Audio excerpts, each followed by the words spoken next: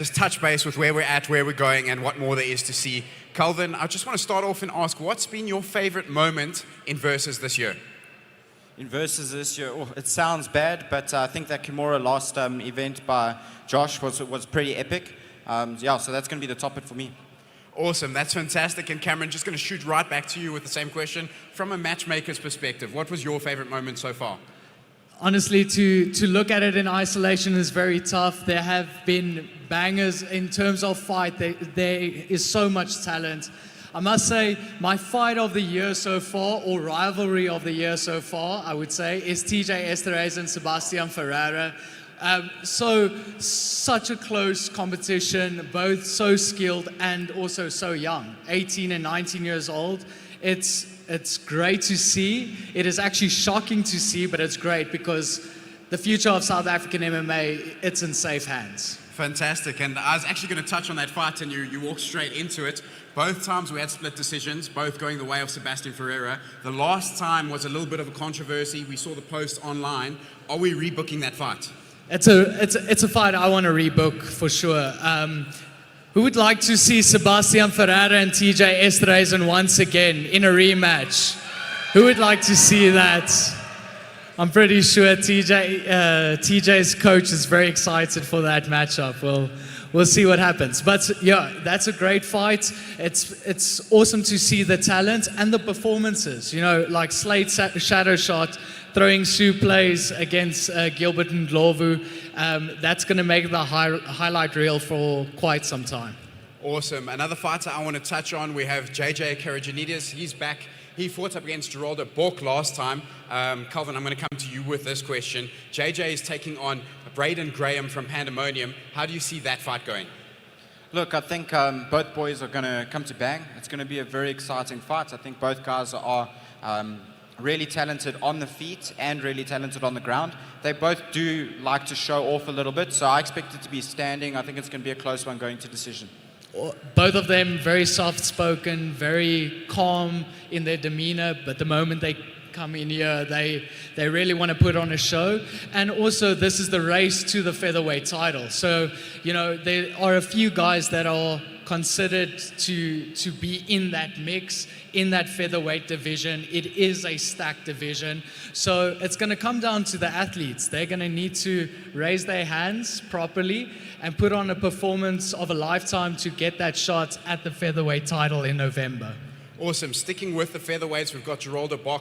He's back from Namibia. He's taking on Jefferson Kumalo. Cameron, as a matchmaker's perspective, both of these guys like the flashy techniques. There's a lot of spinning stuff that goes on. They like to showboat for the crowd. What were your thoughts when you put that fight together? Yeah, it's an absolute banger. Even if I have to say so myself, I'm going to pat myself on the back. That's a very fun fight to make. And there's not a lot of Namibian fans in the crowd tonight, but you'll see them in their masses on stream as well. So massive shout out to Namibia. We know you guys are watching the stream closely. So thank you so much for tuning in.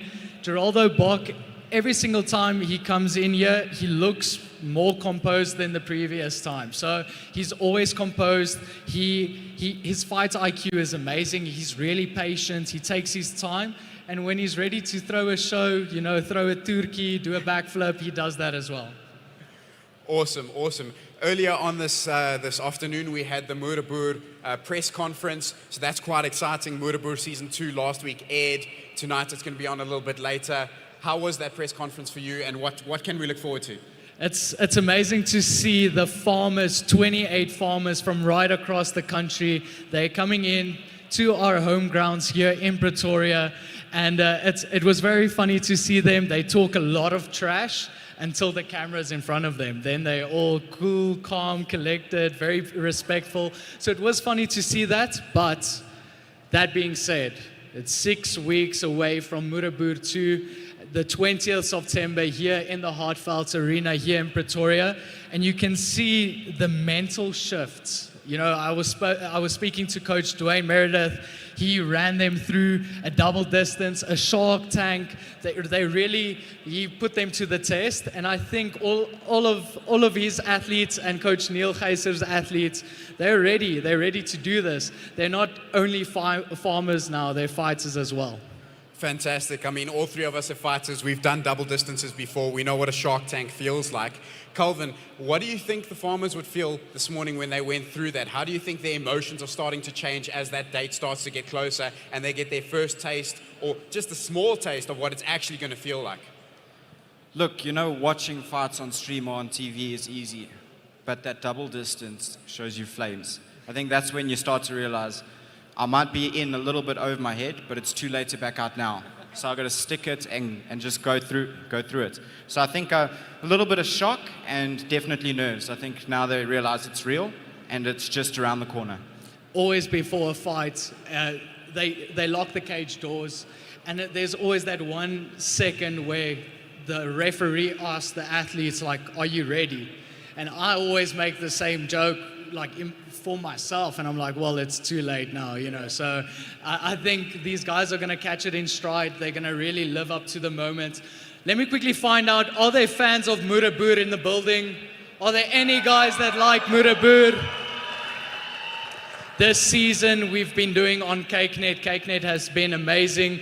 We'll be streaming episode 2 tonight at 8 o'clock, and all of you guys will be able to watch episode 2 with us, so that's going to be super fun.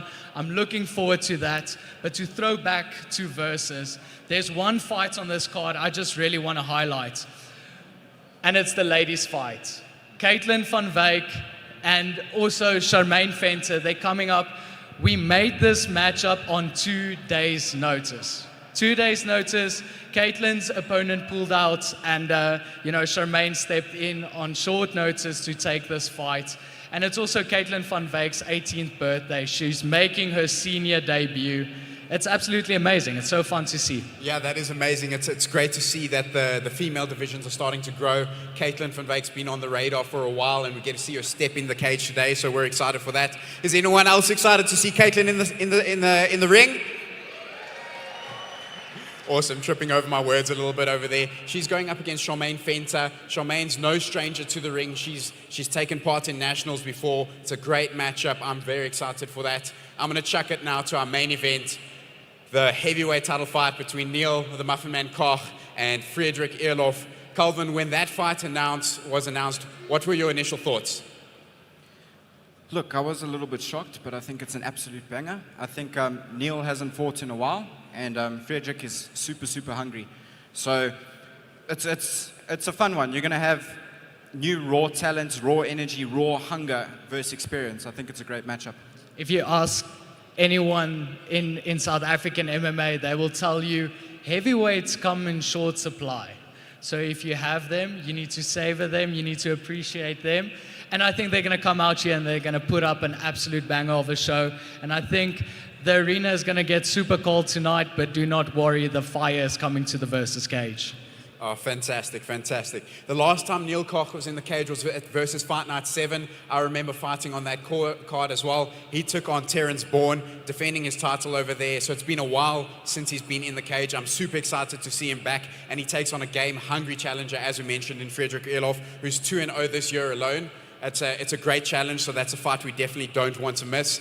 Calvin, are there any other fights on the card that we haven't touched on that you would like to bring attention to? Look, I think on the main card, again, Keenan Smith versus Kevin and Sonia. I think that's a little bit of a dark horse fight. I think it's going to be a banger. Both guys good on the feet, good on the ground. Again, experience versus hunger. So I think that one's going to be a banger as well. On this fight card, we have 12 athletes making their versus debut. And obviously walking out to this, it can be quite intimidating, or it can be very motivating to really put on a show. So I'm really looking forward to it. I'm looking forward to the whole card. I think it's going to be so much fun. So, yeah. Awesome. With that, the fight is already, the stage is set. There's one last thing to do. We need to check in with the crowd. Are you guys ready? I think we're going to have to do that again. I think I caught you sleeping. I want to say, are you guys ready? Fantastic. Guys, take your seats. Don't go anywhere because the action starts right now.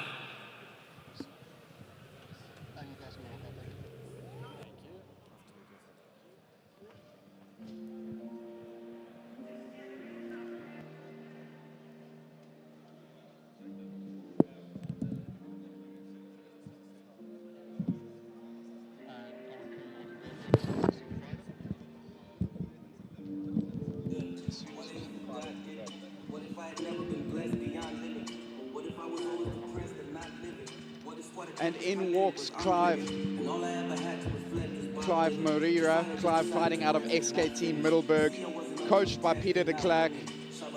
He's one of the 12 fighters who's going to be making his Versus debut today. We're so excited to see what he has to bring. You can see he's taking his time in this entrance, just absorbing the moment, taking it in, just before he gets the initial checks done by the officials, giving his coach and corner one last hug before he gets his war paint on and steps into that Versus cage.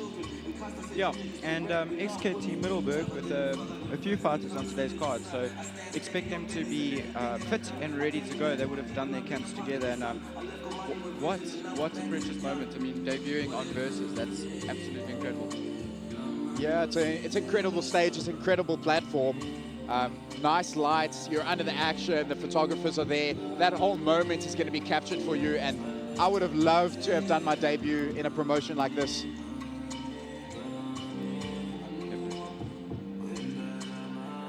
Yeah, Clive getting the final checks by Faddy just before he enters the cage.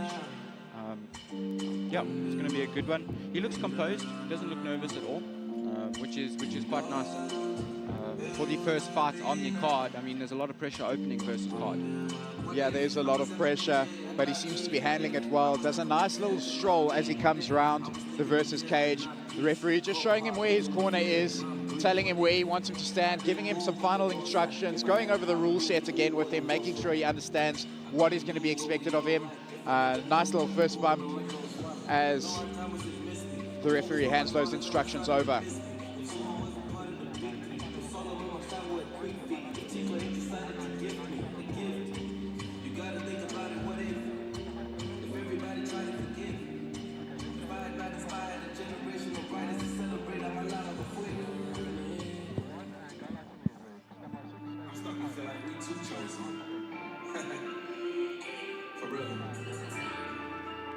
In walks corner Van Heeren, fighting out of Braveheart MMA. Also a nice experience, Jim. This is not his first fight at Versus, I don't believe. Yeah, you can see in his corner over there, there's Murabur. That's a wealth of experience to have in your corner. Super excited to get this card going as Cornet gets his Vaseline just applied to him. He also looks incredibly calm, he looks in good shape, and I can't wait for this lightweight bout to begin.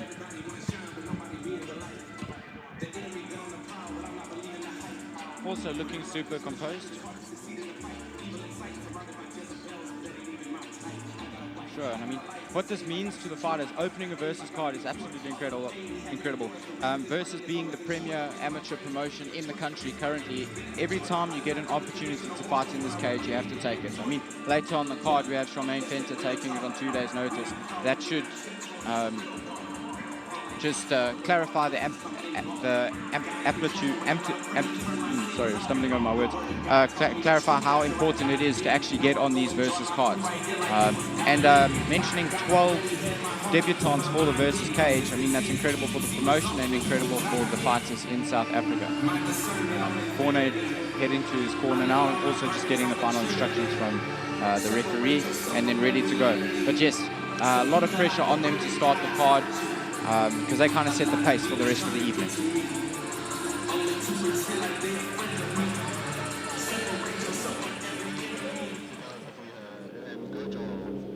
Ladies and gentlemen, this is the first bout of the evening. This bout is 3 rounds in the lightweight division, sponsored by Amantla Impi.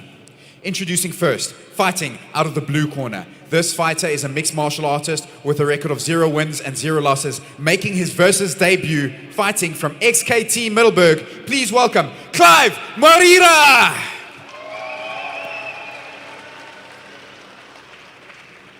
And his opponent, fighting out of the red corner. This fighter is a mixed martial artist with a record of 0 wins and 1 loss, fighting out of Braveheart MMA. Please welcome Corne van Heerden! Your referee for this bout is Charles van Tonder.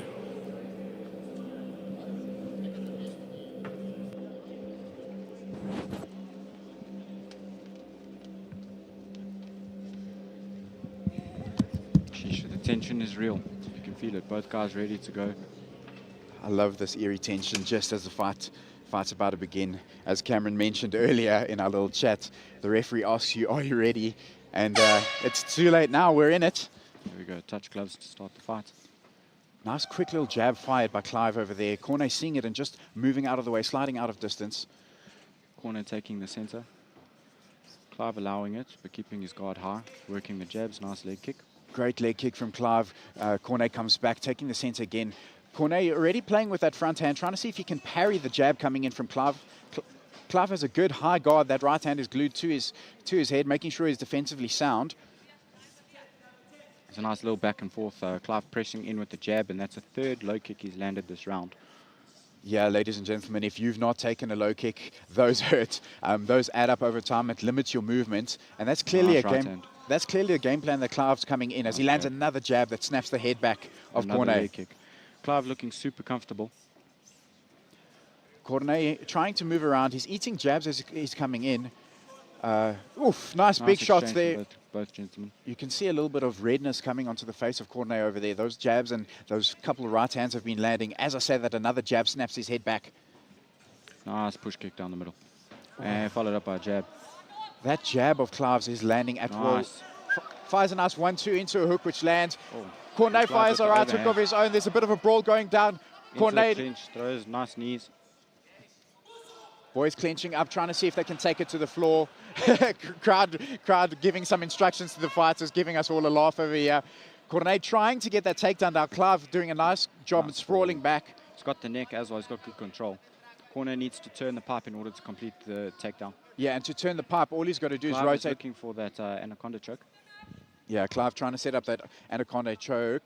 Looks like he's got it in. It's not super tight, but let's see if he's going to roll or if he's just going to sprawl out. He's trying to drive him over. He's going to put Clive on his back, but that choke looks like it's quite tight right now. That's not a good position to be in. Referee's just checking if Cornet's still there. He is. Gives a thumbs up. Clive squeezing on very that tight. choke. That looks very tight. Referee checking again to see if he's there. Cornet still there, still present, trying to see if there's a way he can escape this choke. Referee still looking close. Ladies and gentlemen, this choke is very tight. The referee has to be on it to make sure that this fighter doesn't go out without us realizing. But I think Cornet is comfortable, yeah. I mean, it's not a good position to be in. He needs to look to escape and free his legs in order to get out of the choke. But he looks comfortable. He doesn't look like he's in trouble. As we say that, the hands break and the corner is going to end up almost on top. Good scramble from both boys. great scramble up to the feet. They're in a clinch position now. They're going to struggle here. Clive going again for a takedown. Gets a takedown on Cornet. Cornet reverses him, ends up in Clive's guard. As we hear the clapper for the 10 seconds of this first round. Coach is asking for ground and pound from Cornet, but Clive just holding those arms together, not allowing Cornet to posture up and land some shots. Massive, massive exhale of breath over there from Cornet, trying to get his breath back at the end of this round. Clive looking super good. He's not doesn't look too tired himself. Yeah, so conditioning on point for this fight. But yeah, that's round one. Round Very number good one, way to as you start said, versus Colvin. fight 9:15. I just want to touch that jab that Clive was landing on early. That was snapping Cornet's head back. There was a little bit of a brawl situation going on where both boys were throwing big shots. What would you be telling Cornet if you were in his corner? I think I'd be telling Cornet that the first round's gone. You'd probably be behind, but you need to get comfortable now. So find your range, use your jabs as we look at the replays. But I think if Cornet takes it down and gets on top, he can look to do some damage There's that until brawl. he gets comfortable on the feet. There's that brawl that I was talking about, and they ended up going to the clinch. Yeah, what a first round. Both boys now in it. The testing phase is out. Excited to see the start of the second round. How soon do you think this is going to go to the floor? I'll give it 25 seconds before Cornet shoots, I think. Awesome. Okay, nice little glove touch there. As they take the center. Both just weary right now, trying to pick up where they Nice left right hand off. from Clive. Straight through. Clive's super comfortable on the striking. He's got the range in, he's got the shots in. He's now taken the center. A right hook just misses from Clive as Cornet ducks underneath it. Cornet doing a good job trying to do a little bit of hand fighting there, try and put something in that space between the fighters, see if he can get something going. There's another leg kick. Nice feint. Nice left hook again. Left hook just came around the guard of Cornet. Nice Cornet right hand. landing a nice right hand on Clive in return. Again, landing another nice right hand. Yeah. Corner's corner asking him to press forward. And he does look better when he presses forward. And there we go into another small little brawl exchange. Nice little left uppercut landed there by Cornet. Clive comes in with a left hook followed by a straight right, which just misses. There's a clinch, nice knee from Clive. Great knee from Clive again. Clive going to go into those knees. Cornet trying to match him with the knees. Clive going grabs over the the neck, trying to see if he can set up that anaconda again. Is he going to use this to get a takedown, or is Cornet going to be able to try and scramble and get free? Cornet tries to shoot. Clive sprawls nicely. He's got a good angle as well. Just a rinse and repeat of round one.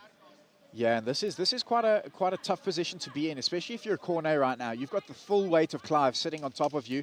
Referee asking for work from both of them. Yeah.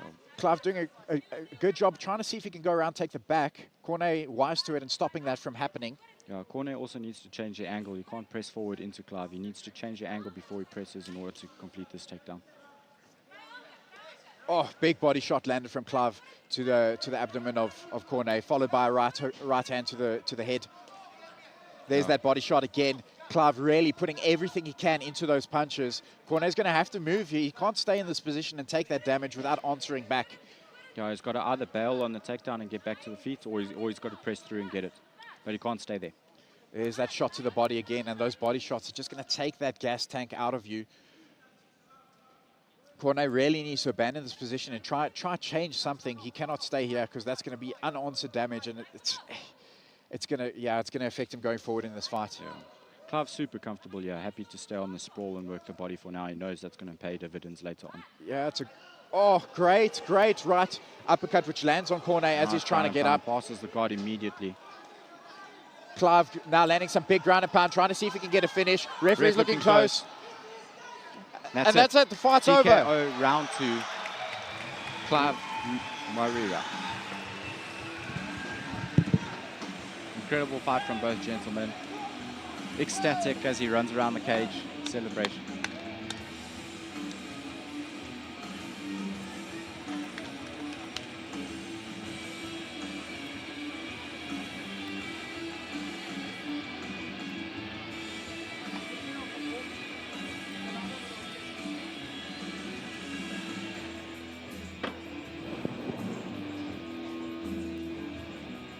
There we go. Cornet looking, he looks okay. It's a bit of blood, but he looks more tired than anything else. But good fight from both gentlemen. Coach from XKT Middelburg, super happy celebrating with the fighters there.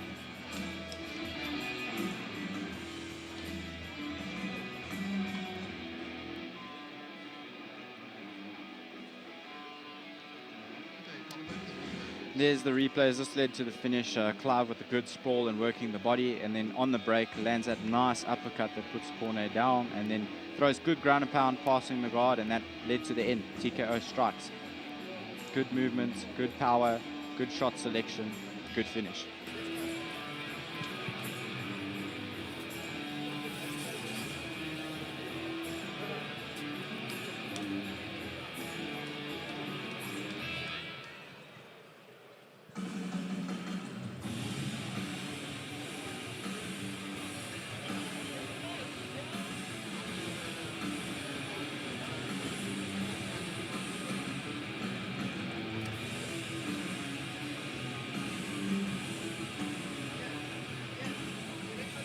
MP Protection Agency, proud sponsor and security partner of the Versus Fight Night.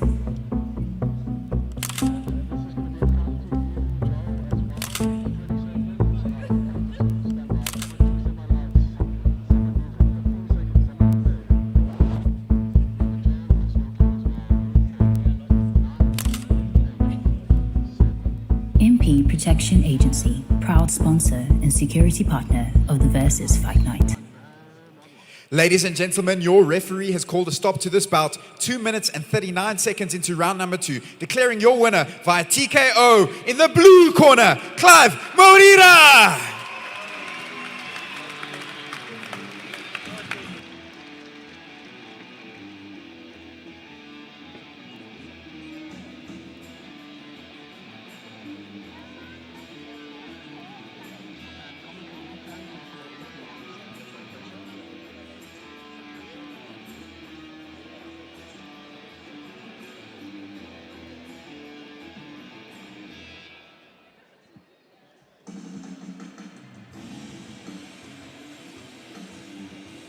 special moment for Clive as he receives his winner plaque and then gets pictures taken with the team.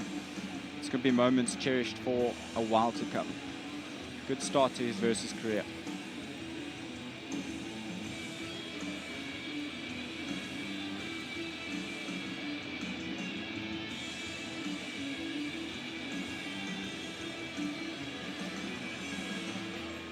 Have a look at that screen on the stage. Looks absolutely incredible. If you guys are watching on the stream and you are close in the Gauteng area, you guys definitely need to make sure that you come and experience this in person for the next event. And fantastic, as Calvin was saying, if you're on that stream, grab that URL, put it on your social media, make sure your friends are watching, because this is going to be a night full of action.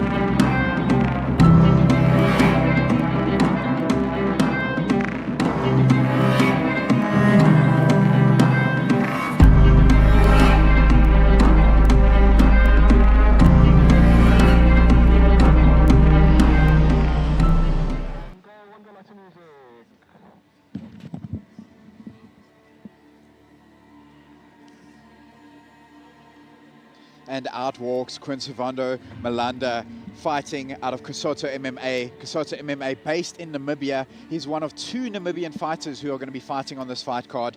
And his head coach, Ronaldo, as mentioned earlier, is going to be fighting a little bit later. It's fantastic to see the talent that Namibia is bringing out, and they get to experience this on such a big stage. Calvin, what a first fight. What would your thoughts be if you're Quinsavando coming into this bout, having to follow a fight like that? Look, I think make the opportunity count. This just speaks to the amplitude of fighting in the versus cage. The guys are traveling from Namibia. The level here is incredible, and this is where you test yourself just before you go pro. So what I would be telling him if I was his corner is feel the moment, and do what you do. Make people remember you. Yeah, he's looking absolutely shredded as he gets those final instructions, and his corner and coaches are no strangers to the competition. One of his other coaches will be Veja Hindo, who used to be the title holder here at Versus. He's making his pro debut shortly, so there's a wealth of experience in Quinsavondo's corner, and I'm sure he's going to be well prepared as he takes on this challenge, coming and experiencing the Versus cage.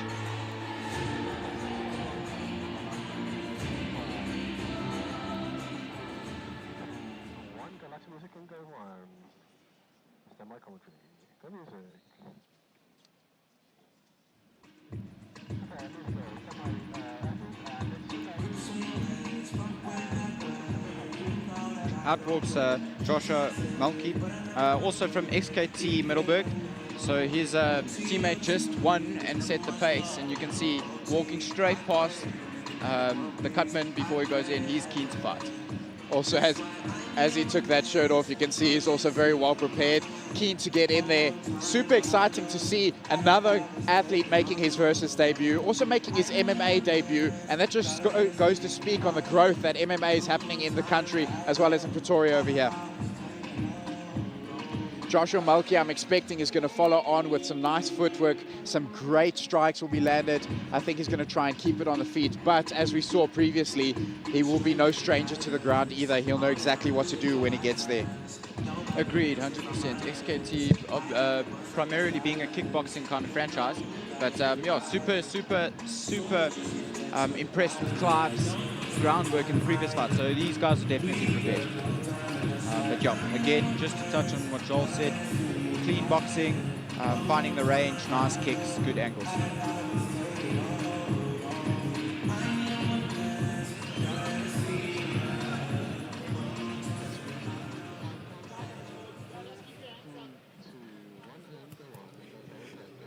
Ladies and gentlemen, this next bout is 3 rounds in the welterweight division, sponsored by Ginger. Introducing first, fighting out of the blue corner. This fighter is a mixed martial artist with a record of 1 win and 1 loss. Fighting out of Kosoto MMA. Please welcome Quinservando Milanda.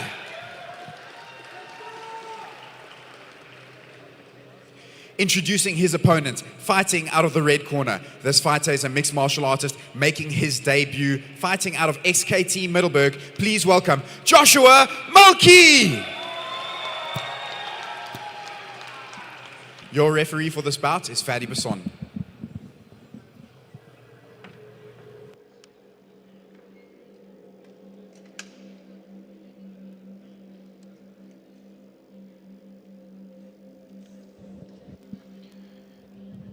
As the fight starts, let's have a look. Joshua just taking a nice slow approach to getting to the center as he eats a 1-2 from Milanda. Super fast. Milanda comes in with big, heavy hands, lands a nice 1-2. Forces Joshua, Josh to shoot for the takedown. it looks like Milanda's over the neck. Nothing tight just yet, but this is not a good position to be in if you're Milky. Looks like he's got a ninja choke locked up. Oh, he lets it go. Lands a nice left hook, and followed by a right hook there. Oh, and Joshua lands big a counter. massive Puts him off counter balance, landed by puts him down. Josh.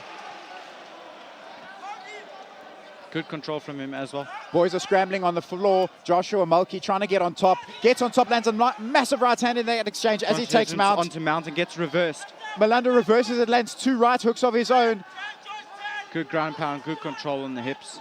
Great scramble from both these fighters. Big shots landed. Absolutely insane start. No testing out phase at all as these guys are struggling in a 50-50 position. Milky on the back of Milanda. No, Milanda on the back of Milky. Just trying to see if he can come around and take it and stop the takedown. Nice takedown from Milky.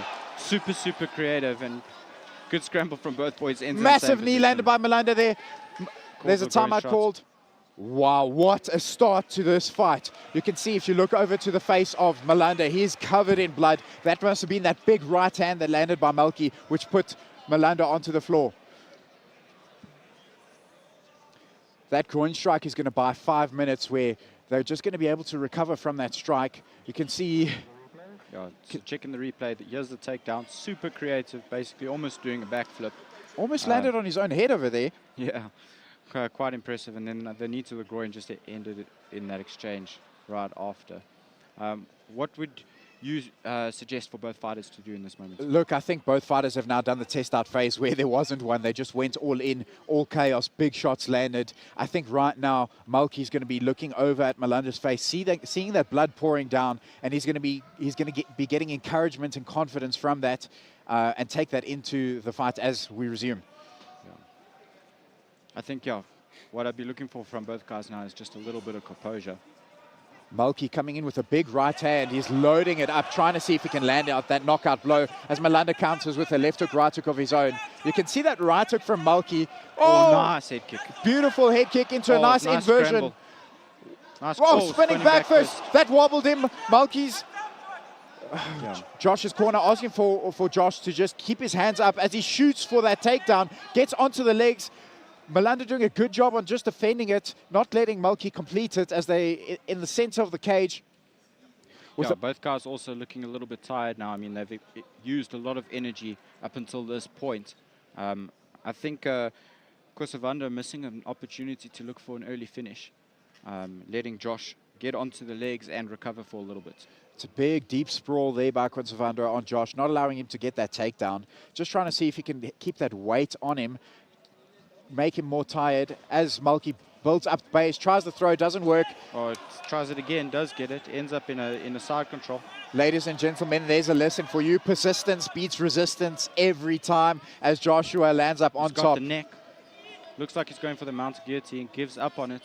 He's in a good half-guard position against the fence. Going to look to control and land some ground and pound. Landed a nice little left hook over there, lands a knee to the body. Milanda trying to see if he can get out of here by throwing his legs over the back of Milky. Milky not letting that happen, keeping Milanda stuck at the bottom as we hear the clapper. Super explosive round from both boys. Wow. So both boys making their versus debuts. You can see the excitement. Both guys coming in for finishes.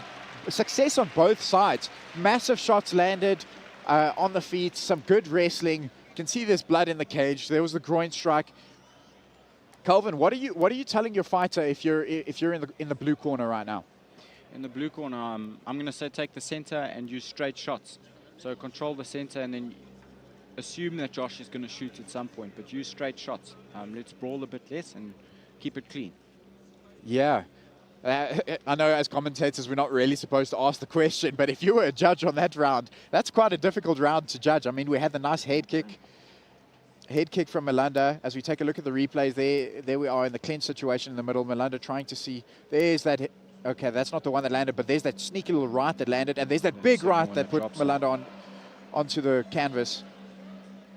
It's been an explosive fight, as you said. It's just been chaos from the get-go. Yeah, but today I don't have my judge's hat on, so I can just enjoy the fights. And this one is definitely one to enjoy.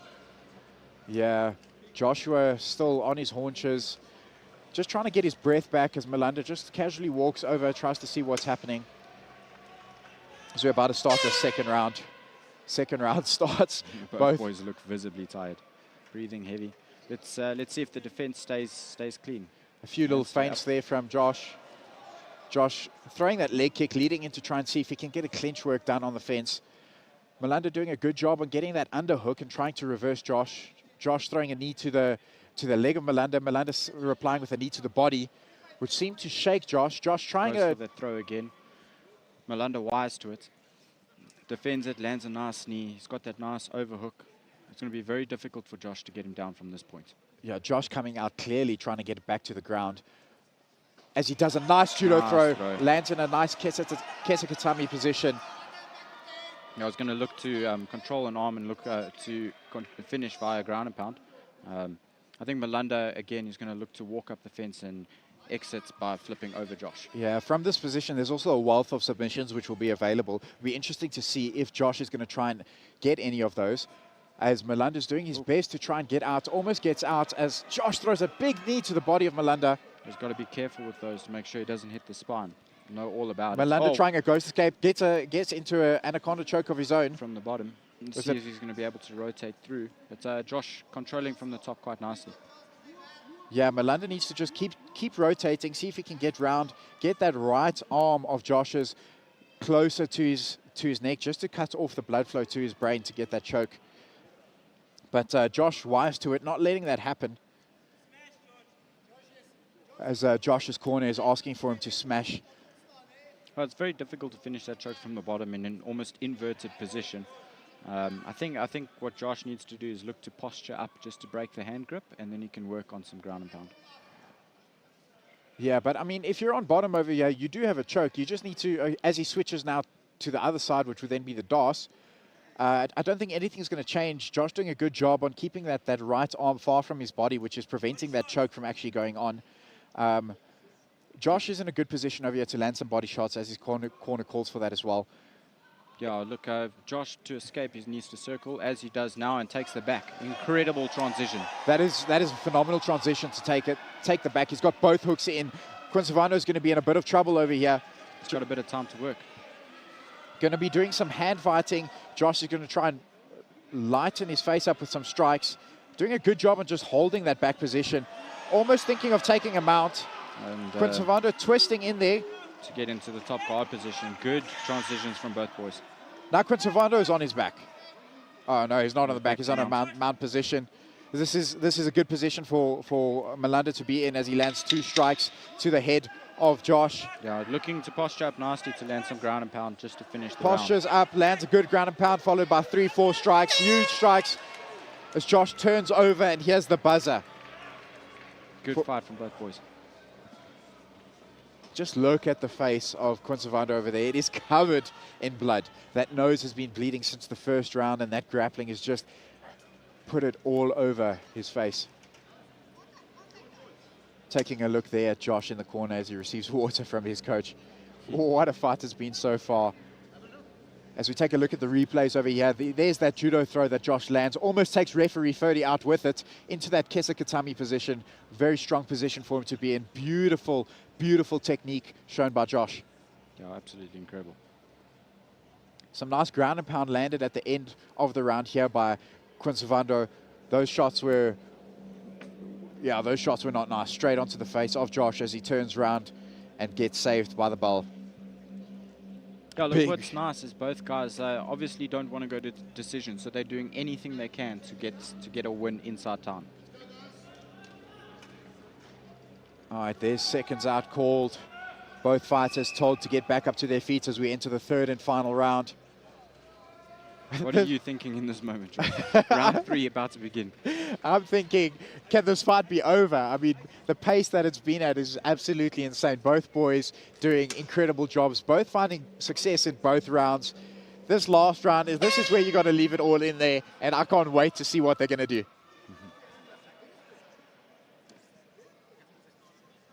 Oh, nice head kick followed by 1-2 from Josh Milanda. Josh Milanda, Quintovando Milanda. He lands a nice right hook in that exchange as well. Josh needs to pick his hands up. He's walking into the exchange with his hands down. Nice head kick again. Eats another head Good kick. fake. Nice Big, keep. Nice massive catch from Josh and nice overhand right. These boys are throwing everything behind these shots. They don't want this round to go any further. They want to get it done right now. That head kick, that lead head kick from Quintovando has landed 3-4 times now as he drops down for the shot. Nice finishes the takedown. Big pickup and slam. Looks Passes to pass immediately, and he's going to look to control and then posture up and land some ground and pound. Yeah, he's in a nice side control position over here. He's got some good control. Transitions to mount. Now he's going to see if he can get a finish. Josh needs to move from here. Yeah. He can't stay on his back. We saw this position at the end of the last round where Quintovando was able to posture up and land some big shots. He landed quite a few hammer fists and then followed up with some big shots. Josh then turned and gave his back. So this is not a very good position to be in if you're Josh. Quintovando needs to take advantage of the position that he's in. Nice. And as I say that, traps the arm of Josh. Josh turns, gives his back. Yeah, no, Milanda landing some big ground and pound. Josh has to move. Good control from Milanda, staying on the back. He's got control of the one hand. Incredibly well. Oh, he's going for the armbar. I would not advise that, but it looks like he's got it. Oh, that armbar looks tight. That's incredible. I think that's it. I think the referee might call it. That's tight. There's the tap.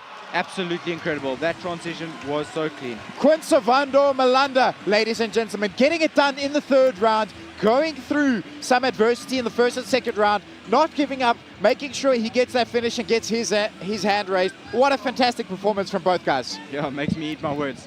Incredible technique to go for the armbar from the back. Yeah, absolutely incredible. Very, very well done. Yeah, I'll take it back. Well executed. Very good fight from both boys.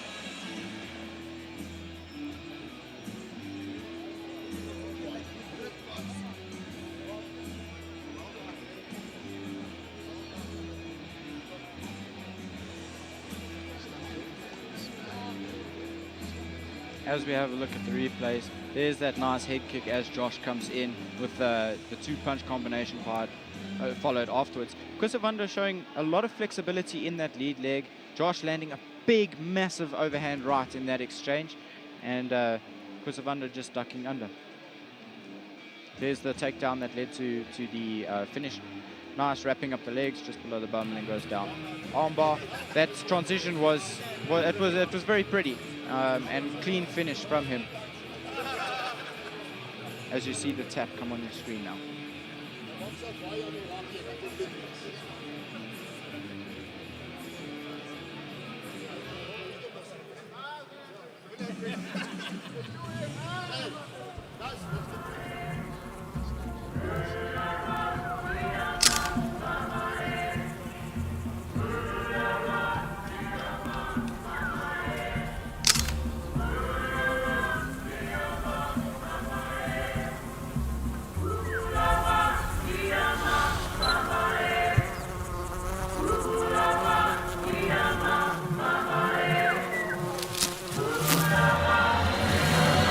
Het is skuld al afbetaald, meneer.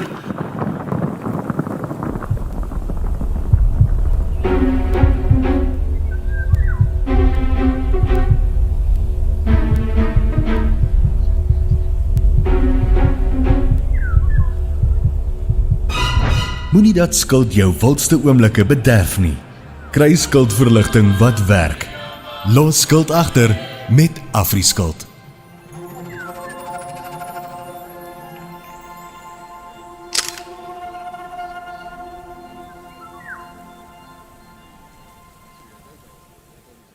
Ladies and gentlemen, let's give these fighters a round of applause.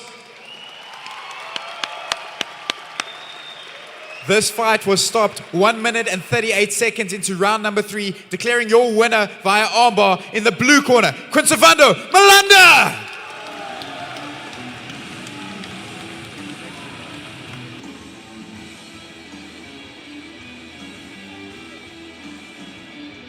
We love to see it, the sportsmanship there. He gets his winner's plaque from the president. Gets to take his picture. What a versus debut for both gentlemen.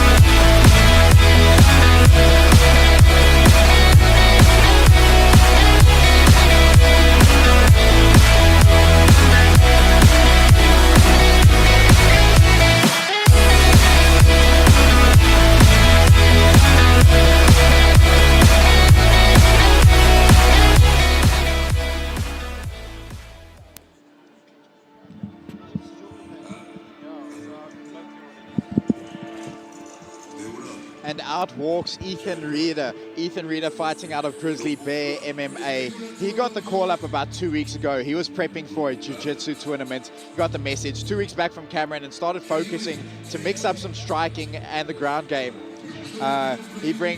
He'll be making his versus debut and his MMA debut tonight. Super excited to see the growth of the sport and seeing new gyms being brought into the mix. He initially started MMA just to get fit for rugby, and after spending some time in MMA, training MMA, he ditched rugby for MMA. Absolutely incredible. I mean, stories like that are few and far between, but I mean, such a physical sport, it kind of makes sense to go across to it, eh? Yeah, fantastic. And you can see his incredible shape as he's about to enter that cage.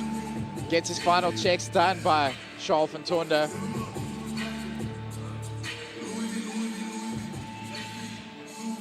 Excited to see what he's going to bring. I mean, we touched on that he comes from a jiu-jitsu background. He's trying to do a jiu-jitsu tournament, expecting the fight to go to the ground, but you never know how it's going to go. He's going to also be taking on someone from XKT, and we've seen how those fighters like to bring it.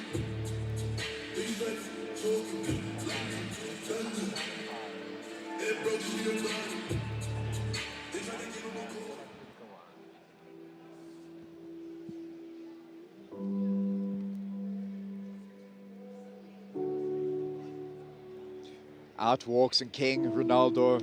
And King hadn't stepped into a combat sports gym until he was 20. And as soon as he stepped into the gym, he fell in love with boxing. Decided to try MMA. This is going to be a classic boxing versus jits fight, as he also makes his versus debut. What a moment. Yeah, just feeling the moment, having some fun. Bit of smiles. But trust me, as soon as the cage door locks, that face is definitely going to change. He's had two teammates already into the cage tonight. He's going to be the third one to go there. Can he make a 2-1 for XKT Middelburg? We're about to find out.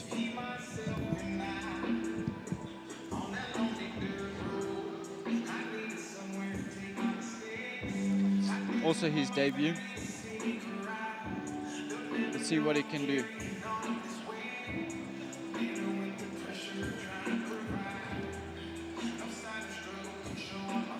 He's got incredible reach.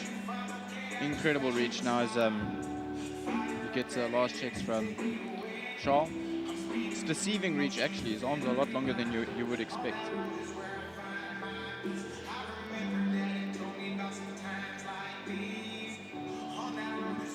Yeah, just before he goes in, just for you guys can't really see it on the camera, they're asking him to take off the strapping just below his knee. Yeah, only certain types of strapping is allowed, so Charles saying that's not up to regulation, and he's going to have to remove it before he enters the cage.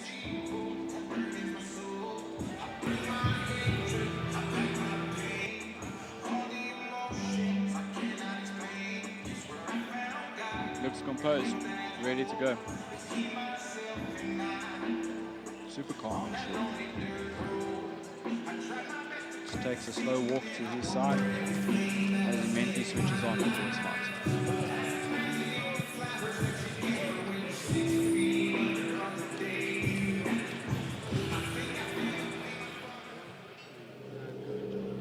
Ladies and gentlemen, this next bout is 3 rounds in the welterweight division. Introducing first, fighting out of the blue corner. This fighter is a mixed martial artist making his debut. Please welcome Ethan Reeder.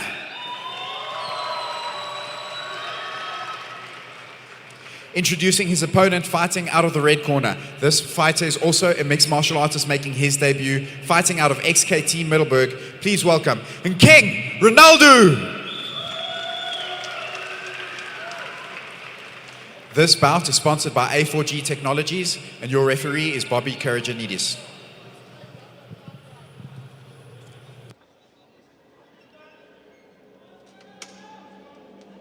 Bobby just giving final instructions before we start this fight. And here we go. Grab a there, very at a Sonia like. Great jab, followed straight into a takedown by Ethan Reeder. Gets on top. Takedown straight onto mount. You said a jiu-jitsu background. He definitely wants to wrestle. Nice Massive- ground and pound. Massive.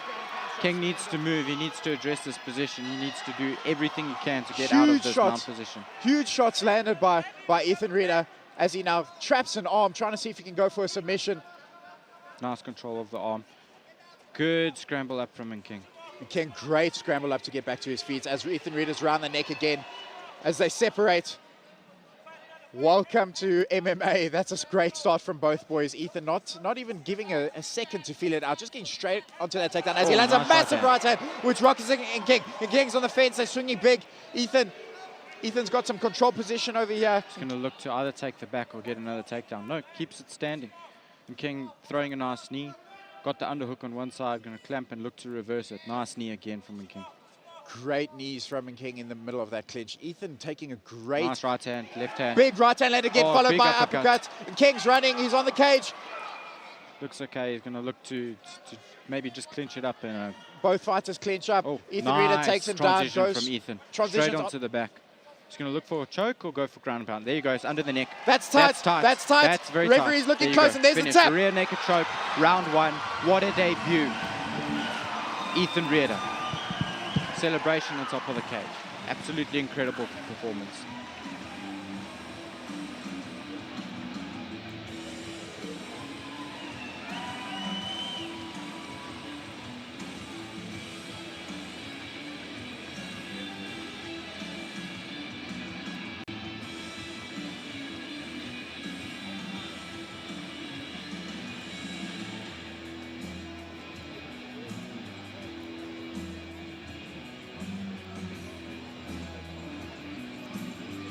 Here's the beginning of the round, ground and pound in the mount position from Ethan.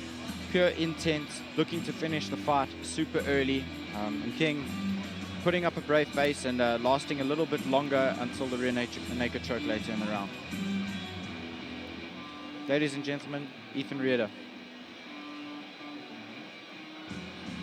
Sheesh. Here's a nice right hand that rocked in King. Nice uppercut, good combo, good distance. Throwing back from King, but just slightly missing. There's the finishing sequence. Sinks the choke underneath the neck. Immediately he knows it's on, and it's not too much longer before he gets it.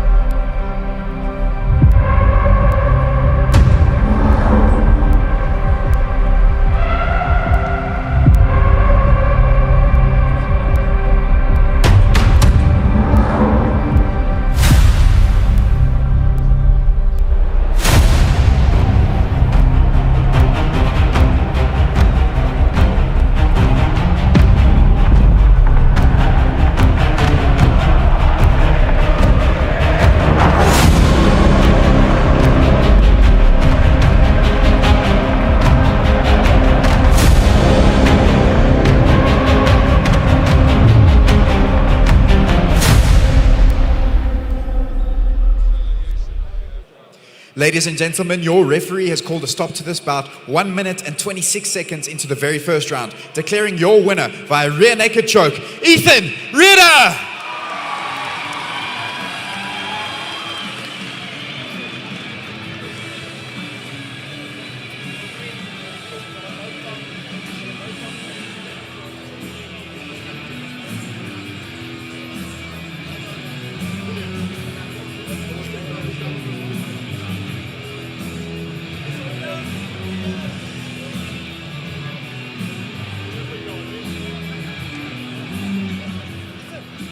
I'm here with the winner, Ethan. Ethan, making your MMA debut in the Versus cage. Tell us what that means to you.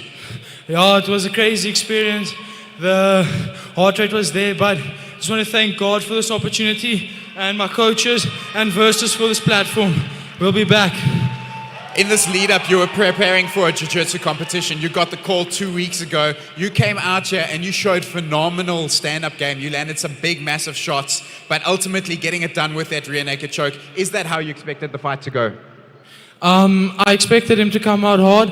Wanted to put him down on the feet and then finish it on the ground.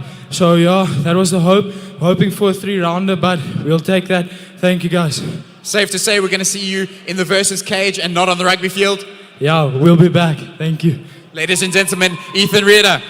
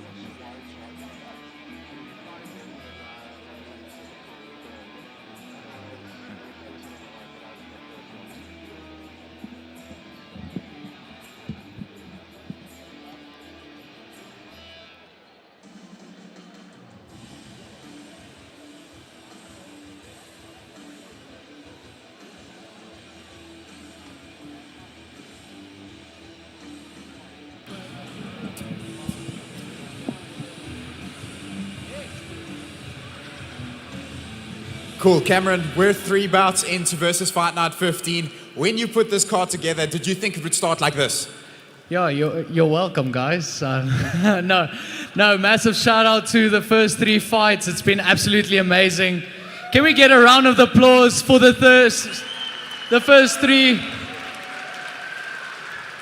Man, Milky, such a tough opponent, really left it all out there. And Milanda taking those shots, that nose is definitely broken. So that flight back home to Namibia is going to be very fun. And yeah, what a performance by them. Yeah, it's been a crazy performances so far. The fighters bring it when they get into this Versus cage. Ethan Ritter not even giving any seconds to feel the fight out, getting straight onto that takedown, getting on top, and just causing chaos from the get-go. Did you expect him to be able to land those big shots, knowing his background was mainly jiu-jitsu? I expected that, and to be honest, we expect that from every athlete that fight at Versus. You know, you have 9 minutes to make a good impression. You know, that's not a lot of time. So you need to come out here, come out firing, come with a fast pace, and you need to stay ferocious. And that's what we got to see in the first 3 fights. Yeah, that's fantastic. Just as you said, the Versus athletes, they always come in here hunting the finish. They want to put on a good performances for the crowd. We just want to hear from you guys. Are you guys enjoying it so far? We can't hear you. Are you enjoying it so far, ladies and gentlemen? Thank you guys so much for being here. It means absolutely the world to us. I'm super excited for what's to come. Yeah, and what's to come? We've still got 4 bouts left on this prelim card. We touched on it a little bit earlier, the fight between Caitlin Fvake and Charmaine Fenter. Do you want to do a little bit of a dive into that? Yeah, definitely. You know, Charmaine Fenter took this fight on 2 days' notice. Now that's one badass lady. So massive thank you to her for stepping up to the plate. And you know, we respect stuff like that. If we give you a call, we have an opportunity for you, grab it with both hands. Are there any Caitlin Fvake fans in the crowd? I know there's a few of them. She's turning 18 years old today, making her senior debut, and it's absolutely amazing to see. No, fantastic. I can't wait for that fight. Another fight I want to touch on is the fight with Jethro Swan and Lechong. That's the last fight on the prelims. Let's go a little bit into that. What were your thoughts when you put that together? The classic grappler versus striker matchup. You know, Jethro Swan comes from an amazing gym with a very good ground game base. And Lechong, he comes from stand-up. So it's really going to come down to who can put their strategy to the test and really put that to work in the early start of the rounds. And it's just a classic striker versus grappler matchup, which I'm really looking forward to. Awesome. We always love that grappler and striker matchup. Guys, don't go anywhere. The action will continue. We'll see you in a bit.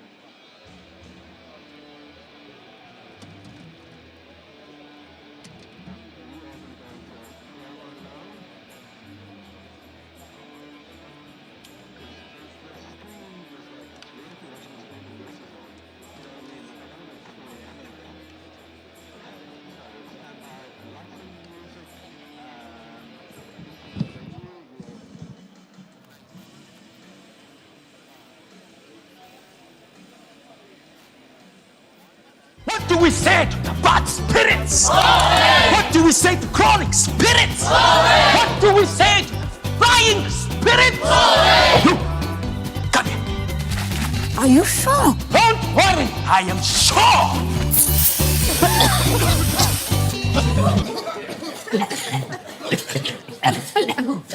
Don't just be sure, be sure. King Price ain't sure. Insurance you can be sure about. Visit kingprice.co.za.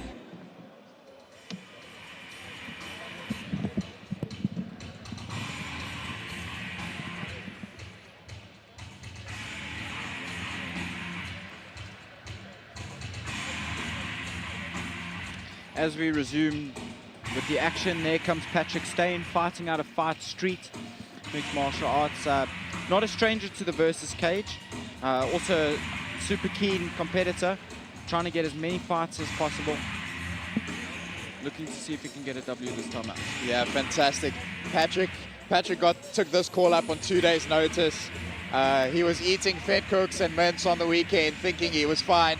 Got the call on Monday saying, hey, you got to get your weight in shape. You might be fighting this weekend. And he said, no problem. I'll get that done. I'm down for a scrap whenever. Patrick been in the versus cage a couple of times before. He's been making a little bit of a name for himself in the amateur scene across South Africa. And he's going to be taking on Festus Juluma from Namibia, Kusoto MMA. Always exciting to see Patrick get into the cage. He's a fighter that likes to bring the heat. He doesn't shy back from the brawl or from the exchange. He likes to thrive in a little bit of chaos, as we see him just getting ready to enter that cage for the very next time.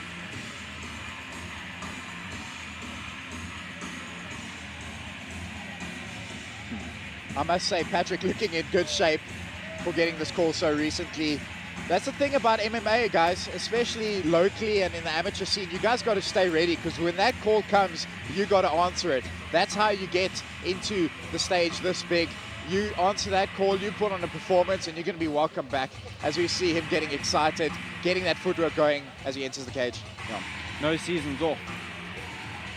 Fights all year round.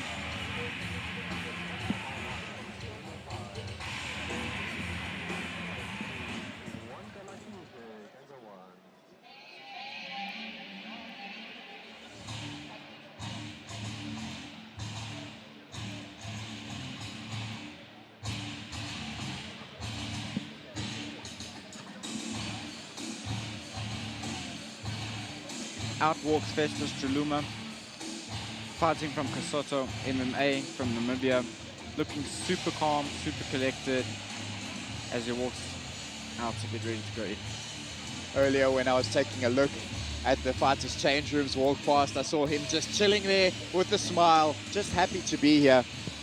Super cool to see another Namibian out here on the card. Will he follow the success of his fellow Namibian Kusando Milanda and get a finish? We're about to find out, but what a wealth of knowledge in that corner. Super excited for this fight. And again, this is the first fight in the featherweight division. You'll see later on we've got a few more featherweight bouts, but it's in a stacked division in the versus promotion. So both fighters looking to come out and make a statement and prove that they should be fighting on the main card and looking for a spot at that title. Gives us a wink to the camera. Don't know if you guys caught that, but I certainly did.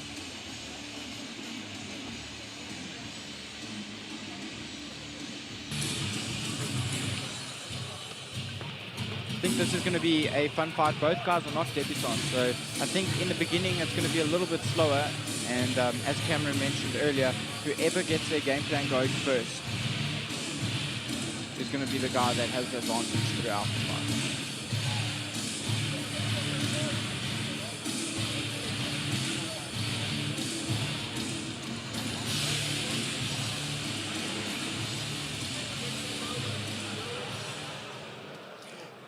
Ladies and gentlemen, this next bout is 3 rounds in the featherweight division, sponsored by King Price.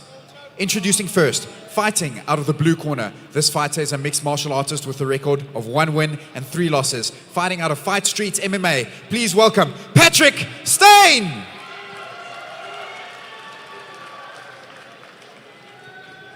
And his opponent, fighting out of the red corner. This fighter is a mixed martial artist with a record of 1 win and 2 losses. Fighting out of Kasoto MMA, please welcome Festus Juluma!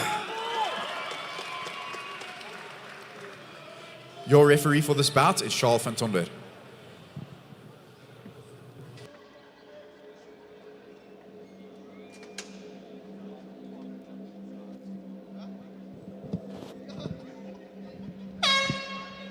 Fight starts, nice touch of glove, show of sportsmanship. Patrick immediately with a high kick. Followed by a jumping teep. Trying to push. Nice takedown from Festus. It's in half guard. Looking to get to mount, gets to mount.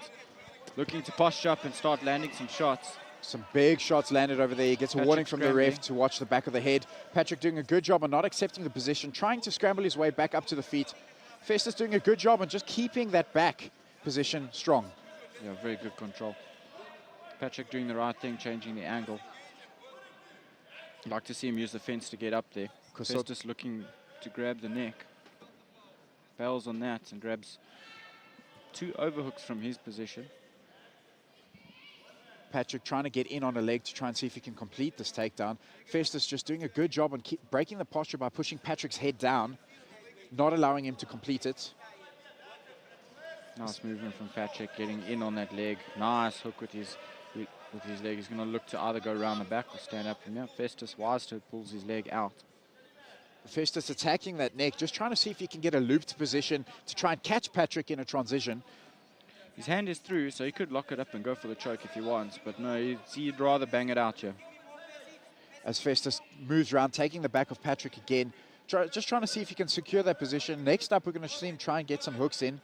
as he lands some big ground and pound. Patrick looks to roll. Wonder if he's going to go for the knee bar. Fails on that. Got his hand stuck, and now he's in a world of pain. Festus throwing big ground and pound, and there you go. There, it's finished. TKO strikes round 1. Wow.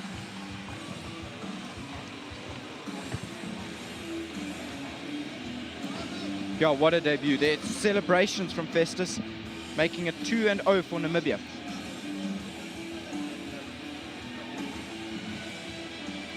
Just feeling the moment. Good show of short sportsmanship for both guys. Disappointment from Patrick, but that's the fight game, man. Someone has to win and someone has to lose.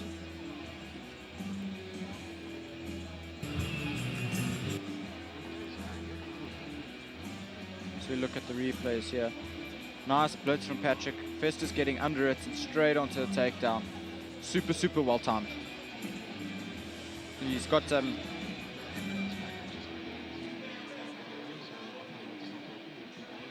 Sure. Festus controlling the legs quite nicely, landing some clean ground and pound. He's also got Patrick's hand trap there, making it super, super difficult for him to defend. And big shots coming through. Referee Charles seen enough.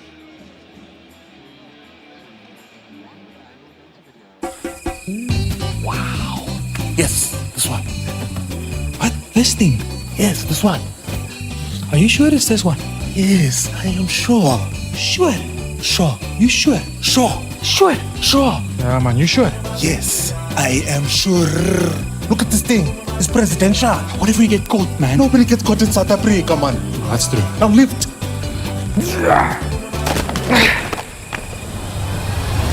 I'm sure. Don't just be sure sure. King Price in sure. Insurance you can be sure about. Visit kingprice.co.za. Ladies and gentlemen, your referee has called a stop to this bout 1 minute and 40 seconds into round number 1, declaring your winner via TKO, Festus Juluma!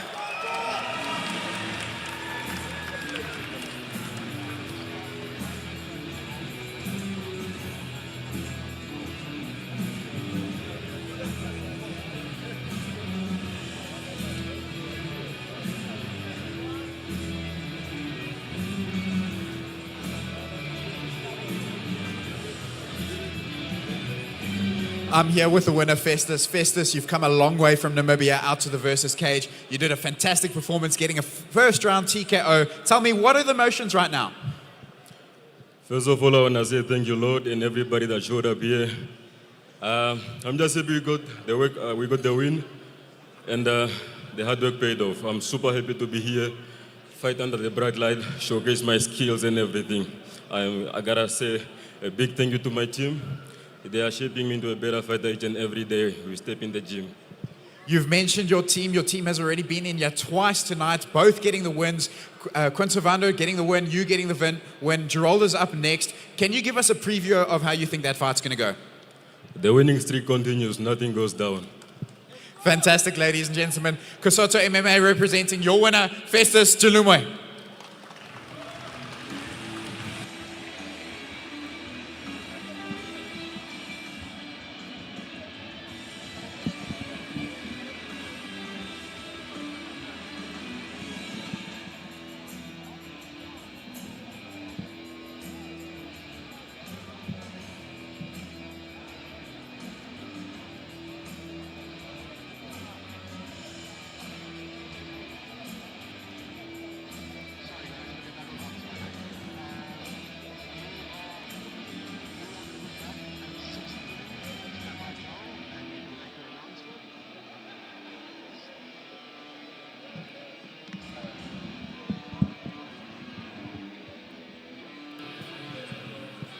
Ladies and gentlemen, we're going to take a quick 15-minute break. We're going to start the action again at 6:30. Please don't go anywhere. Make sure you're back for that, and we'll see you then.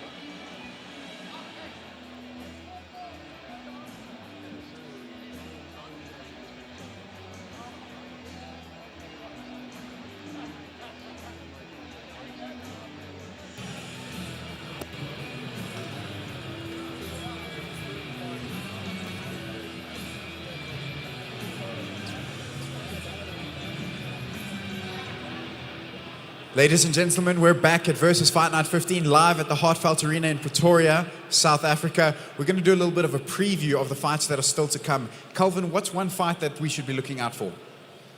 So I think a fight you should definitely be looking out for is Kumalo versus Arnold. I think that one's going to be an absolute cracker. And another one I think is Geraldo versus Braden. I think that one's going to show levels. I mean, these guys are on the main card looking to go pro soon. So that one's going to be an absolute cracker. Which ones are you looking forward to, Joel? Catching me a little bit on the spot right now. Have to be looking forward to that heavyweight title fight. Seeing Neil Koch return to the Versus cage is something we've been waiting for. Can we hear it for Neil Koch? And that's not going to be an easy fight. He's taking on Frederik Ilof, who is undefeated. He's on a 2-0 streak this year. He's got the recency behind him. Can we hear it for Frederik? Yeah, look, I had a brief conversation with Frederik now. He said his camp went really, really well, and he's ready. So expect fireworks from that one, definitely. Awesome, fantastic. And Frederik's also got another teammate on the card today. He's got Keenan Smith, who's going to be taking on Kevin and Sonia. Do you want to touch a little bit on that? Yeah, I did a bit earlier. So Keenan coming from a jiu-jitsu based gym, primarily, I think his stand-up is going to be underrated. Tall, long, he's going to have nice, flashy taekwondo style. Up against Kevin, who's going to have a general all-round base. I think that one's going to be a really, really good fight. Awesome. Well, don't go anywhere because the action's about to resume, and it's going to resume right now.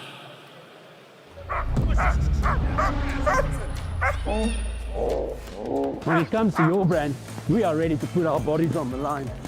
We'll chase down every opportunity, no matter how wild it gets, because we're not afraid to put our bodies on the line to ensure your success. Times are changing. Let us help you pull ahead. For marketing that puts its body on the line, partner with us at v.co.za.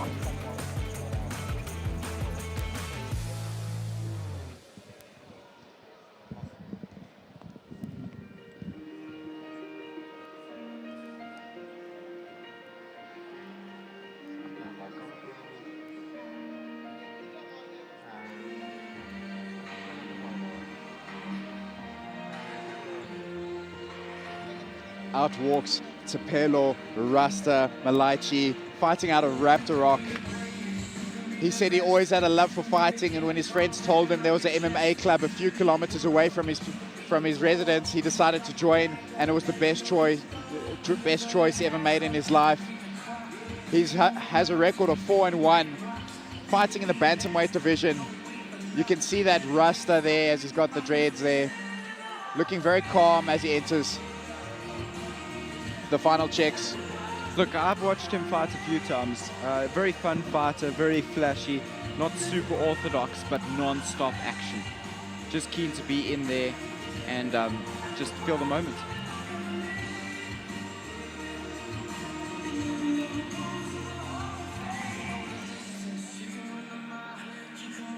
He'll have a couple of teammates, or old teammates, that are going to be fighting a little bit later, the likes of Jefferson Kumalo, Braden Graham. So you can see that this MMA community is quite closely knit. A lot of people changing up camps, trying to see where they can get advantages in different styles. But Tapelo, coming from Raptor is going to bring that flashy style. He's going to bring that excitement. He's going to go in there trying to take the other guy's head off, and it's going to be amazing.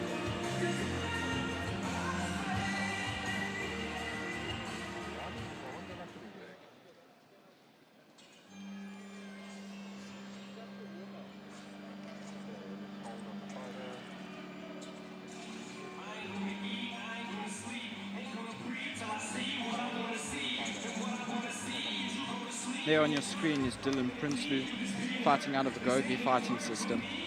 Expect an all-round game with the primary focus probably on kickboxing. He's going to have some really clean, straight shots, nice combos, good movement, good angle changes, as well as a really, really decent ground game. Dylan goes by the name Dilly Boy, currently holding a record of 3 wins and no losses.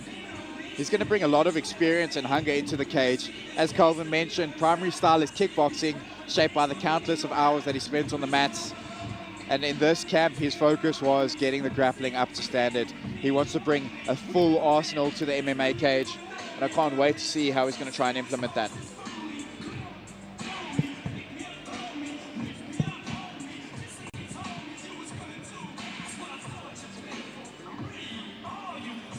as Dylan steps into the cage,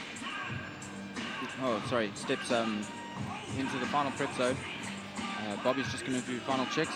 I thought I saw Krobus doing that already, so I guess he gets to have it done twice, but yeah, all good. He's going to step in, bend down, take a knee, prepare for those final moments just before the war starts. Tapelo sitting super comfortable against the cage in his corner, kind of like he owns the spot. It's quite a nice dynamic. As the first fighter coming in, you kind of do control the area. The guy who comes in second is entering your territory to kind of own it. So Tapelo feeding that completely, super composed. Quite cool in that sense.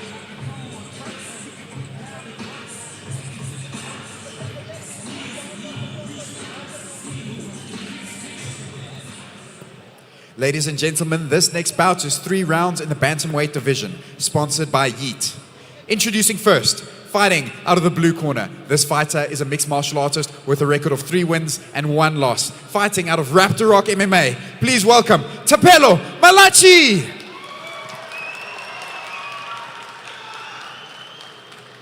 And introducing his opponent, fighting out of the red corner. This fighter is a mixed martial artist with a record of 3 wins and no losses. Fighting out of a Goge fighting system, please welcome Dylan Princeloo! Your referee for this bout is Fadi Basson.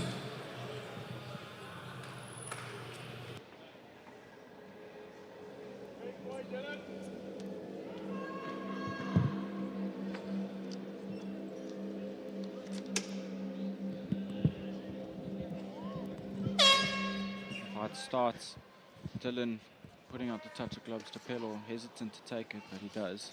Oh, nice duck under takedown, immediate. Tapelo is such a vibe. He's been chilling there in his corner like he's on the sofa just watching TV. As the fight starts, just chills there, walks up, ducks under the punch, gets the takedown, and is in such a dominant position inside control.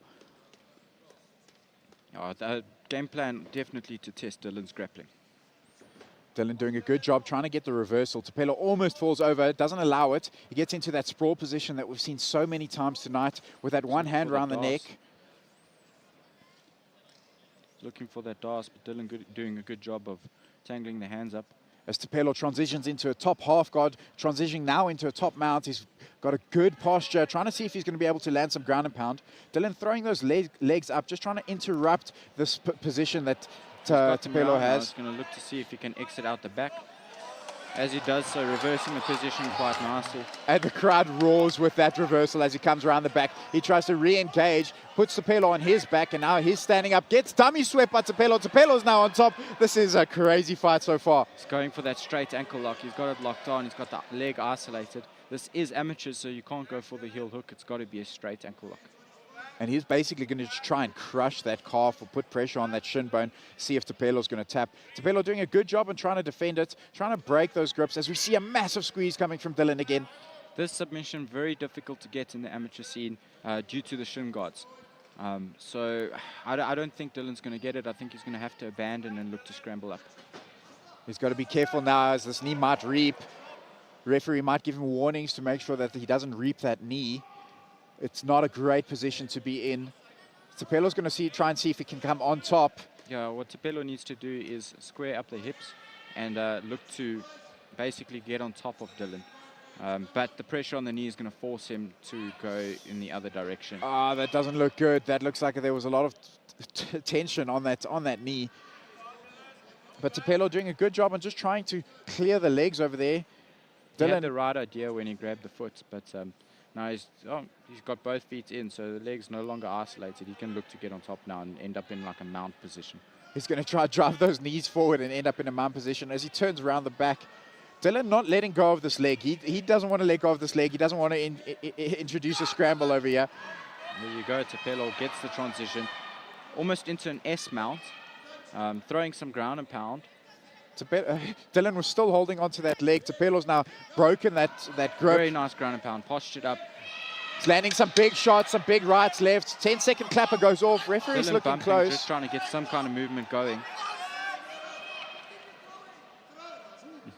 A little bit of showboating at the end of round 1. A little bit of showboating and then lands that one solid punch, almost on the buzzer. Interesting first round. Tapelo bringing a different kind of spirit to this fight. He's coming in very chilled, very calm, very Rasta, I guess, as his name would say. Changing the dynamic of, I guess, the clash that Dylan probably expected he'd be facing.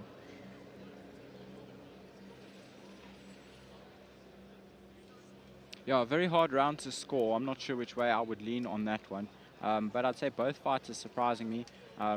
Tapelo shooting immediately was quite interesting, and then Dylan being keen and with the reversal there to stay on the ground. He did escape once and then opted to keep engaging on the ground instead of getting it up onto the feet where he would most likely be more comfortable. Yeah, it's a very interesting reversal that Dylan implemented over there, coming out the back, going underneath the legs of Tapelo. As we see a start of the second round, Tapelo again just walking out. Very slow, nice leg kick. Dylan says, give it to me again, and Tapelo obliges. Tapelo very active with that foot, tries a lead teep, which just misses. Dylan comes in with a straight right. A lot of showboating. Tapelo Nice tapping his head, saying that straight right didn't hurt. There, Tapelo is coming with some flashy kicks, threatening some flying stuff. Almost a Nice bit of feints. a cage grab from Dylan over there.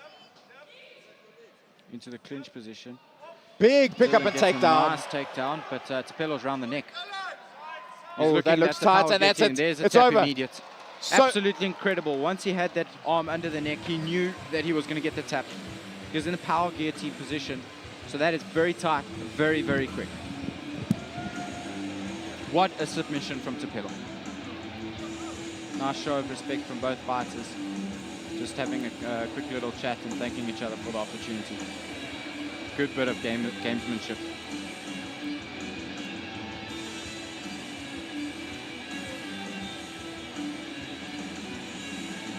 Dylan getting a very nice double leg there, but Tapelo wise to it and getting his arm under the neck at the exact same time. And it was deep enough that he could go to the power guillotine and finish it quickly, just like we saw.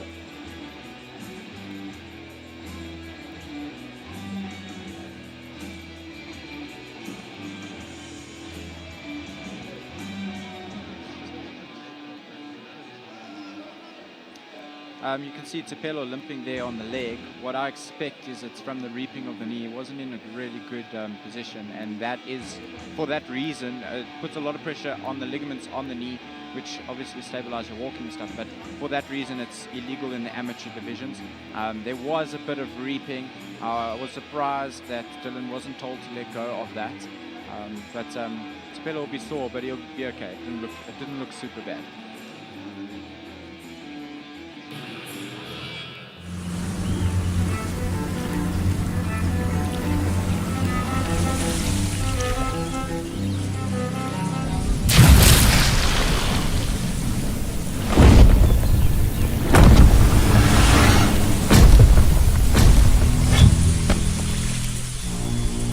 Het je skuld al afbetaald, meneer?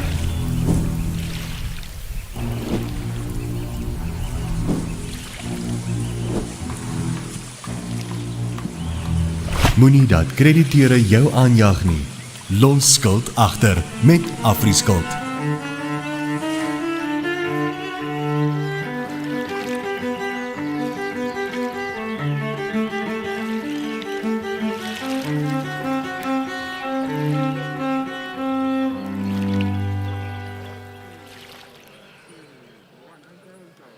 Ladies and gentlemen, your referee has called a stop to this bout 38 seconds into round number 2, declaring your winner by guillotine choke, Tapelo Rasta Malachi!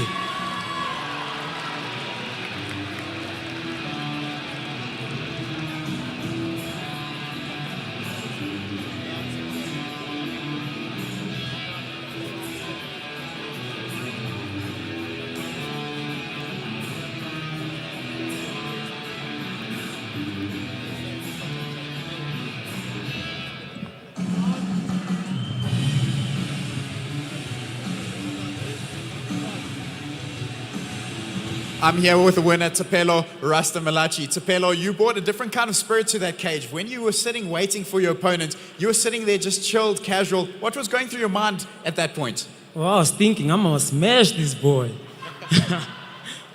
Yeah, you brought quite a calm spirit, but when the action started, you were right in it. You got the takedown straight away. Was that the game plan from the get-go? Yeah, for sure. I didn't plan on striking with him. I was watching a couple of his videos. I saw he's aggressive and all that, you know. I was like, yeah, I might just go for the takedown. Fantastic. You did a good job on the floor. He did a bit of a weird reversal over there where he came out the back and he ended up on your leg. You spent a little bit of time in that position. You did a good job on defending that submission. What were your thoughts when you were doing that? Oh, I was like, I ain't going to let him win here. I can't afford to keep losing, you know. I'm going to have one loss on my record. And now I'm thinking, my actual record was 4-1. Now it's 5-1, you know. Yeah, I just couldn't let him win. Fantastic. 5-1. That guillotine choke was on so tight that he tapped and you let go before the ref even touched. When you put it on, did you know the fight was over? Yeah, I knew it was over. I love that submission. Fantastic. Any message you want to send to possible future opponents? Oh, I'm coming for y'all. I'm coming. Y'all better be ready. And shout out to my team, man. Rap to Rock. You know, that's family, man. I wouldn't be here if it wasn't for any of them. Thank you. Tapelo Rasta Malachi, ladies and gentlemen.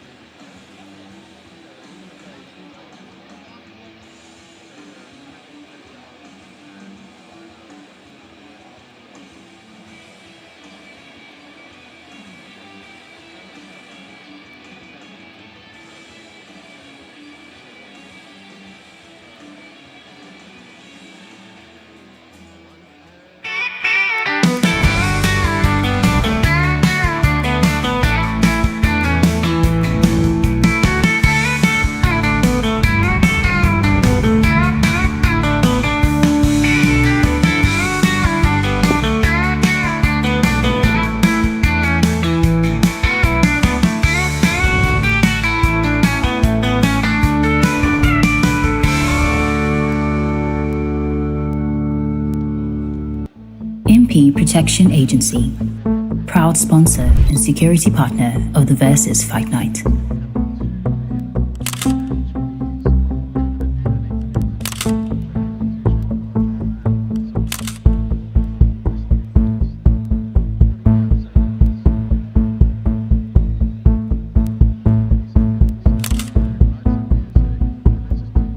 Protection Agency, proud sponsor and security partner of the Versus Fight Night. What do we say to the bad spirits? What do we say to chronic spirits? What do we say to flying spirits? You, come here. Are you sure? Don't worry, I am sure.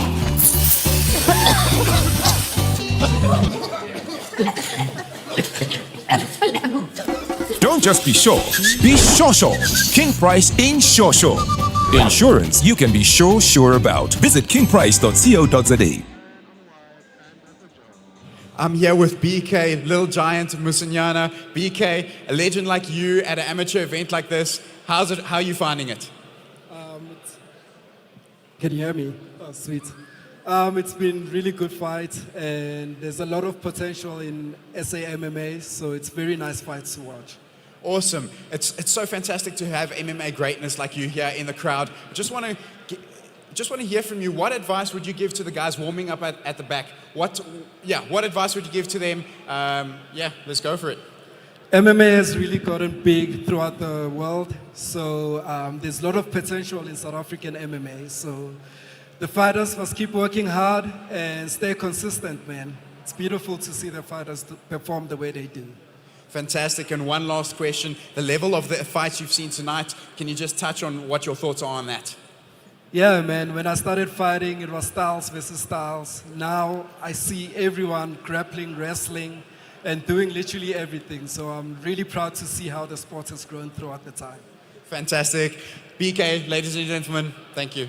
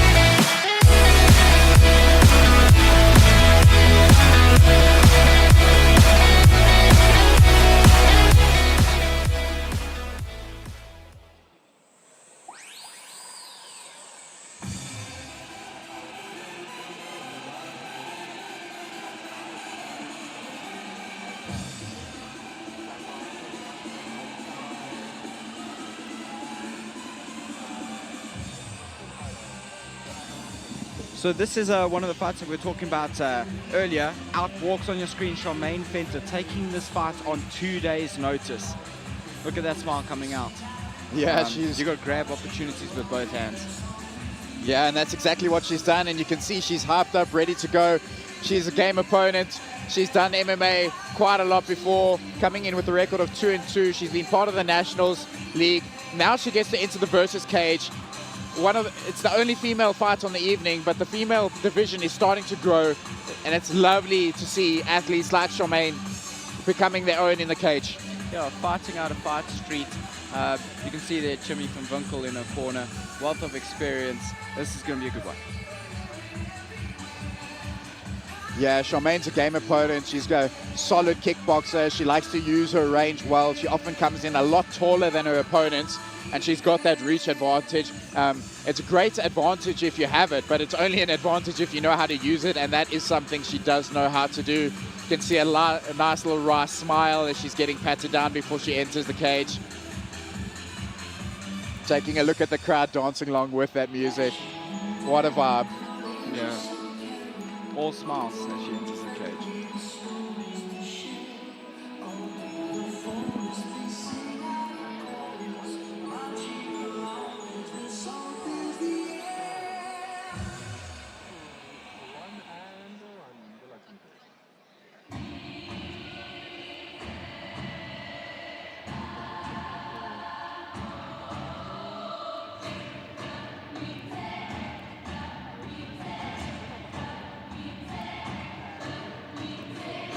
And out walks Caitlin Fvake on her 18th birthday, making her senior MMA debut. She's no stranger to the cage. She's had a lot of success in the junior divisions, and we can't wait to see what she's going to do in the senior divisions.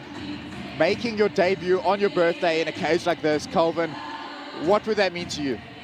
Or what do you think that means to her? Look, I think it's absolutely crazy. I mean, her whole life is basically MMA, competing internationally, abroad, and doing well wherever she fights.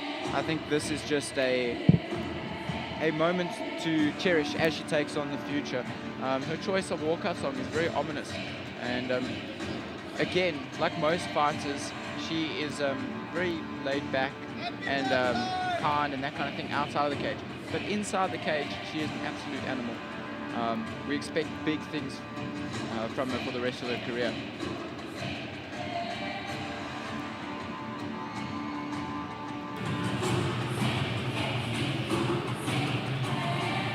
Nice touch of gloves. Let's go from the edge to her corner.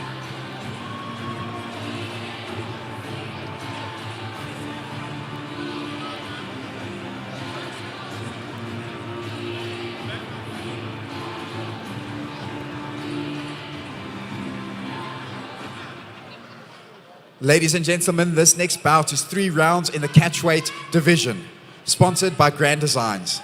Introducing first, fighting out of the blue corner. This fighter is a mixed martial artist with a record of 2 wins and 2 losses, fighting out of Fight Street MMA. Please welcome Charmaine Fenter!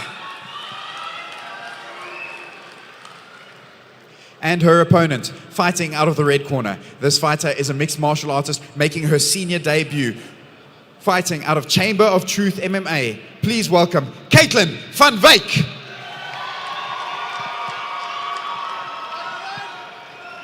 Your referee for this bout is Bobby Caragenites.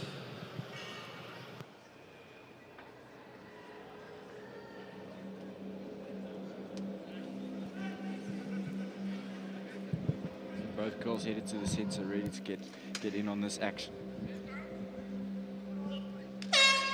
Start of the fight, touch of gloves. And Charmaine immediately straight throwing right landed. combos. Massive straight round landed by Charmaine. Caitlin doing a good job clinching up, trying to see if she can jump onto Charmaine. She's onto the single leg, trying to see if she can complete the takedown. Charmaine still working away, chipping away. Good defense from the takedown so far. Charmaine coming out in a southpaw position and just firing that straight right out in the beginning. Don't know if Caitlin expected that, but she's doing a good job on riding it out, trying to force that takedown. Charmaine still throwing straight shots and loads of them. Big Caitlin knee landed. clinching again. Big lead landed by Charmaine in that exchange. Caitlin doing everything she can to try and get this fight to the ground, try and get control back in this round. Charmaine doing a good job of defending those takedown attempts so far. Caitlin's deep in on that leg. She's going to try and implement the trip. She does. She gets a takedown, scrambles onto the back. She's on the back. She's got both hooks in. Charmaine's still got an arm around Caitlin's head, which is preventing her from taking the back completely, and she's starting to peel the legs away. Charmaine doing a good job on trying to reverse this position, trying to see if she can pull Caitlin down into mount. She lets go of that. Well. She lets go of that headlock. Wow. Caitlin trying to do an armbar without the legs. The legs come up. Charmaine looking for it. Charmaine knows that it's coming. And there's that armbar. That armbar looks tight. Belly down. Crowd's going wild. That does not look good. Charmaine doing a good job of defending, showing some good grit. But Caitlin's got it, and there's a tap. Round 1 armbar for Caitlin from Fvake. Absolutely incredible. What a fight. What a fight. Charmaine brought it. Caitlin got it down to the floor, was able to get to that armbar position and secure that victory. What a debut. Congratulations, Caitlin from Fvake. Celebrations in full swing. What a way to win. Versus debut on your 18th birthday, getting the win in the first round via armbar. Absolutely incredible.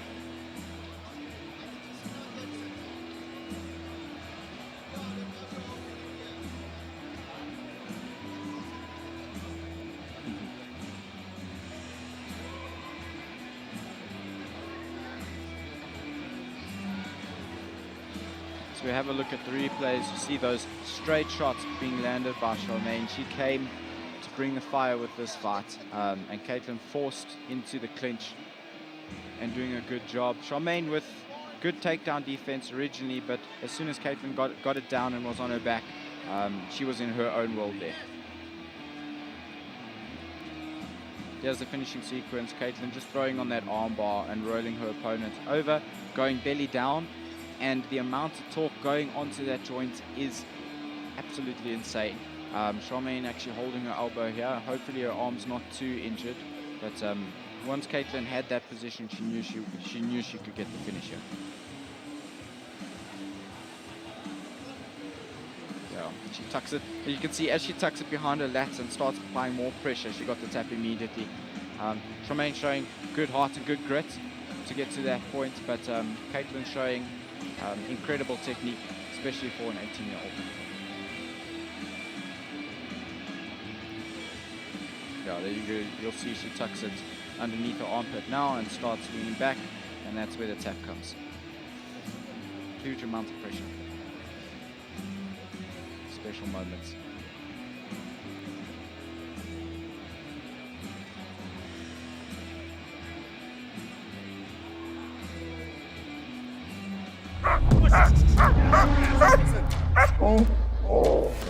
When it comes to your brand, we are ready to put our bodies on the line. We'll chase down every opportunity, no matter how wild it gets, because we're not afraid to put our bodies on the line to ensure your success. Times are changing. Let us help you pull ahead for marketing that puts its body on the line. Partner with us at v.co.za.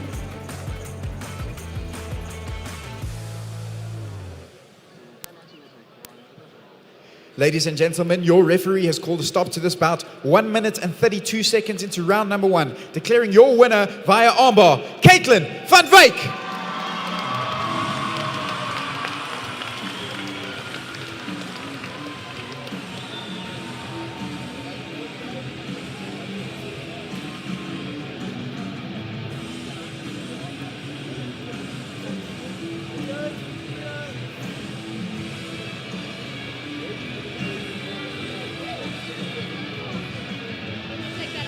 I'm here with the winner, Caitlin. Caitlin, today's your 18th birthday. You got the win in the first round. Tell me, what does that mean? It means so much to me. Like, this is the best opportunity. When I was 16, I made the joke that I would fight on my 18th birthday, my first amateur fight as a senior, and here I am.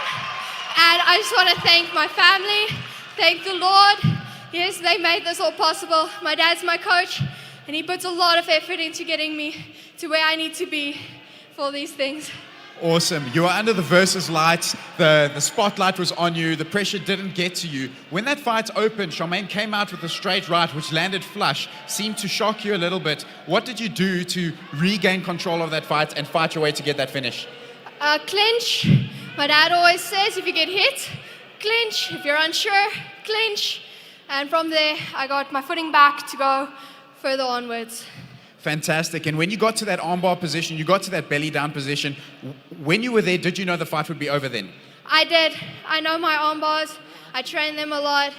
I've done them a lot. I know a lot of people that have watched me in the grappling league know them. I love arm bars. Awesome. Caitlin Fvake, ladies and gentlemen, don't go anywhere. More action coming up right now. Awesome. Thank you.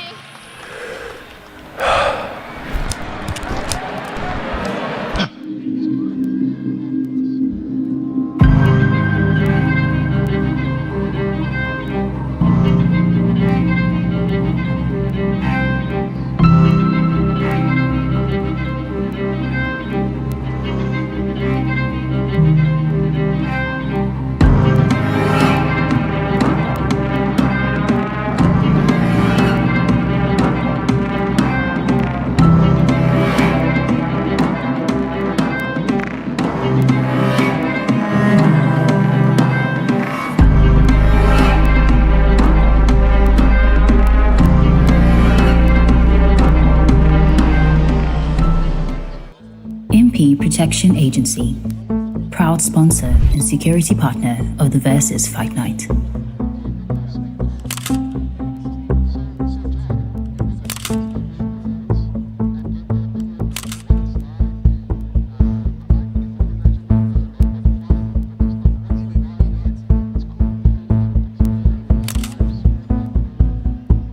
MP Protection Agency, proud sponsor and security partner of the Versus Fight Night.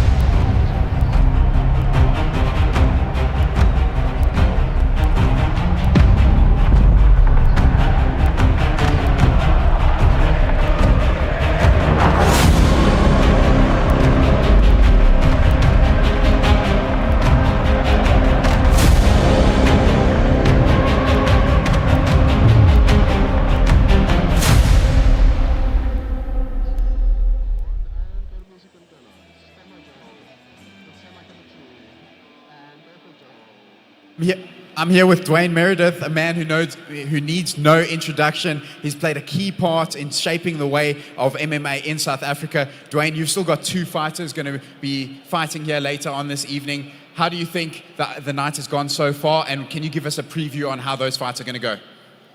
Look, I think tonight's actually been crazy. Look at the debutants coming through. It's been really, really good fights up to this point. The main card, we took the fights because it was the toughest fights we could take. As I think fighting Ronaldo and JJ, very good opponents, so I think top level fights coming up on the main card as well.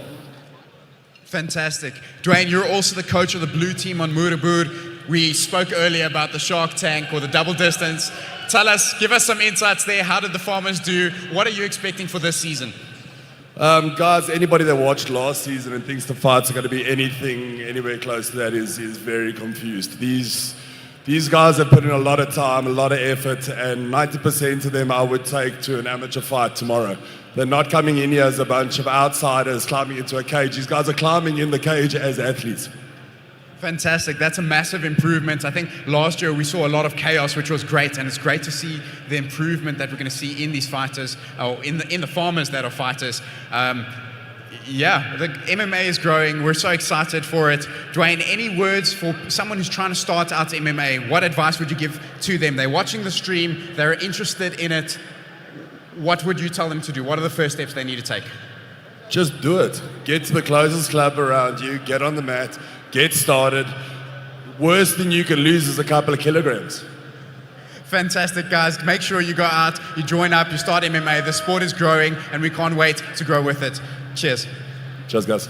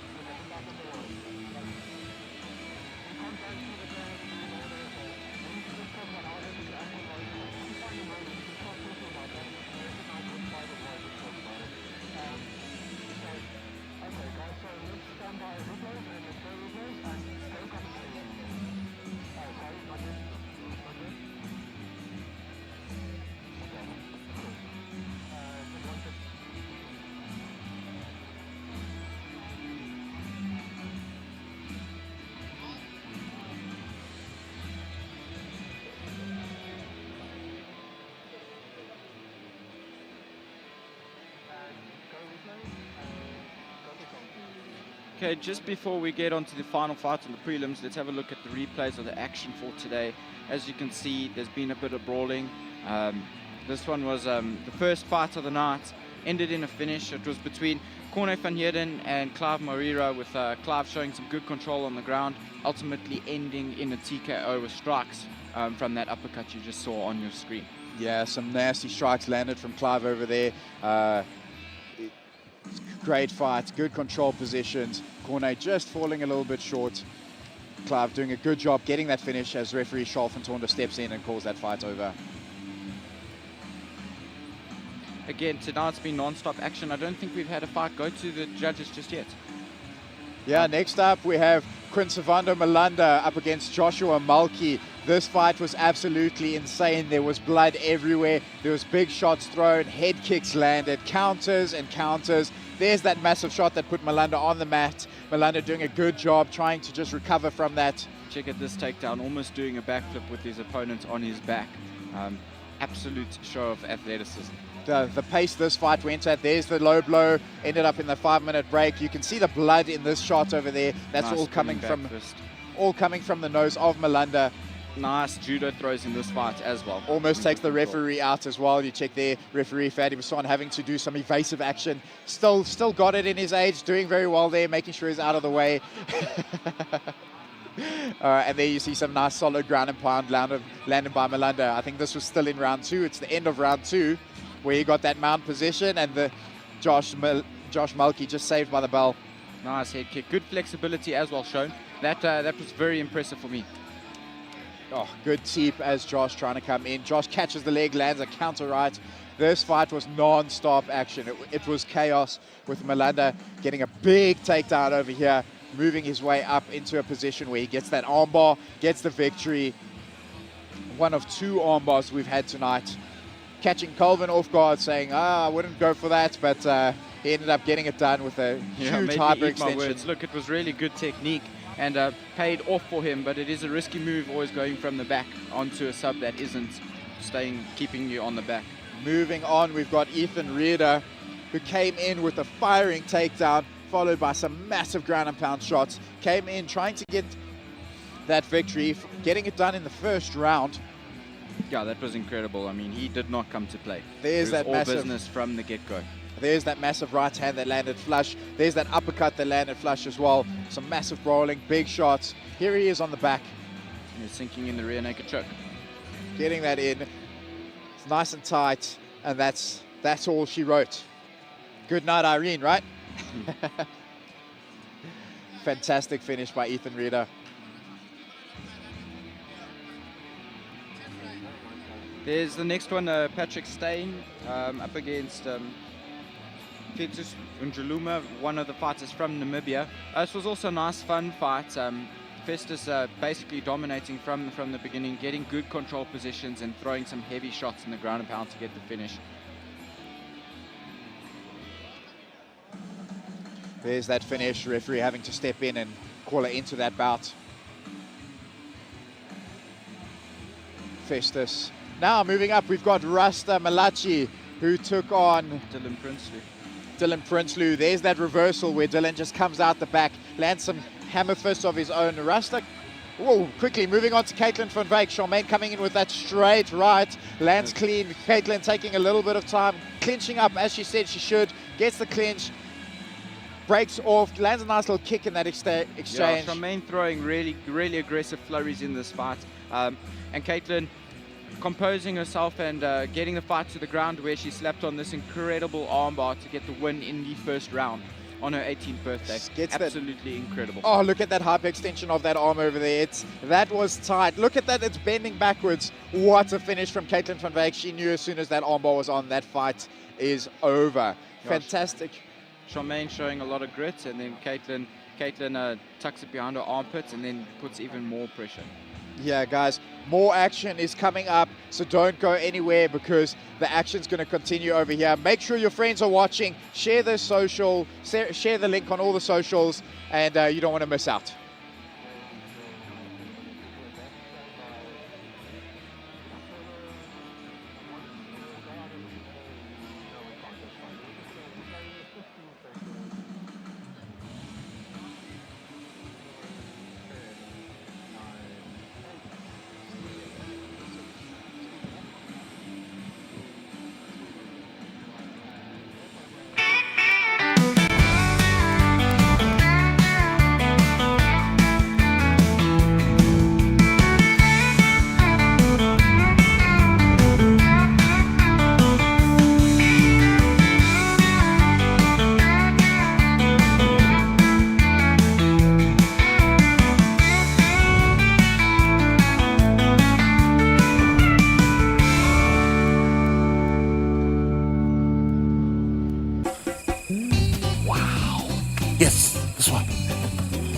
This thing? Yes, this one. Are you sure it's this one? Yes, I am sure. Sure? Sure. You sure? Sure. Sure. Sure. Yeah, man, you sure? Yes, I am sure. Look at this thing. It's presidential. What if we get caught, man? Nobody gets caught in South Africa, man. Oh, that's true. Now lift.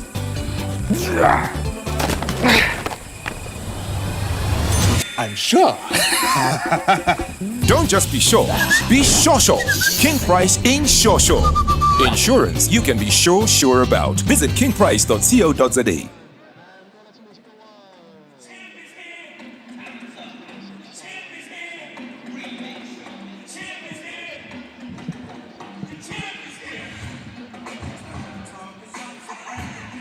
Out walks Lebogang Legong, fighting out of Mpumalanga, undisputed. He's coming in with a record of 3 wins and 0 losses. Just turning around, taking a look, getting the shirt taken off by the coach, getting his final preparations as he enters that cage. Making sure he's got his gum guard, safety is first. You can check his corner over there, busy documenting this moment, a moment that they hope, a moment that they worked for, is going to be one for Lebogang to remember. Yeah, absolutely incredible. Lebogang looking in incredible shape. Conditioning looks to be on point. And again, noticing reach. He's got incredible reach from my position where I'm looking at him. This fight is in the lightweight division, so they are a little bit bigger. And yeah, it's gonna be a firecracker. He's taking on Jethro Swan, who you'll see later, and we'll chat about a bit later. But this is gonna be a good fight. It's gonna be quite a tough one. Yeah, he'll be coming in with a lot of confidence, with an unbeaten record, coming into the versus cage, putting that record under the test, making sure that his O doesn't go. As he runs into the cage after being checked, he's keen to get it going. Walking around the cage with a little bit of swag over there, doing some shadow boxing for the camera. Lebogang bringing all the hype, all the vibe, and I'm here for it. I love it.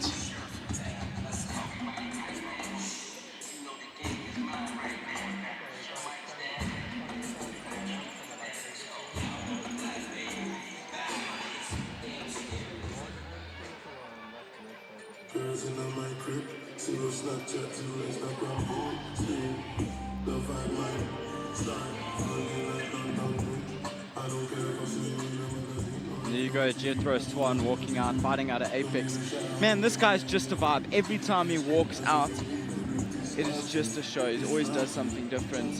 He kind of gets into this like headspace, almost that it's a trance. But always super keen to fight, always taking tough fights. And yeah, we'll see what he can do today. In his corner, you can see Boyd Allen and Umpo Klokwa, who Umpo used to be a champion in Versus. So good experience in his corner, and yeah, we'll see what he can bring today. He looks super keen to fight. He looks in really, really good condition. Probably the best I've seen him in so far. And yes, he brings a all-round game. Good clean boxing, good grappling. So we'll see where he wants to take it today.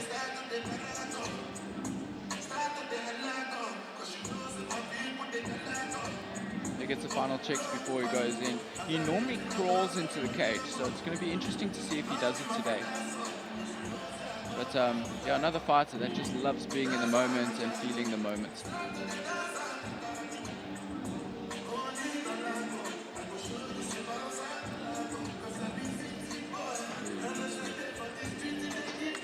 Just the stomp today, straight to the camera, showing intent.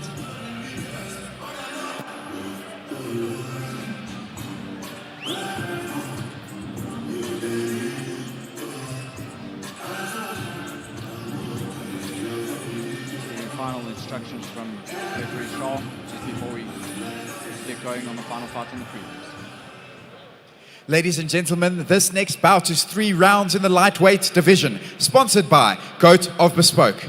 Introducing first, fighting out of the blue corner. This fighter is a mixed martial artist with a record of 3 wins and 0 losses. Fighting out of Mpumalanga Undisputed, please welcome Lebogang Legong!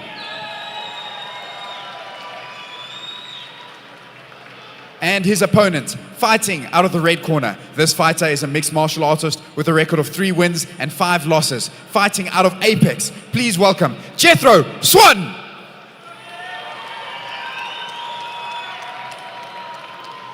Your referee for this bout is Charles van Tonder.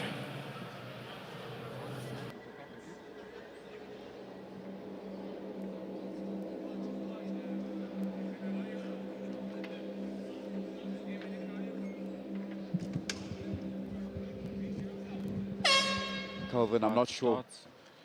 Jethro immediately going for the takedown. Picks up Lebogang and drags him to his corner. He's going to throw him with a big slam. Big slam down onto the cage. Jethro's corner asking for head position, just trying to see if they can keep Lebogang broken down. Lebogang going for the guillotine, but Jethro passing guard to the correct side, so that's not going to be on. Jethro's going to look to pop his head out and then just control the position. As he transfers to mount, then goes back to side control. The corner's asking for the Von Flue. Jethro's going for it. It's a bit tight. Let's see what Lebogang does. So the Von Flue for the viewers at home is a choke that Jethro can put on Lebogang because Lebogang is trying to put a choke on Jethro. Often this choke happens quickly and the fighter at the bottom goes out before they even know they're being choked. You can see there's grinning on his face, and referee Charles above on the action having a look to see. Jethro passes to mount, pops his head out. immediately controlling the arm. He looks like he's going for an arm triangle. It's going to be difficult that side with the cage in the way, so just rotates Lebogang the other way around. He's looking to isolate that arm. Lebogang was wise to that attempt. Also freed that arm up so that choke wouldn't be there. Lebogang trying to hit from the bottom over there. Jethro just putting his gum guard back in. Looks like Jethro's going to try to take the back over He's here. going for another arm bar. It would be the third one we've seen from this position. He's missed the arm. Lebogang's now on top. In a little bit of an awkward scramble over here as Lebogang secures side control. Gives up his back. Jethro's taken the back of Lebogang in the scramble. He hasn't escaped just yet, but he's looking to. Yeah, Jethro's about to take this back, and he takes the back. This is a very good position for Jethro to be in. Very good scramble so far. He's Jethro going for that arm triangle. He's going to rotate towards Lebogang's head to try to put pressure on, or just take mount again. Lebogang doing a good job of not accepting the positions here at the bottom, having to make Jethro work to try and get these submission attempts. Yeah, nice reversal from Lebogang there. Jethro, both guys just busy talking to each other. They're both stuck over here in a little bit of an awkward position. Jethro trying to see if he can still pull out and get the back. Lebogang not letting that happen, staying on top of Jethro. I wonder how long it's going to be before the referee's going to stand them up. I don't think so. I think Jethro there takes it back, immediately going to mount, and I think we're going to, yeah, there you go. Lebogang defends well, stands up. He's Lebogang's around the neck. That looks like it may be tight. Nope, Jethro slips it completely out. Nice knee from Lebogang. Jethro looking for another takedown. Big pickup and takedown again. Nice control on the legs. Lebogang wincing after He's going that for the takedown. Kimura. Jethro wise to it. I don't think he's going to get enough torque from there in any case. So nice, very fun round. Jethro landing some strikes to the body with his left hand of Lebogang. As we enter the end of the very first round. That round was fantastic. So much grappling, very technical from both guys. Jethro going for a couple of submissions. Lebogang wise to it and defending it, not letting that happen. Happening right here in front of us, right in front of the commentary desk. As we look at the replays, here's the second big takedown from Jethro, getting under the legs, picking his opponent up and slamming him down. Also immediately passing at the same time. Yeah, Jethro doing a good job carrying Lebogang at the beginning of that round all the way across the cage to his own corner, putting him down in front of him to try and see if he can get the advice from his coach on how better to advance those positions.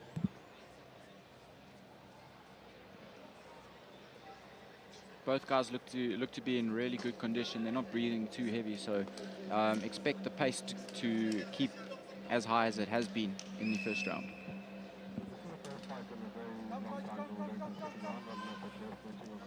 Yeah, guys, this is also, it's the first fight that's not been finished in the first round since the last couple few, so we're going to see a little bit more fight time in this one, and we're all for it. The action that these guys are bringing is incredible. Oh, Jethro goes for the head kick, just loses his balance. Lebogang going on top. Getting caught in the guard. Jethro looking to either throw up an armbar or a triangle. Lebogang not letting him do that, looking to throw some ground and pound and pass at the same time. Good wrestling from both gentlemen.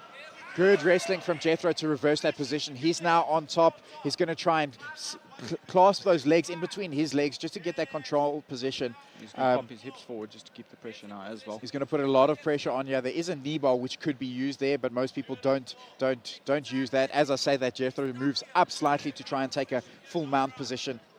Do you think Jethro is going to go for the arm triangle again, or do you think he's going to pop up and go for ground and pound? I think he will probably go for the arm triangle again, but Lebogang's wise to it. Lebogang's not letting that arm get into that position where he will be choked with it. So Jethro's going to have to try something else to he passes to side. Yeah, he passes to side.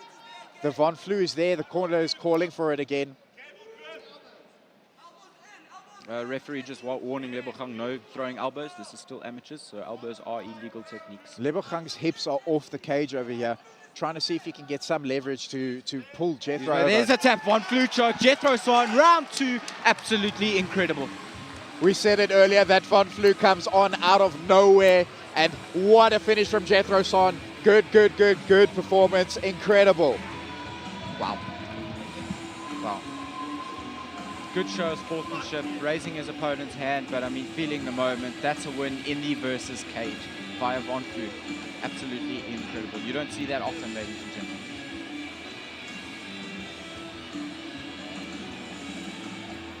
There you go, all smiles. There we go. Yeah, a bit of shadow boxing and lets his opponents know that he's coming.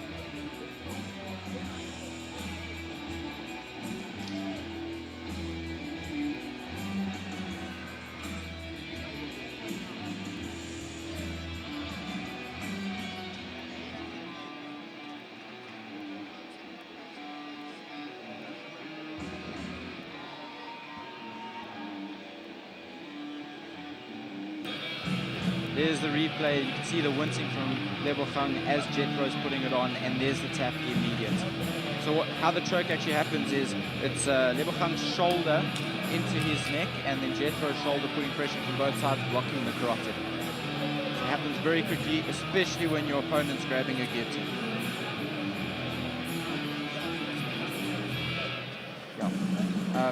So good show of knowledge from Jethro. Good game plan, kept it on the ground. The scrambles were very clean from both guys, and the action was non-stop. Very fun fight to watch. You'll see there, as they stand up, Jethro raises his opponent's hand to show respect.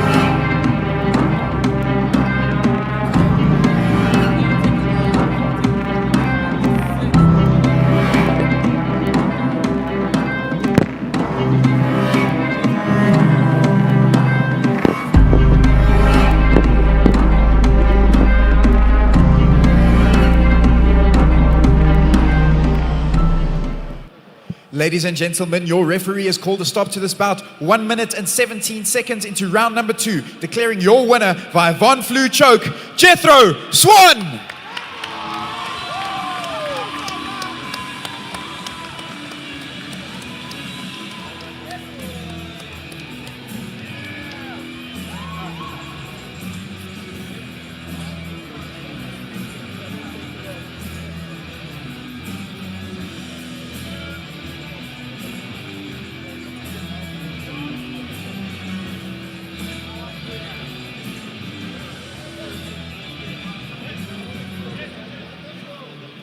I'm here with Jethro. Jethro rushing to get out of the cage. You did a quick job there. You got the Von Flue choke. It's a choke that you tried. You attempted early on in the first round. What did you do differently in that second round to get that tap?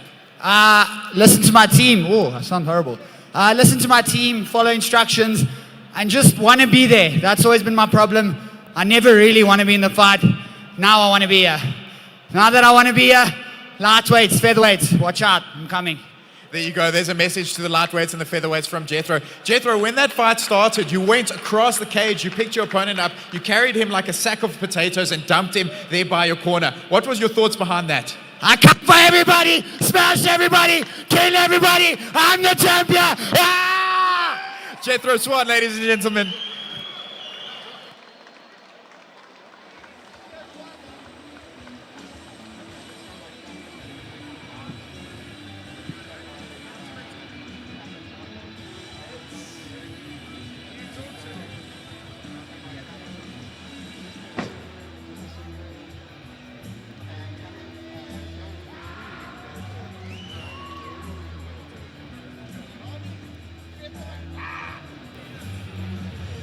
Ladies and gentlemen, I'm here with Cammy again. Cammy has a special announcement to make. Cammy, what is it? Ladies and gentlemen, have you heard of Murabur before?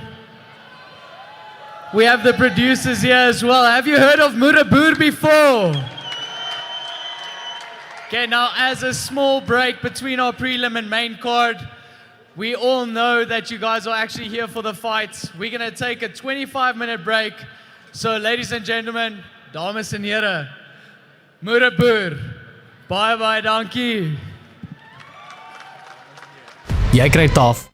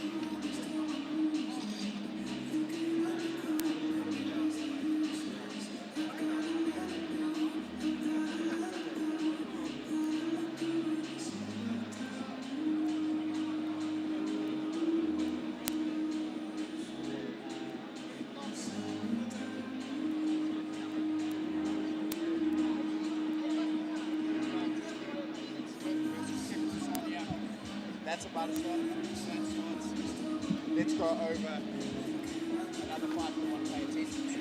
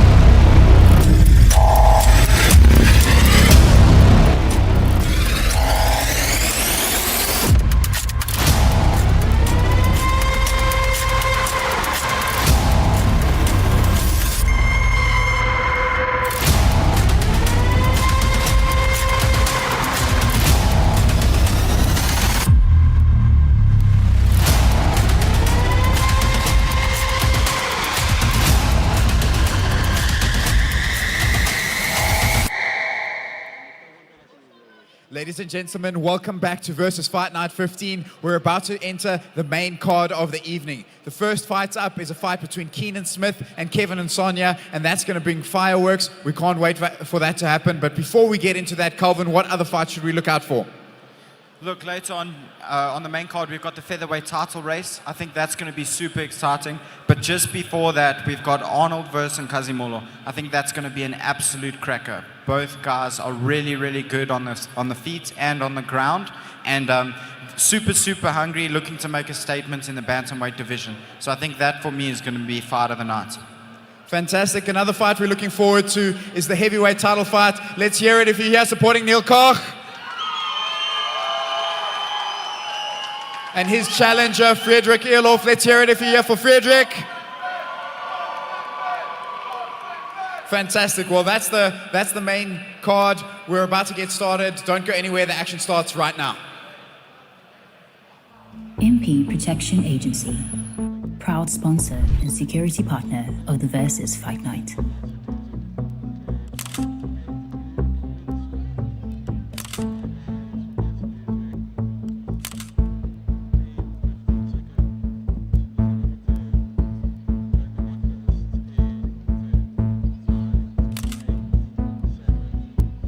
MP Protection Agency, proud sponsor and security partner of the Versus Fight Night.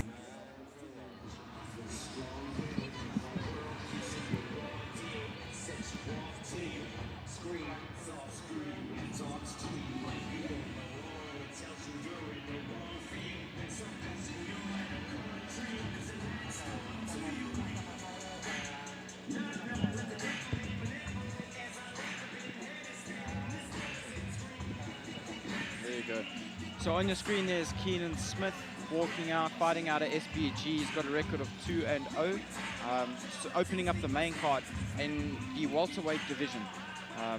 Super young, super talented, looking to make a statement. Yeah. In his corner, you got there Sergio from SBG, been around the game, very, very well known in the JIT space, now transitioning into the MMA space as well, making statements with the fights that they put on. Yeah, so Keenan's the junior welterweight national champion. He won that earlier on this year. He started MMA about 8 months ago. He's training out of SBG because that's where Conor McGregor went. And he's absolutely stoked and excited to try and further his career, making his Versus debut here on the main card.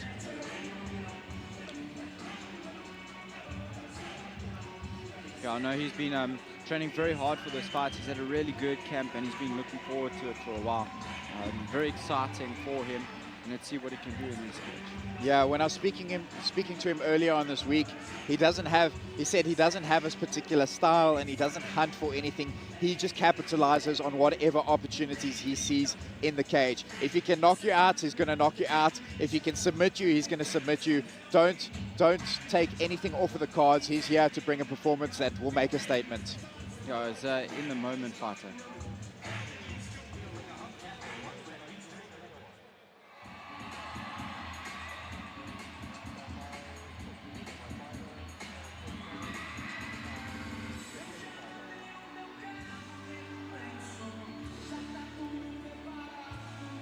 Out walks Kevin Sonia, fighting out of Mighty Warriors. No stranger to the Versus cage. His last fight up against Gilbert and Clorvu, decision not going his way. But he's out here, he's coming back. He wants to make a name for himself. He wants to get back into that win column. You can see in his corner, there's Tseko Fatso as well, Coach Stefan Brown and Coach Bart Portgieter, the Mighty Warriors guys.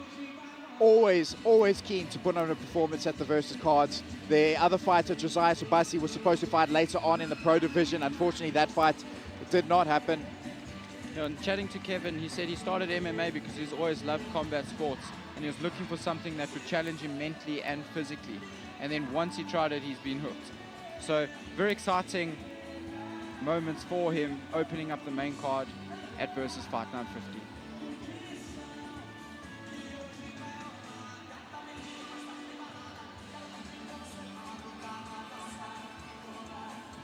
I think this fight is going to be really, really good. And it's actually the perfect pick. They got bumped up to the main card, but I think opening the main card just puts that little bit of pressure on them to perform. Because we know the Versus crowd loves a good performance, and I think these guys are up to the task.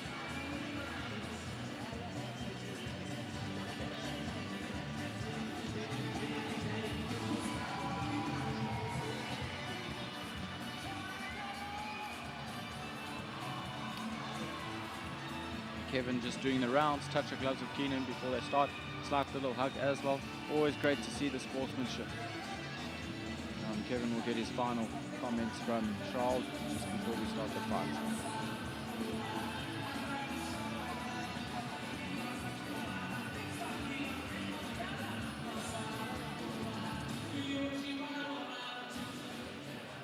Ladies and gentlemen, this next bout is 3 rounds in the welterweight division, sponsored by Amantla Impi. Introducing first, fighting out of the blue corner. This fighter is a mixed martial artist with a record of 3 wins and 0 losses. Fighting out of Straight Blast, German Bedford View. Please welcome Keenan, the infamous Smith!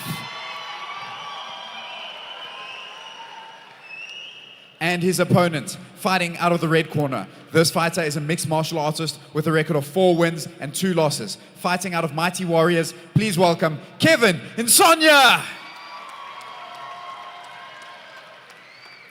Your referee for this bout is Charles van Tonder.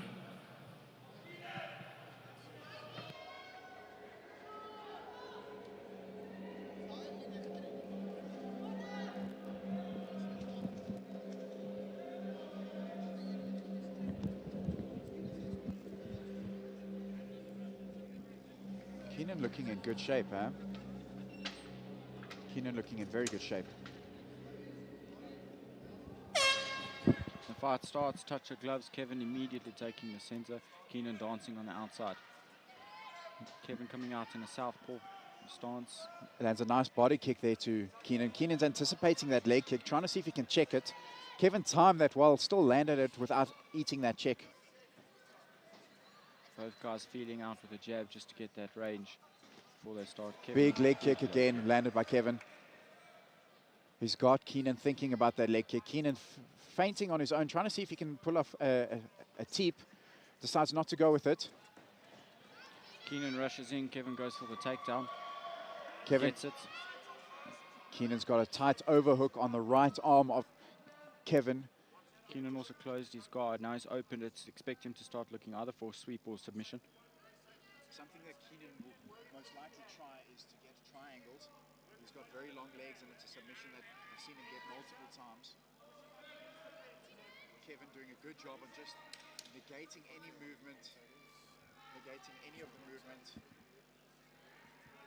Yeah, Kevin doing a good job of just controlling. Keenan there looking to throw the arm back. He's definitely looking for a submission of some sort. He's got his foot on the hip, nice control. Kevin going to look to pass and then land some ground and pound. There, that leg goes up. There might be a triangle attempt over here. Kevin not letting it happen. There you go. Keenan rolling through, possibly looking for an omoplata as well after missing the triangle. Kevin wise to it, controlling the hips quite nicely, looking to pass, gets his pass into half.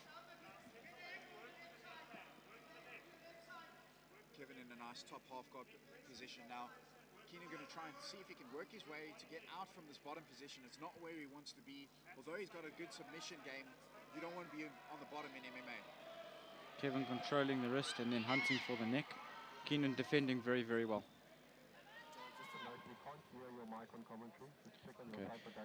Okay. Keenan's got a tight overhook. His legs quite high. You're going to see he's either going to go for a rubber guard or he's going to look to get that omoplata submission. Locks up the high guard. Nice left hand landed there by Kevin. Referee Charles just telling them to keep the work going, otherwise he's going to stand them up. But good job, good defense, not letting Kevin pass for free. They're shooting up the triangle again. He's missed passed again, looking if he can recoup it. Kevin wise to it, defending quite well. Going to look to posture up. And there Kevin getting the pass off of that into side control and just controlling Keenan against the fence. Nice knee landed by Kevin. Two big knees landed to the body of Keenan by Kevin. Keenan throwing those legs up again, trying to see if he can get a submission at this point. Kevin just controlling him and landing some big ground and pound shots.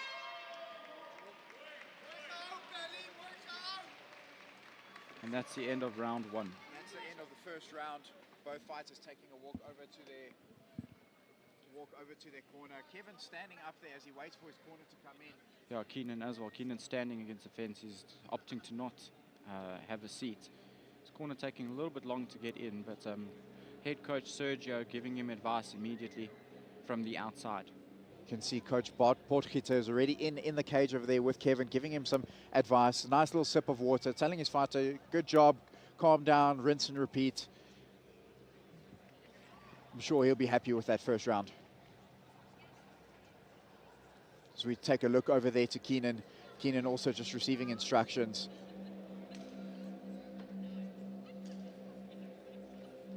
As we see him towering over the cage over there.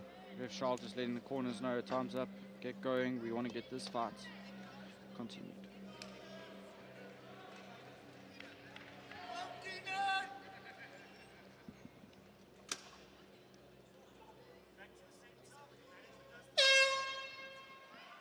Good shot. Nice touch of gloves. Kevin grabbing a seat. Keenan starting very aggressive, pushing Kevin against the fence, looking to get a takedown of his own. Kevin defending well with a nice overhook and good balance.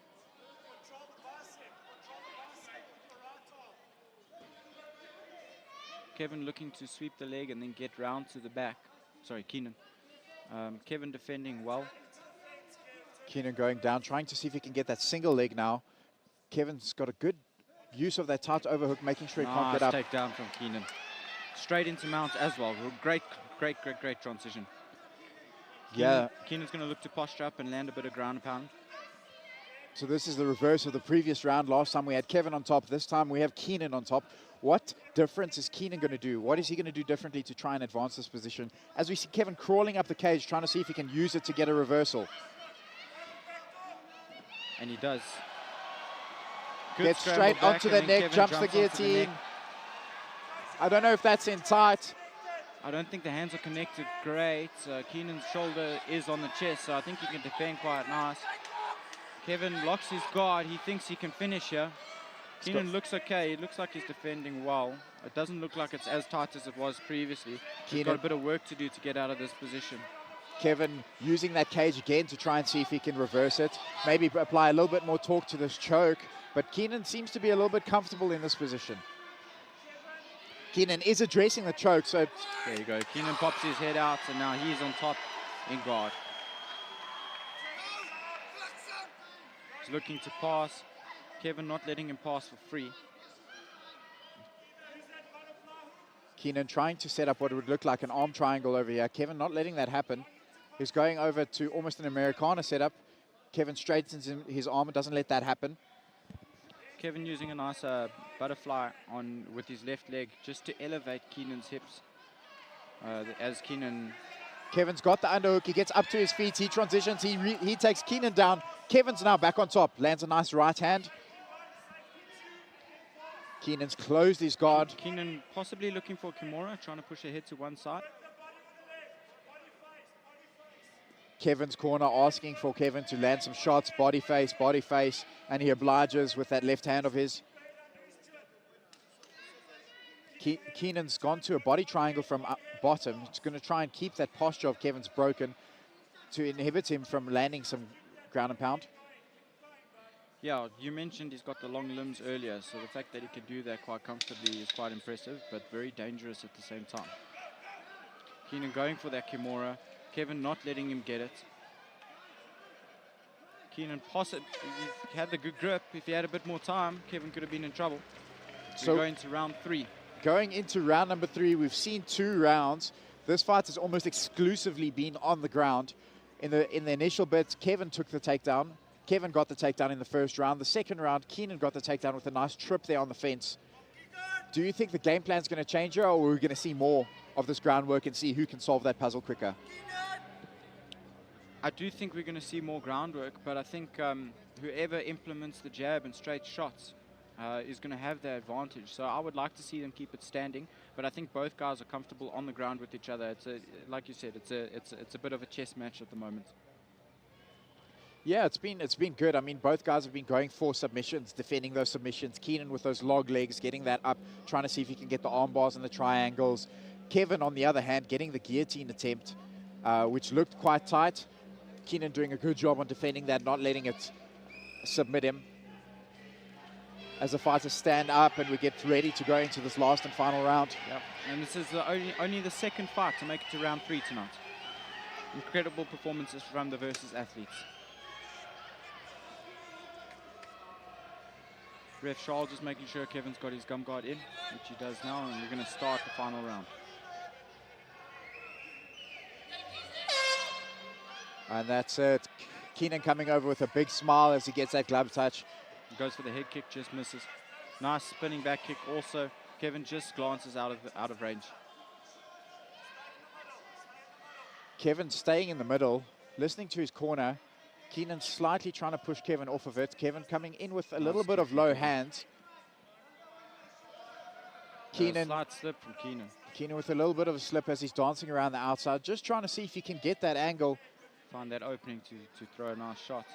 Kevin hunting Keenan down. Trying to build the pressure up. Keenan feinting with that right kick. Nice comes in. It's 2 big shots from Kevin. 3 massive shots, 4 massive shots from Kevin as he gets Kevin into the clinch. He's got him around the neck. He's going to jump the gi. He's got a lot of torque on that position, and that's it. I think Keenan's thinking about it, but not just yet. Keenan almost went out over there. Up. He's Kevin's grimacing. Jumped the guillotine completely now. He's grimacing. Referee's looking close. The referee's looking close. I don't think quite has it. I think Keenan's posture has broken the grip. Yeah, he got the angle. Okay. Kevin get the takedown. Kevin now gets a takedown and he's on top. He's still got the guillotine. His hands have been broken, so he's trying to finish it with one hand. I don't think he can get enough of a squeeze there, but he is on top. Transitioned into mount, moved back into a top half guard position. Very good job from Keenan to defend that. He's now transitioned into a side control. He's got solid control over here. Thought about taking the mount as his corner is screaming for him to take that mount. Keenan improves to half guard. He's going to look if he can get to full guard. What he needs to do here is he needs to sweep and get on top.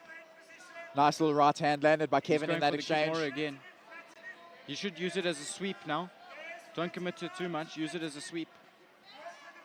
Kevin doing a good job on just keeping this top control and just nullifying any movement that Keenan is trying to implement. Yeah, Keenan throwing some strikes from the bottom. Kevin just controlling Keenan in this position. Keenan looking for the Kimura again. Kevin just keeping Keenan's hips down and just making sure that Keenan's unable to move. Looks like he's trying to get a bit of a Dagestani handcuff there. Keenan not allowing that to happen. Keenan locks up that body triangle again.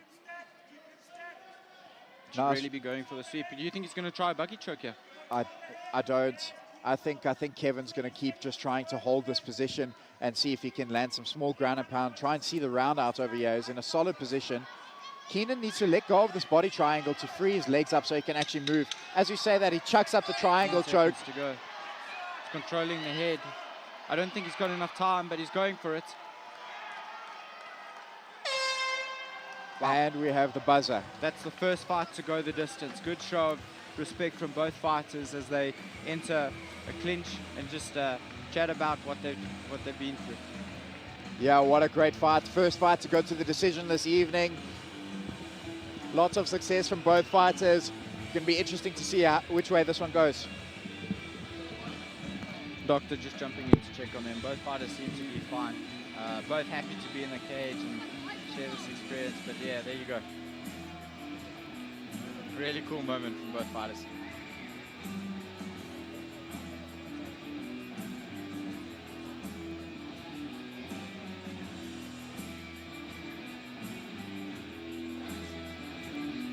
As we look at the replays, here's Keenan rushing in and eating a big left from Kevin and then a right.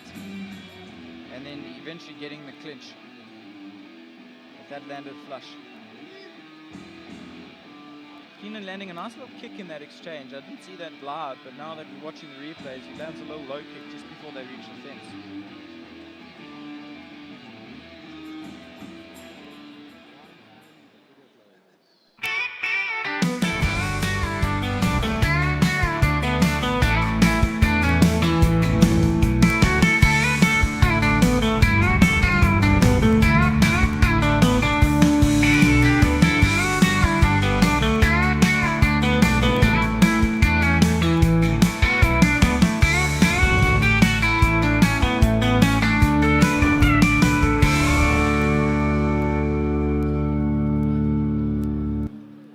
Ladies and gentlemen, this bout has gone the distance to the judges for decision.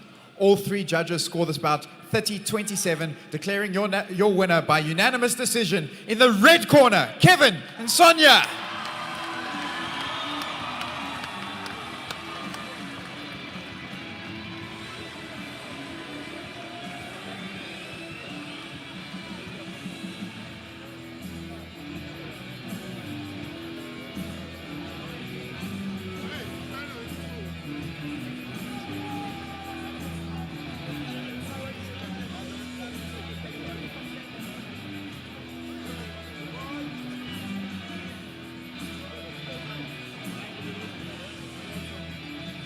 I'm here with the winner, Kevin. Kevin, you got the decision victory. You seem to be a step ahead of the grappling the whole time.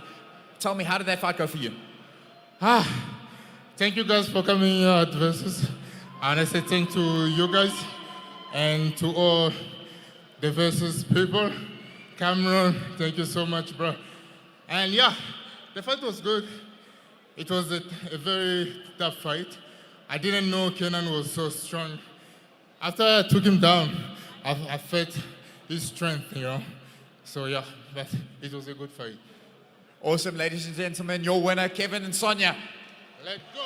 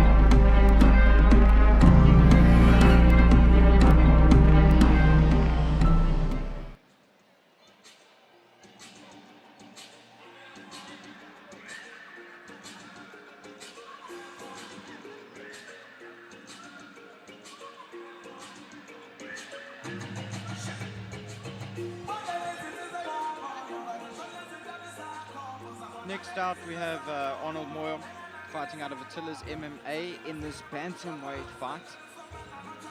Arnold coming in with a really good record of 3 wins and 1 loss. He's a really strong competitor, loves his boxing, and his ground is really good too. In his corner, you can see under the powers running. So he's got a wealth of experience that's going to help guide him through this fight. Yeah, Arnold spends a lot of time in the boxing scenes. He's always game to get a fight in, likes to scrap. His long-term goals is to get into the UFC or the PFL. He doesn't want to just come here and take the sport like another sport. He wants to take it seriously and make a career out of it.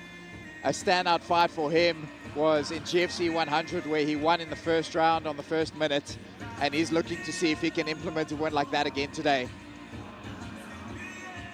Yeah, he says beyond titles, which he hopes to get a shot from after tonight's performance, he wants to be known for his work ethic, his discipline, and for being a complete martial artist.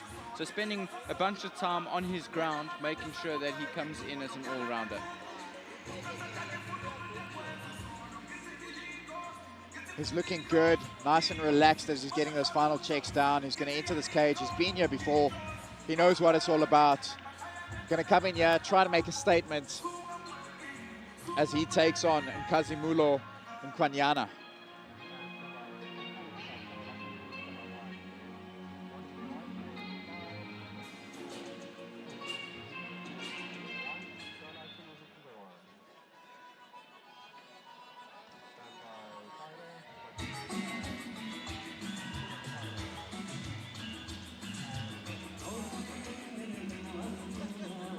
Out comes Nkazimulo Nkwanyana fighting out of CRT, also with the record of 3 wins and 1 loss.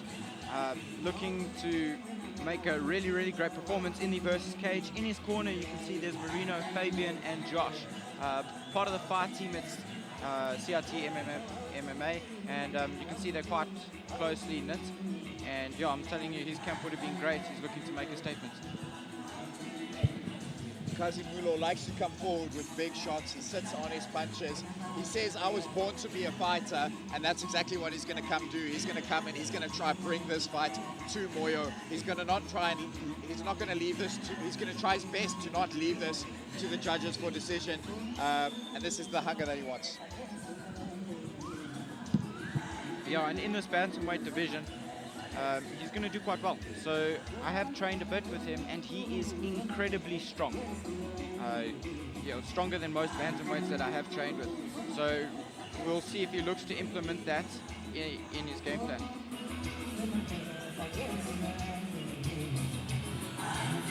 Just taking final moments to prepare before he enters the cage. There's the switch. Nice touch of gloves.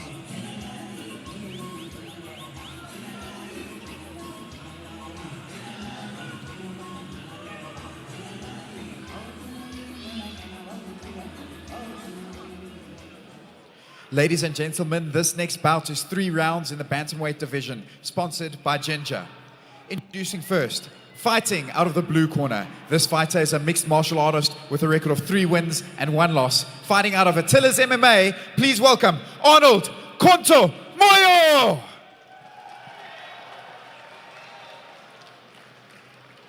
And his opponent. This fighter is fighting out of the red corner. He's a mixed martial artist with a record of 3 wins and 1 loss. Fighting out of Team CIT MMA, please welcome Nkazimulo Nkwanyana! Your referee for this bout is Fadi Basson.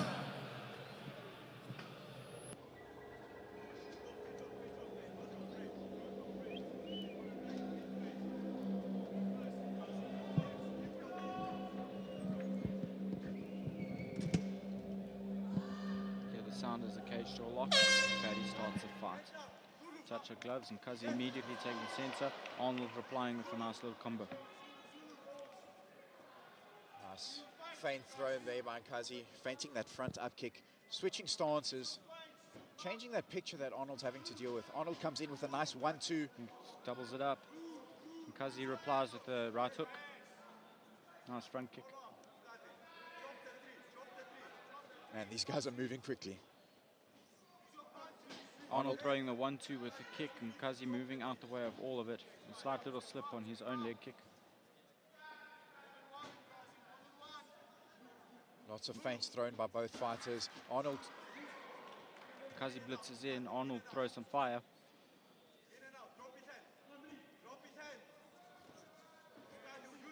Kazi coming in, just bailing out on that as he Nice throws a body kick. Blocks the cross from Arnold. Throws an uppercut. These fighters are very active, trying to get reads on Oh, their head kick opponents. just goes over Arnold's head. Arnold pulls that, fires the counter right. Kazi just out of the way of that. Nice inside leg kick from Arnold. Nice cross from Kazi. Kazi with the uppercut. Just clashing into each other there. Kazi switching stances again, landing that leg kick onto Arnold. Arnold didn't like that. Nice 1-2, from two Arnold. lands from Arnold. Nice inside leg kick from Kazi. And across as Arnold looks to reply. Nice flurry from Arnold. Arnold throws 1-2, 3 lands. Nice leg kick from Kazi again.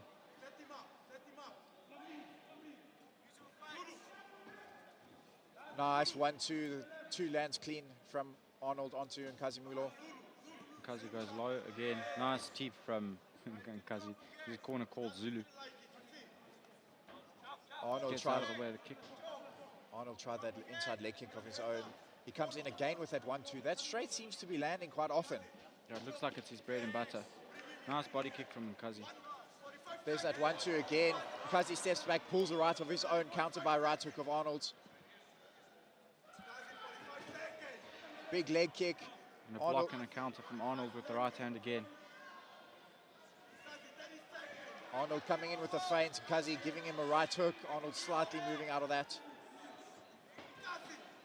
Nice 1-2 landed by an Arnold over there. Oh. Kazi feints a level change. Goes the distance quite nicely with that. Nice leg kick. 1-2 reply from Arnold. Oh, this is a fun fight. Nice counter from Kazi as Arnold steps in. Both fighters heard the clapper. Arnold just dancing around the outside, waiting for this round to end. Turns immediately to his corner. Yeah, very fun round. So this is what happens in the lower divisions. A lot more movement, a lot quicker action. You see there, he's... Here's the Have a look at replays. the replays. There's that 1-2 thrown by Arnold and a counter from Kazi. The pull counter right into the right hand landed by Arnold. There's that, we see it again from another angle. Both of these guys throwing big shots, slightly off target. If one of those lands, it could be the end of the night. You can see Arnold getting the advice from Ayanda Zwane in his corner over there. He's wanting a bit of a higher guard and wanting Arnold to use his hands more. So I expect him to close the distance with his hands up and then throw more combos this round.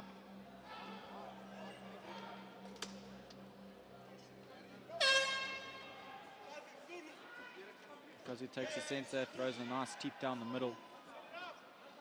Kazi feinting that teep again. Arnold Gets fire. out of the way of the cross. Arnold with the 1-2 again. Nice kick from Kazi. Nice jab from Arnold. Arnold seems to be quite quick on these strikes. Nice inside leg kick. Nice uppercut combo. Into a right hand, and Kazimula closes the distance. He's got Arnold on the fence. Got nice head control as well. He's going to look to complete the takedown here. He's got both arms around the torso. Arnold's digging. He's got one underhook, looking to dig another underhook so that he can improve his position.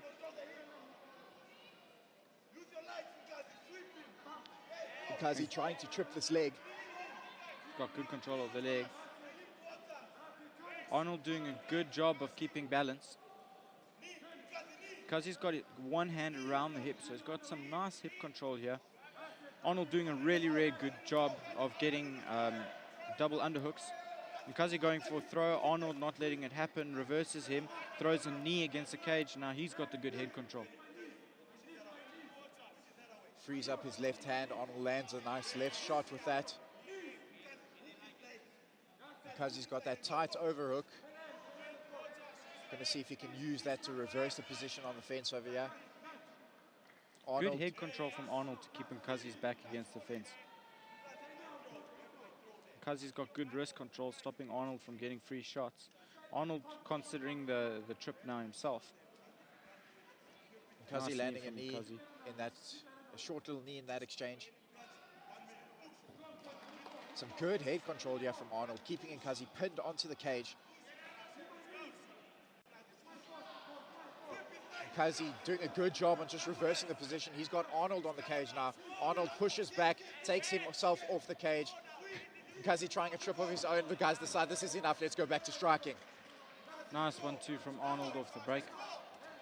Nkazi looking for big shots. Arnold ducking under and clinching up. Nkazi landing a nice knee. Arnold driving Nkazi towards the fence just in front of his corner. He's going to look to see the end of the round out here and score some points. He's looking for the trip. Nkazi's corner asking him to throw, go for a throw. Probably an Uchimata from this position. Some good head control from Arnold in this position. Just keeping Nkazi pinned on the cage. Trying to see if he can free up that left hand so he can land 1 or 2 shots, as he's also trapping that left leg of Nkazi. As a 10-second clapper. It's Arnold looking to land a little bit of damage before the end of the round by throwing some knees towards the leg. Nkazi with the cheeky little shot as the buzzer sounds.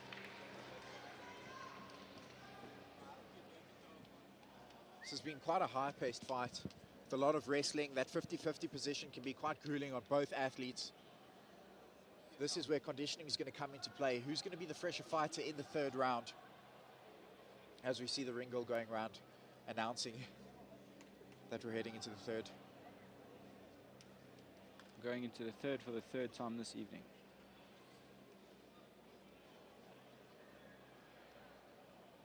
Nkazi getting a last bit of advice from his corner there, Marino and Josh. Joel, what do you think Arnold would need to do in order to secure a victory here? Look, I think Arnold needs to go back to implementing that straight right. He was doing a good job of landing it in the 1st round. He was quick in the 2nd round, but the clinch work kind of slowed things down. Both of the guys seemed evenly matched in the clinch work, both reversing the positions, taking that 50-50. No fighter finding some real success over there. So, yeah, if I was Arnold, I'd go back to trying to see if I can land that right hand. And for Nkazi, what would you rate? Go back to the leg kick and look to get some big shots landed in. Exactly that. Nice jab from Arnold. Nice teeth from Nkazi. Arnold getting out the way. Arnold coming in with a left hook. Nkazi goes low with the leg kick. Nkazi taking center, hunting Arnold down. Arnold changing the angle consistently, trying to see if he can get away to land that right hand. Nice right hand from Nkazi. Nice leg kick again. Beautiful leg kick landed by Nkazi. That's the 3rd one this round. Nice 1-2 blocked by Nkazi. Nkazi replies with the right hook. Arnold just getting out the way. That blitz of Arnold, it seems as if Nkazi's got timing on it. Nice leg kick from Arnold. That nice jab thrown in that exchange by Arnold just misses, but beautifully timed. They both go for leg kicks. Arnold kicks the leg out of Nkazi, and Nkazi jumps back up quite quickly.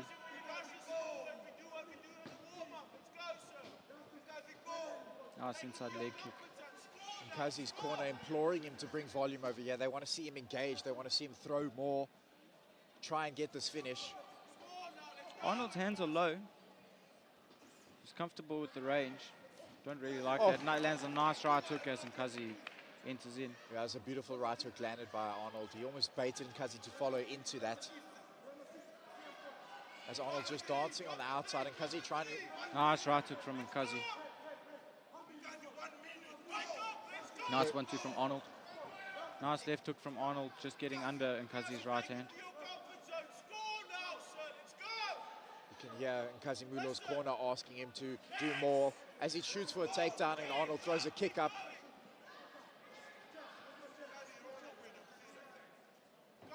Spinning back first misses from Arnold, and Nkazi slides out of distance, fires Nice back. body kick. Nice 1-2 from Arnold. Arnold dancing around on the outside, just frustrating Nkazi, trying to catch him as he's coming in. Because he's just, circling around the outside, and Nkazi's trying to hunt him down. He needs to cut that cage off. Arnold comes forward with a blitz, and Nkazi slides out of the range. Nice right hook landed there. Looked like it wobbled Nkazi. Nkazi looks like he's off balance.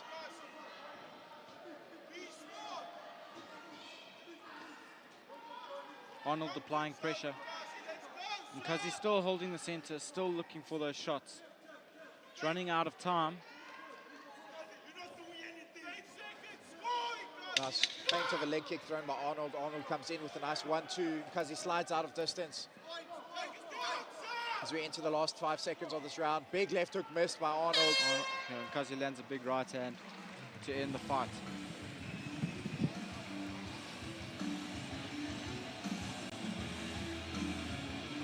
Good show of sportsmanship between the fighters. Arnold walking around, hands raised, he thinks he's done enough.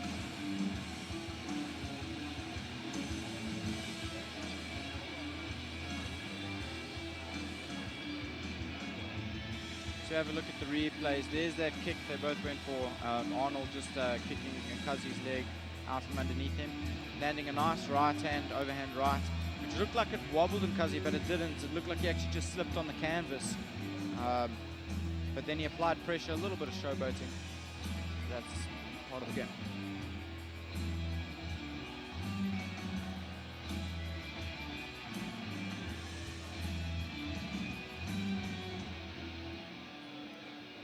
This is only the second fight tonight to go the distance for decision.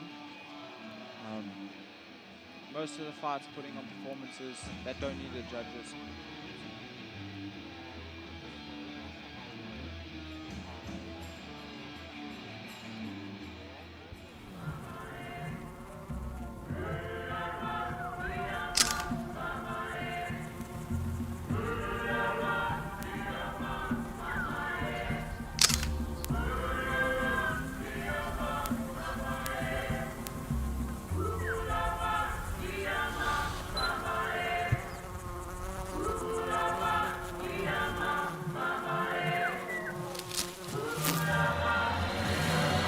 Het u skuld al afbetaald, meneer.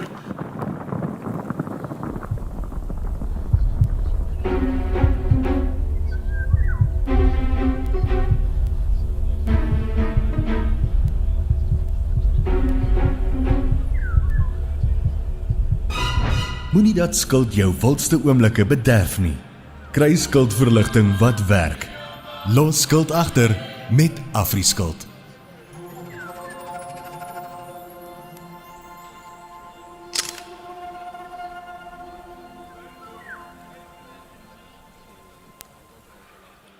Ladies and gentlemen, this bout has gone all 3 rounds to the judges for decision. Judge 1 scores this bout 29-28, Judge 2 scores this bout 29-28, and Judge 3 scores this bout 30-27, declaring your winner by unanimous decision in the blue corner, Arnold Konto Moyo.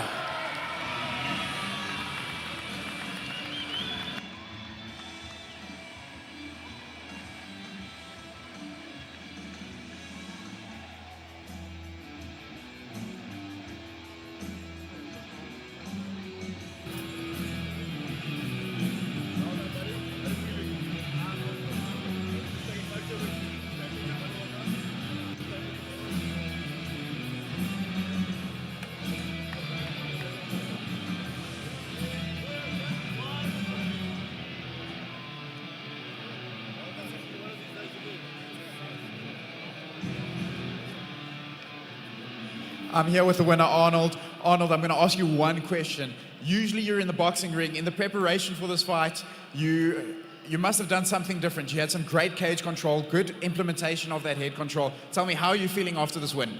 I feel so great. I train with the great. I train with good people. Thank you. Fantastic. Your winner, Arnold Moyo.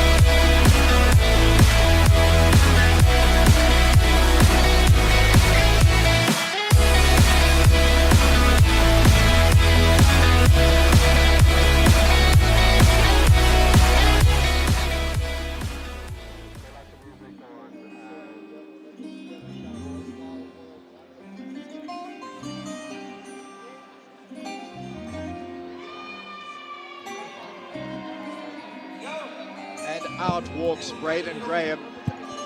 Braden fighting out of Pandemonium FC. Braden's father is a black belt in karate and got Braden into jiu-jitsu at a very young age. Braden currently holds a record of 4 wins and 1 loss, and he brings a wealth of experience and hunger into the cage. When speaking to him, he said his style is a little bit of this, a little bit of that, here and there, shaped by countless of hours on the mat and in the cage. In this camp, he focused on his mind, his confidence, because he said confidence comes from the preparation, and he wants to go in there making sure he's fight sharpened and ready for whatever his opponent will bring him. As you can see in his corner, you've got Coach Dwayne Meredith. Braden moving over just to refine some of his work, and Dwayne known for that, taking fighters from being average and turning them into exceptional. So I think it's a good move for him. We're going to see what improvements we see in his game as he steps into this cage.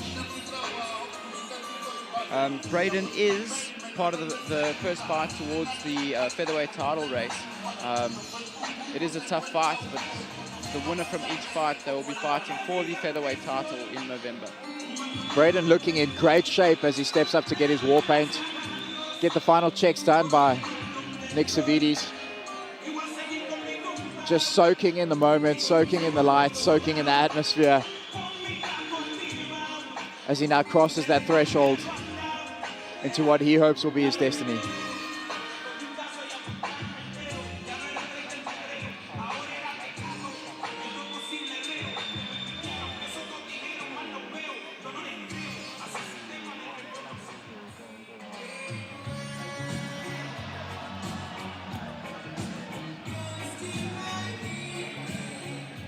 On your screen is no stranger to the Versus cage, JJ Caragenites. I believe this is his second fight in the Versus promotion.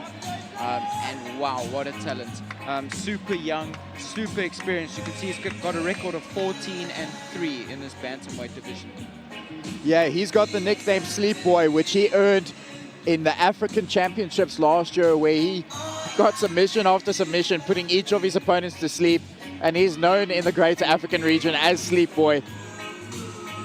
His last outing was against Ronaldo Bour here in the Versus cage, but he has now Braden Graham in front of him, a new test for him to go against and a new challenge for him to conquer. Yeah, look, and he's always keen to fight. He's got this nice flashy stand-up style and a really, really, really tight ground game. So it'd be interesting to see what he does in this fight, what his game plan is going to be. I think he knows that his opponent has a karate background. So it'll be interesting to see if he takes advantage of that or if he wants to keep it standing and trade some shots. Nice touch of gloves.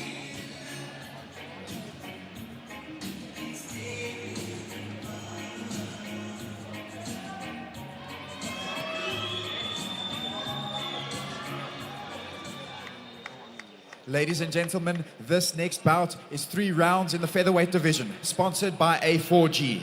Introducing first, fighting out of the blue corner. This fighter is a mixed martial artist with a record of 4 wins and 1 loss. Fighting out of Pandemonium FC, please welcome Braden Graham.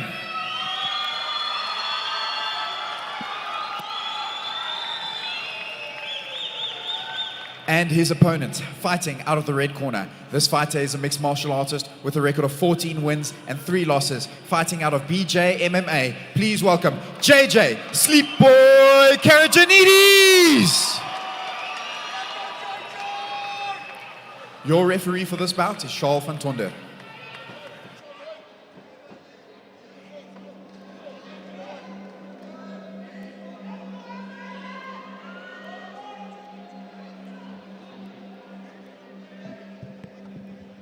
Waiting for the cage door to shut, and then Ref Charles will get action underway. Both boys look intense.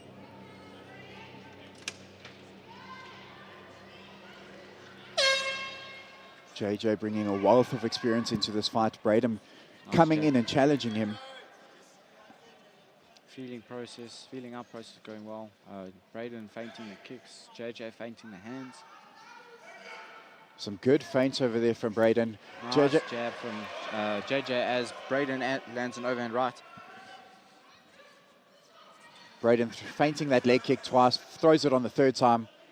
JJ moving against it so as to not absorb the full blow. Oh, nice switch kick from JJ that just misses. Nice hook kick from Braden in reply. Nice inside leg kick cross from Braden. That was a nice combo. Very nice combo. Very well implemented as well. Braden switching stances on JJ. Just changing that picture up. JJ's got really nice head movement at the moment as well. Good. Nice combo from Braden, Straight starting right. with the body. Nice inside leg kick. Nice feints as well. Good Nice left hook landed by JJ. Goes for the jab and Braden goes for the overhand right again. JJ going for that head kick. Braden sliding outside of distance, follows up with an inside leg kick of his own. JJ dives down onto the leg, trying to see if he can get this takedown. He's in on the single leg. Braden doing a good job of defending so far. JJ still in on that single leg. He's trying to move it around, trying to see if he can disrupt Braden's base, but Braden doing a good job on staying standing. JJ moves forward, clasps his hands behind JJ's legs. Looks like he is going to be able to complete this takedown as Braden still stands, keeps it standing, fighting there with great balance. Very good defense. JJ looking for the inside trip. Braden's balance is too good on that occasion.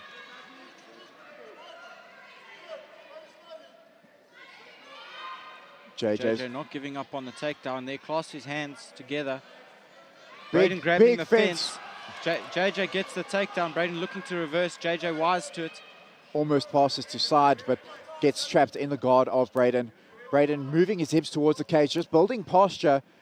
JJ happy to just keep heavy on those hips to try and limit the movement of Braden. Looking to pass to side control. Good control of the hips, and now he's going to step over and lock the legs.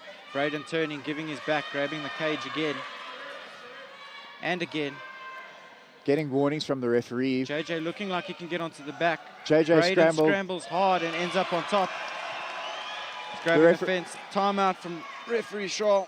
This is going to be a hard warning.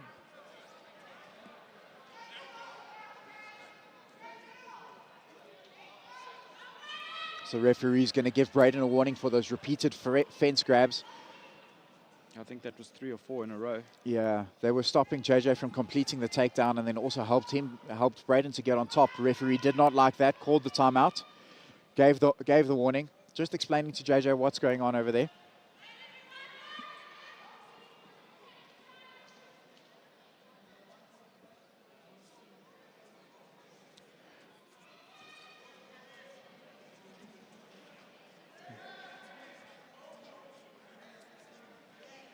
Referee Charles van Tonder opting to take 1 point for repeated fence grabs and warnings. So that's a super, super hard warning for Braden in this. And the fight resumes. Braden's going to have to work harder now to get back into this fight because of that point take. Nice combo, Fakes but, 1, 2, 3. JJ blocks the left hand, gets under the right hook. Braden throwing the head kick. JJ with a few taunts, lands a nice overhand right of his own. Nice spinning hook kick that just misses to end round 1. I think both fighters coming into their own over there. Both guys taunting each other a little bit, showing some footwork afterwards, showing some nice flashy moves, trying to see if they can get something that's going to land and make a statement.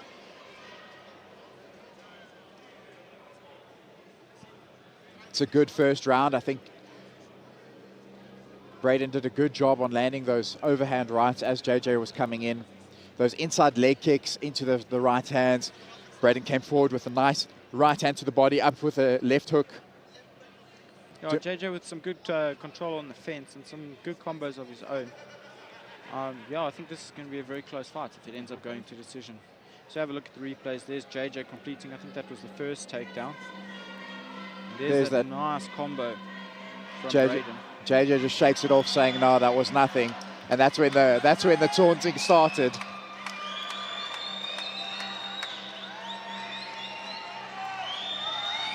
The crowd is going crazy right now.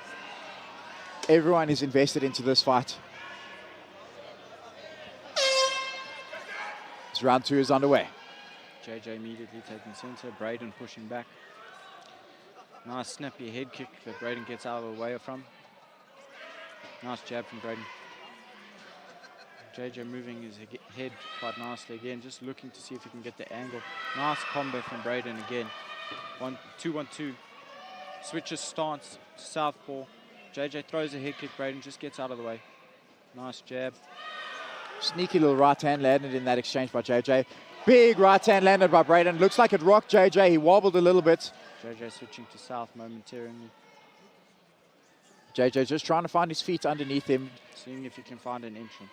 Braden playing with angles, trying to see if he can find something that's going to last. JJ going again for that low single. Gets onto the leg. Quick. Gets onto the trip. Gets both legs. Now he's down. Transitions to the double. Gets a takedown. Almost gets reversed. Switches back. Ends up in side control. JJ in a strong side control position over here. Lands a knee to the arm of Braden. Braden doing a good job of framing, not letting JJ posture up or progress his position. He's going to look to regain full guard. He's got a nice butterfly guard here. He's going to look to climb up, control JJ's head, but JJ is not going to let him. He's going to wrap those legs out and drag him back out. JJ opting to try and see if he can get a side control, goes back to trying to wrap those legs. Braden not letting that happen. He's trying to build the base and posture up. JJ sucking those hips in, pulling them away from the cage, trying to see if he can break that base that Braden's trying to build. He passes into half guard now. He's going to look to posture up and land some damage. He's landed two nice left hooks there to the head of Braden. He's rolling that wrist over, trying to free it up to see if he can land some more shots. Braden's got a key lock on from bottom position. JJ's going to have to try and stop JJ it. pops his head out. Very, very well experienced move to get out of that submission attempt. What a submission attempt, though. From the bottom, trying that key lock. Yeah, you don't see that often. JJ passes. Braden regains the half guard and then stands up. JJ drags him back down. JJ very active, changing the angle, going from left to right to try and see if there's a way that he can get Braden away from the fence, try and flatten him out and advance his position. But Braden doing a fantastic job of just stopping everything JJ's trying to implement. As I say that, Braden up to his feet. JJ trying to take the back. Doesn't. Braden doing a good job of ending on top in that scramble. Yeah, Braden ends up on nice top half guard. Braden's now on top. JJ elevating the hips quite nicely, looking to get an angle to get out. Possibly looking for a triangle, going armbar. Braden wires to it, stops it. JJ's in on the armbar just beforehand. That's tight. That's very tight. Braden jumping over and defending. I don't know. I'd like to see the replay on that. That's on the buzzer. That's a great submission attempt at the end of that round. Braden a little confused over there. On that. Braden was a little confused over there. He didn't go straight to his corner. He went to the other side. I'm not sure if there was a tap. I want to have a look and see if that was a tap on the buzzer. Yeah, he went to the other side of the cage as if the fight was over. Looked a little bit confused. Ushered over to his corner, and this fight is still going on. Entering the third round. It's quite interesting.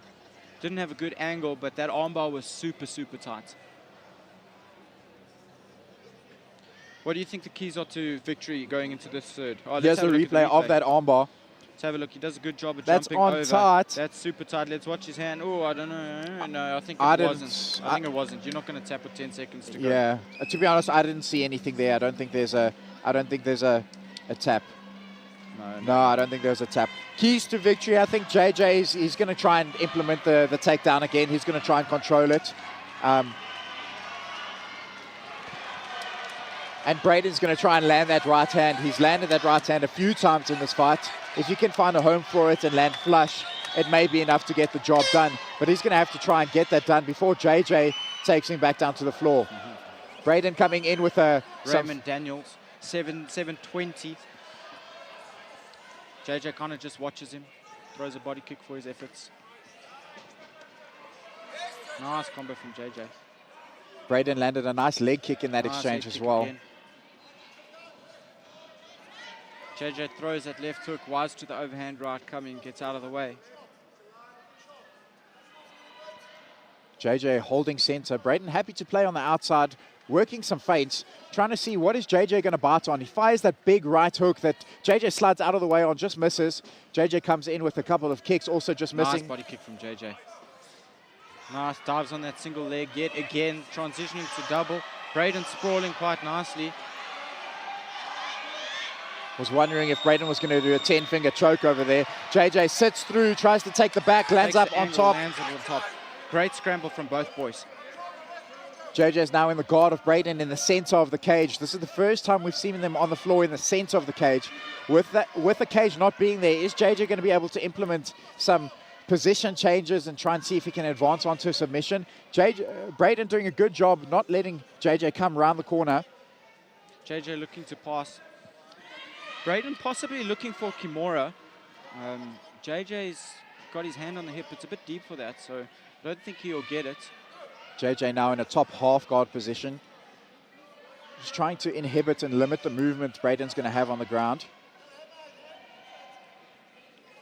JJ's corner asking for a bit of ground and pound. JJ switching over his attention onto the far arm. Looks like he's got a Kimura grip there. Almost. He's just locked it up. He's going to look to get his leg over the head and then look to torque it. Braden not letting him get it for free. Braden broke the grip. JJ's re-established that grip. He's working that leg round. He's going to try and see now if he can torque it. And that's it. That Kimura is in deep. That's bad. The referee might stop this if there's no tap. Oh, great defense from Braden, just rolling out of it. It looks like he's wincing in pain over there. JJ's still got the Kimura grip. He's got his leg over the head. There's a lot of torque. There's a tap. There's a tap. Third round Kimura, JJ Caragenites. What a finish from JJ. Once he got that fight into the center of the cage, he was able to implement that submission game. He's on top of the fence, nodding at the crowd, saying, you know my name, I'm here, I'm coming for that title. Incredible performance from both boys. And yet again, JJ doing a giddy across the cage in celebration.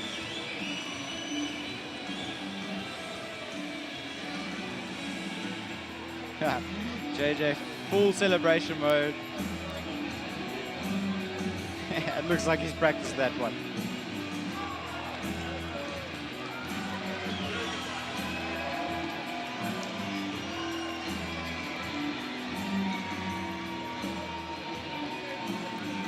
Now shows sportsmanship from both guys again.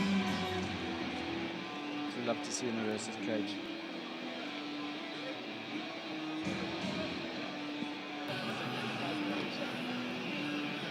Yeah, have a look at the replay. That's after, this is the second attempt at the Kimura. Braden straight to his hand, JJ's leg over, not letting him turn more and getting enough torque to get the tap.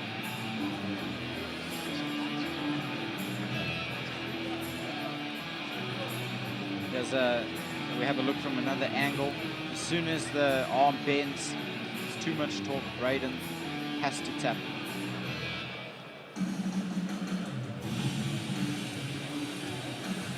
Super quality submission from JJ.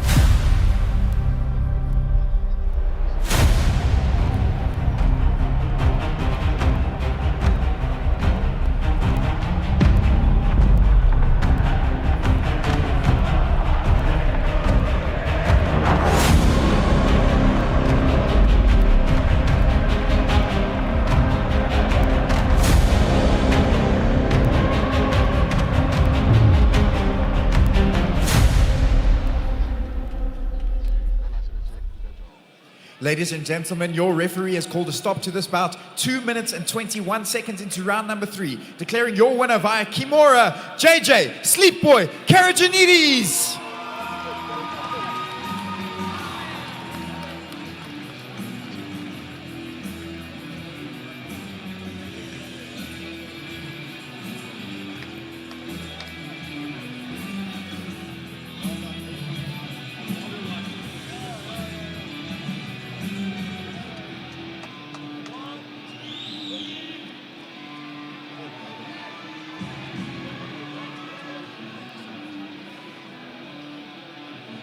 I'm here with the winner, JJ. JJ, when you first locked up that Kimura, Braden was able to break that grip. You then re-fought to get that Kimura grip back in. You got that leg over his head and you started talking it. Did you know that the fight was going to end then?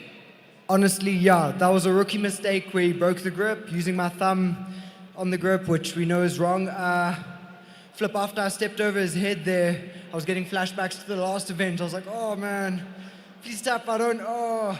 And he was making these noises, like I could tell it was on. I was like, oh man, just tap, please. Yeah, so he got the tap, you got the win. Next up, the title. JJ, what's your thoughts on that? I've actually got a question for whoever set up the fight card. I've got a win over both the guys in the next fight, so I'd just like to know why my fight was before theirs. Like, shouldn't I be the co-main event? We'll find out next time, JJ, when you challenge for the title. Your winner, JJ Caragenites.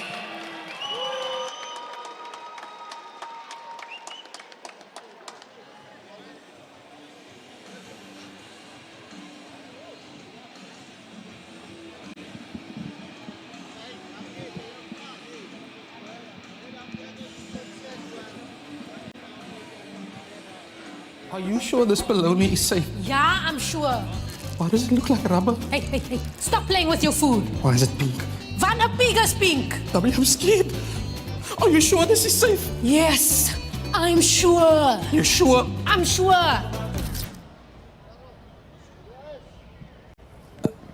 Don't just be sure sure. King Price in sure. Insurance you can be sure about. Visit kingprice.co.za.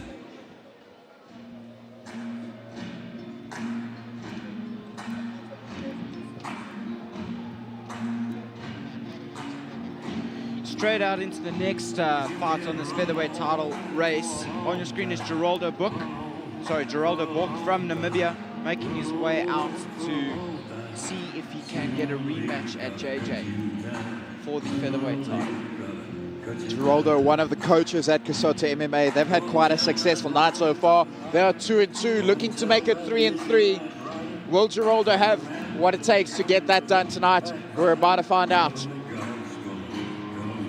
He's always a game opponent. He likes to dance on the outside. He's got some flashy techniques. He likes to get the crowd involved, make sure that they're paying attention.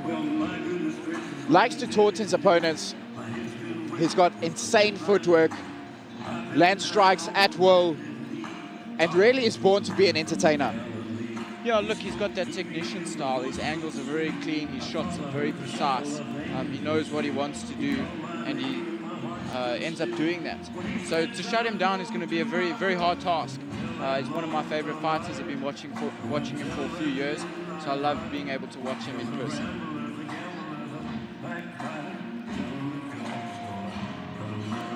Enters the cage, just taking a moment, embracing it, taking it all in. Thumbs up to the camera and it's time to go.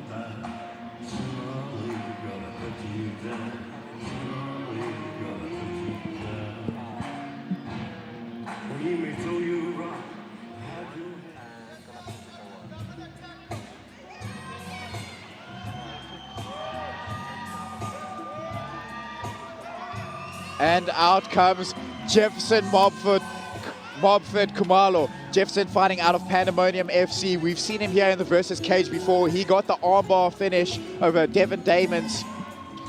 Previously, he comes from a team where there is a wealth of knowledge, there's a wealth of bodies. They've got 32 active fighters in that team, and he's here, he's game to go fight. He's extremely entertaining to watch. He's great from distance. He's showed that he's got a wrestling game as well, and I can't wait to see what he's going to try and implement tonight. Look, and they just love performing. You can see come out dancing, smiling. This is what they love to do. I mean, they put in all that hard work, and this is where they get to show it off. So a tough ask in front of him, but I think he's up for the challenge. It's going to be interesting to see what his game plan is. Is he going to keep it on the feet, or is he going to take it down? Both guys are well versed in both. I think Jefferson's got more of the flashy style on the feet. We're going to see if he can manage to get a flow going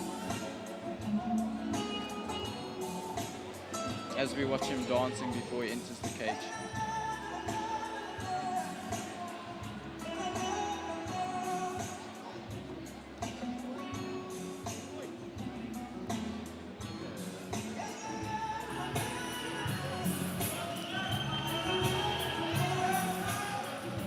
dancing around the cage. Nice touch of gloves as he heads to his corner.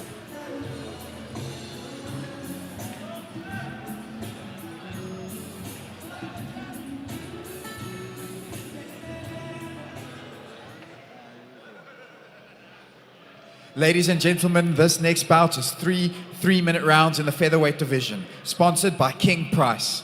Introducing first, fighting out of the blue corner. This fighter is a mixed martial artist with a record of 3 wins and 4 losses. Fighting out of Kusoto MMA, please welcome Geraldo Bok! And his opponent, fighting out of the red corner. This fighter is a mixed martial artist with a record of 8 wins and 5 losses. Fighting out of Pandemonium FC, please welcome Jefferson Kumalo! Your referee for this bout is Ferdy Besson.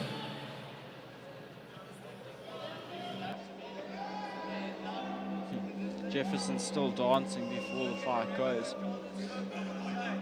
Before the fight starts. We're going to see if he can get into some kind of flow. Geraldo not going to let that happen.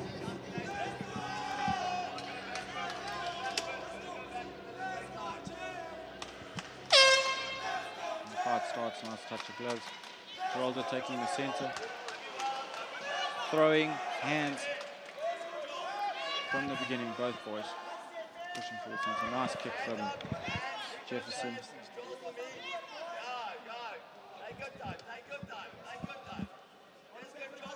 Nice body kick landed by Jefferson in that exchange. Geraldo in on a takedown, looking to complete.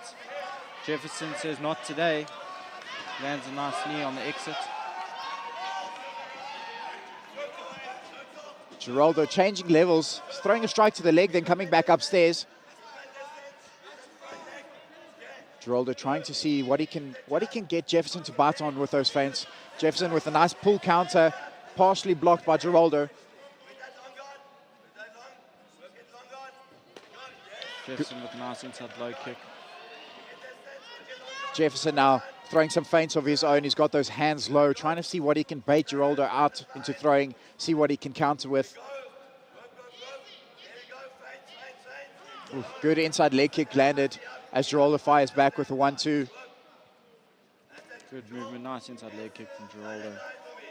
Jefferson was starts immediately. Yeah, Jefferson was reaching over. Big left hand just misses.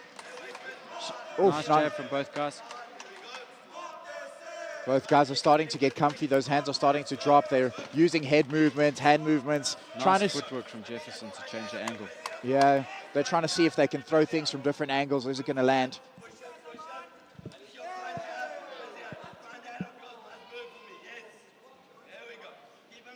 Nice jab from Jefferson.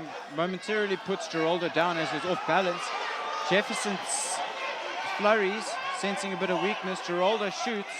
Jefferson looks like he's in around the neck. Geraldo gets back up, eats a right hand from Jefferson. Geraldo walking straight back down to Jefferson with his hands down. I think it was more of a slip than anything else.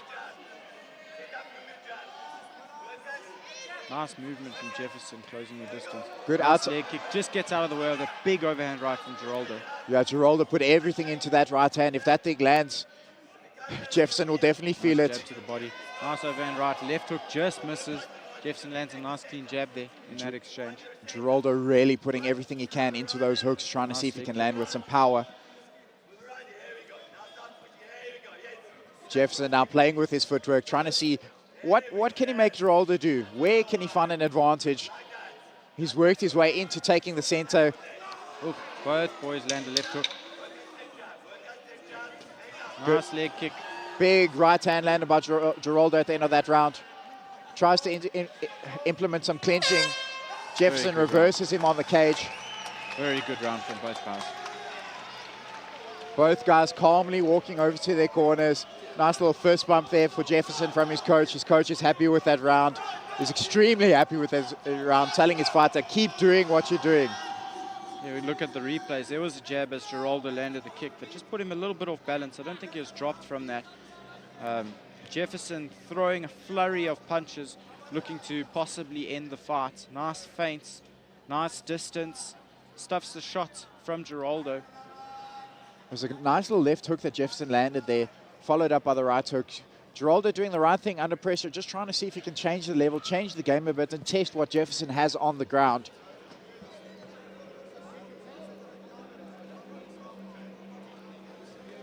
Jefferson up on his feet, looking fresh, ready to go. Geraldo also up on his feet, also looking ready to go as he gets wiped down.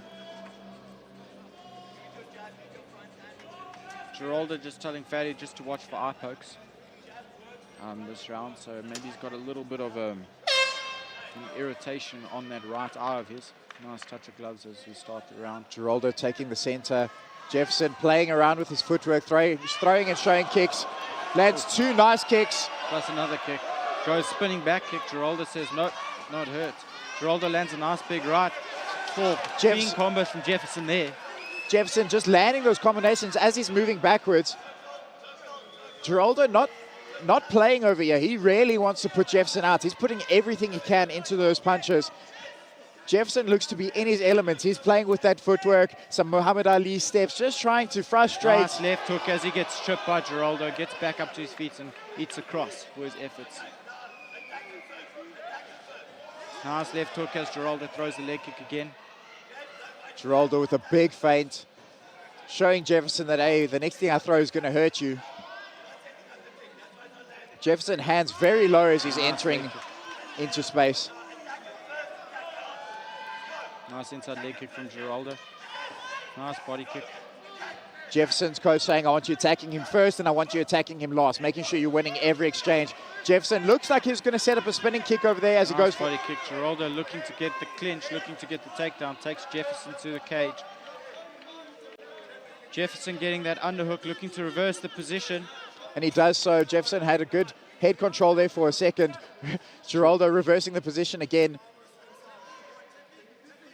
Nice knee landed there by Jefferson in that exchange. Nice head control from Jefferson as well. Good right hook, just slightly misses from Jefferson as they break. Geraldo re-engages, putting Jefferson's back onto the fence as he tries to trip that leg.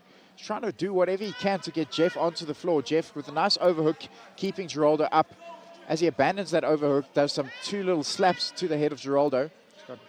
Geraldo with some nice wrist control on the other side. He's going to look to go to the back as he gets a takedown. Big takedown from Geraldo. Jefferson right back onto his feet, trying to see if he can get up, pushing Geraldo's head away, trying to create space. And back up to his feet. Geraldo doesn't give him space, goes back into that clinch position.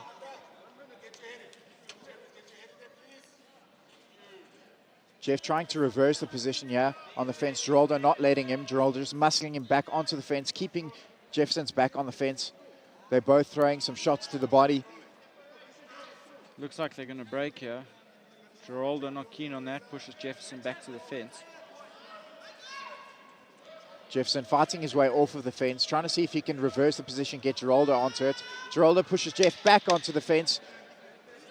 Jeff reverses Geraldo with his back onto the fence now as we have 10 seconds for the end of this round. Geraldo with one more reversal before we hear the buzzer. It's a very good fight so far. Again, you can see the look on Jefferson's coach face. He's happy with what his athlete's done so far. Looking over to Geraldo, his coach is now in the corner. Geraldo sitting nice calmly on the chair, just getting the ice on, cooling that body temperature down, trying to see if he can recover. If we have a look at the replay, there's a jumping head kick from Jefferson, which lands and throws another kick, which the knee may have landed, not the intention, and then the third head kick blocked by Geraldo. Followed by a spinning back kick. Nice left hook landed as Geraldo just takes that lead leg of Jefferson out. Geraldo follows up with a nice straight right. A nice takedown here from Geraldo.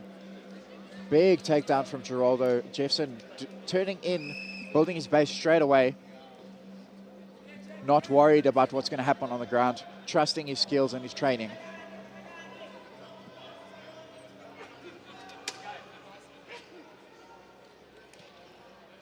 Jefferson getting a warning for grabbing the cage. getting a stern warning for grabbing the cage. So if he does that during this round, you'll probably see a point taken as we enter the third and final round. Touch your gloves. Nice leg kick. Followed by straight right from Geraldo. Nice. Combo from Jefferson. Jefferson's definitely hit that flow there. Nice jumping switch head kick. Jefferson's in his element. He's playing around. That head kick that he landed, I don't know how Geraldo's standing. It was a clean head kick that Geraldo ate. He did not block it. It was not partially blocked at all. Lands a jab again. Says to Geraldo, what you got? Throws another jab. Nice jab as Geraldo enters. Jeff's using a good, he's got good timing on that jab now. Geraldo's going to have to try and see how he can enter here differently. They both exchange body shots. Jefferson hits a straight right into a left hook that just clips the chin of Geraldo. Geraldo didn't really flinch at it. Nice switch of feet into a nice body kick. Cross, left hand. Jeff really looks good when he lets these combos go. His distance management when they're in those close pockets is superb. Got great pulls. It's making it very difficult for Geraldo to get anything going. Geraldo throws that big right hand, followed by left hand. Jeff just sliding out of the way of it. Jeff walking in with his hands. Jeff with a big combo that looks like he's rocked Geraldo. Big left hook, big nice left uppercut. Nice cross again. Jeff dropping his hands, taunting a little bit. Jeff, walking in with his hands down. down. Sean O'Malley, bouncing past the ball, throws a head kick. Geraldo blocks it. Fires a jab to the body. Fires a big overhand right of his own.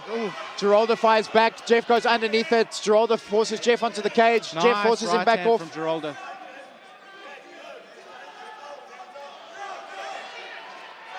Nice left hook from Jefferson. Jefferson's hit a flow this fight. There's nice a massive sprawl on the takedown. Massive welt. Look to control. He's going to look to get the back. He's going to get his hooks in. There's a massive welt on the right cheek of Geraldo. He's going to look to ground and pound. He's got control of Geraldo's right hand, so it's going to stop him from rolling out. Jeff trying to just make sure he secures this position on the back.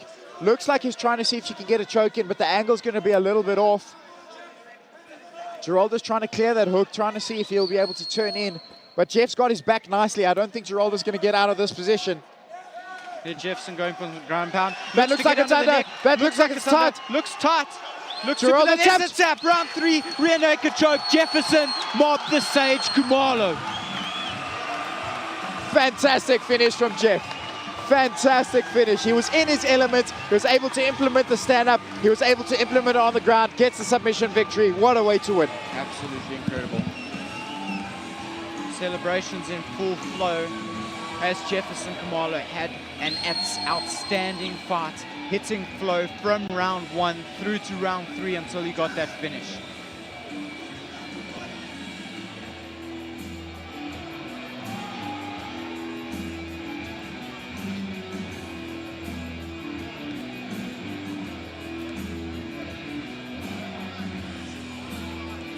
Jefferson with a few words for the camera.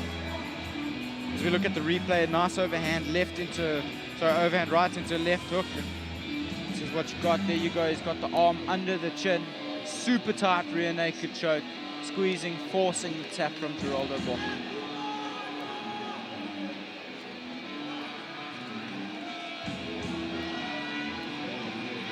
Super clean. He got that from a side mounted back position. So that squeeze must have been super hard. It wasn't completely behind the back, but the arm was under the chin.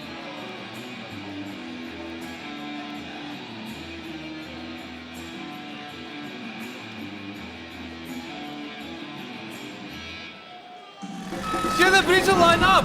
Yeah, of course, I'm sure it's going to line up. Okay. Just saying, it doesn't look like it's lining up. We're not finished yet. What, are we just gonna stop building this bridge in the middle of Cape Town? That'd be silly. Very silly. Right, that just ends here. The car's coming. Highway to hell! End of the road for you, my friend. Yeah, but we're sure it's going to line up. Sure. Let's go with your plans, eh? This is the same plan. Sure. Oh. Well, Don't just be sure King Price in sure.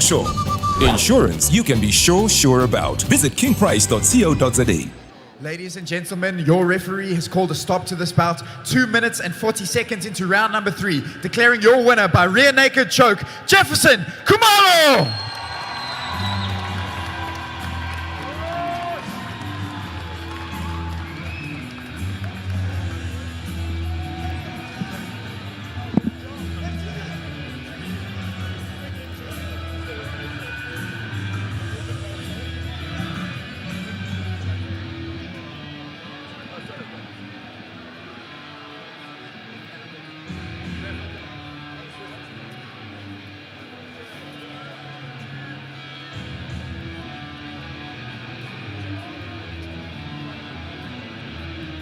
I'm here with the winner, Jefferson. Jeff, you got a fantastic finish in that third round. You looked like you were in your element. You were implementing different styles, different techniques. They were landing, it seemed, at will. Yeah. How do you feel after that finish?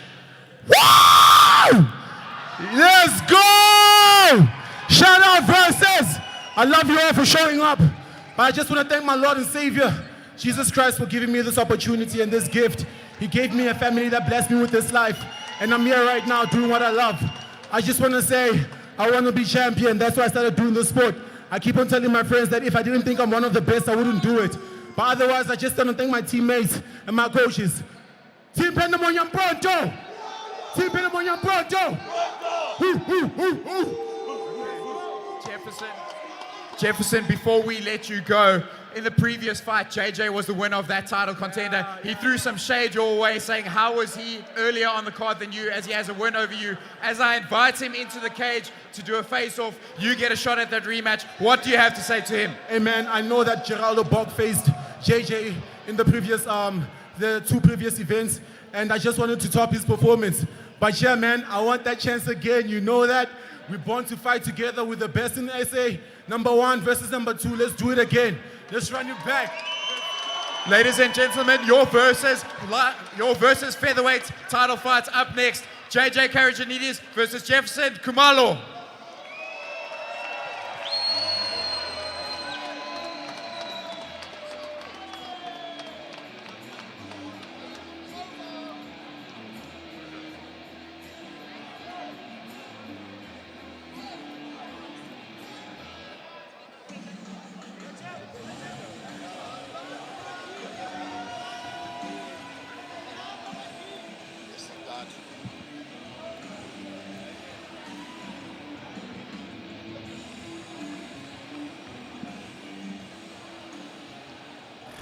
Sure the bridge will line up. Yeah, of course, I'm sure it's going to line up. Okay. Just saying, it doesn't look like it's lining up. We're not finished yet. What, are we just gonna stop building this bridge in the middle of Cape Town? That'd be silly. Very silly. Right, that just ends here. The car's coming. Meow, meow. Highway to hell! End of the road for you, my friend. Okay, but we're sure it's going to line up. Sure. Let's go with your plans, eh? This is the same plan. Sure. Oh. Don't just be sure King Price in sure. Insurance you can be sure about. Visit kingprice.co.za.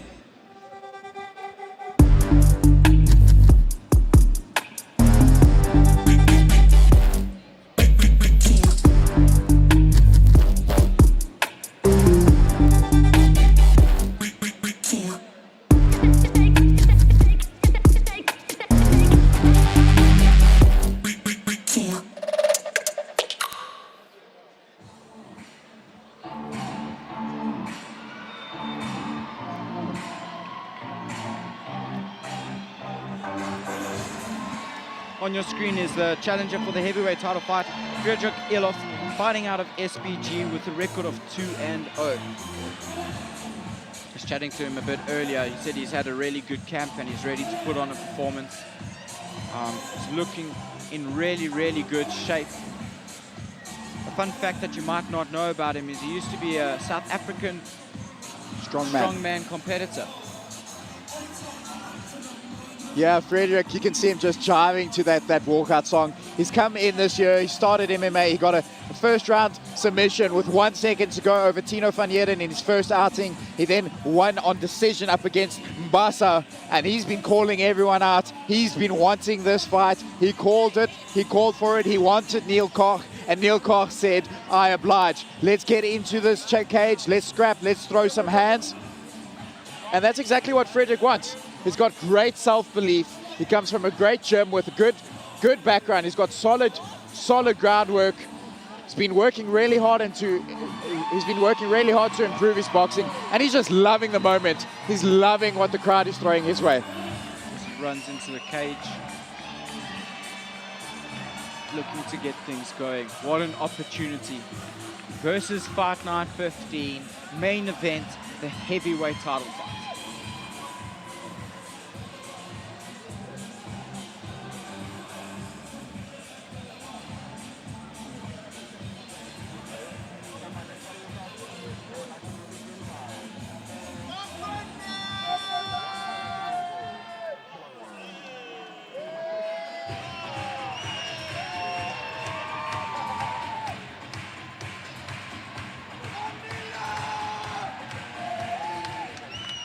Next out comes Neil, the Muffin Man Koch. The last time we saw this fighter out was in versus Fight Night 7, where he defended the heavyweight title. He brings in some great boxing. He's always game to a fight. Man, I'm excited to see him back in the cage. And you can hear he's definitely a versus favorite as they chirp Muffin Man, which is his nickname.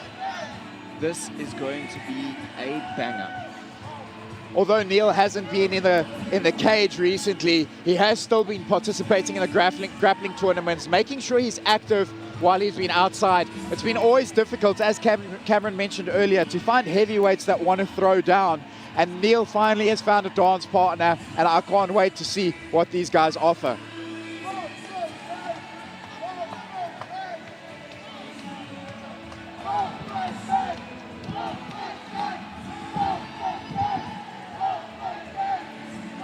On your screen, you see the supporters have brought a sign and they're cheering him on just before he enters the cage.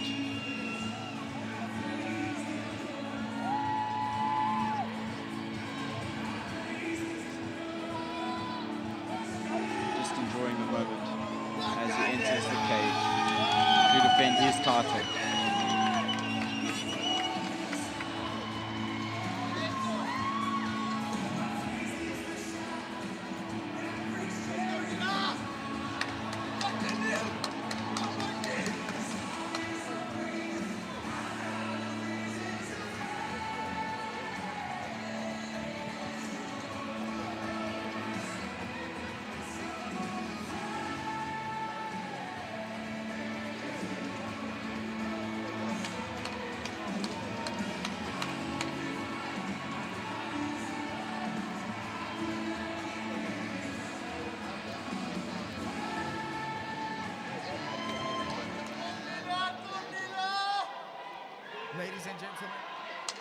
Ladies and gentlemen, this is the main event of the evening. This bout is 5 rounds in the heavyweight division.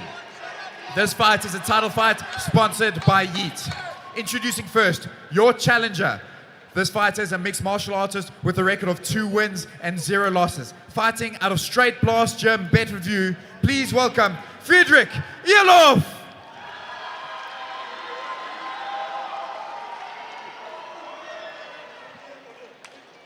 Introducing next, a man who needs no introduction. He is the current heavyweight title holder of Versus. Fighting out of the red corner, this fighter is a mixed martial artist with a record of 3 wins and no losses. Fighting out of Team CIT MMA, please welcome Neil, the Muffin Man, Koch!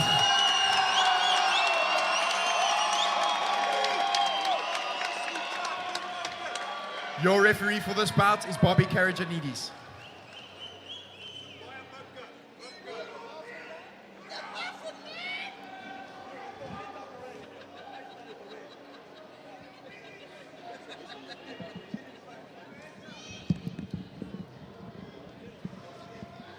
Do you know the Muffin Man? The Muffin Man?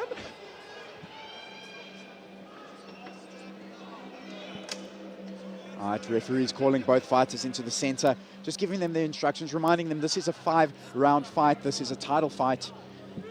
Obeys the instructions at all times. Touch gloves, if you please. Ready to go.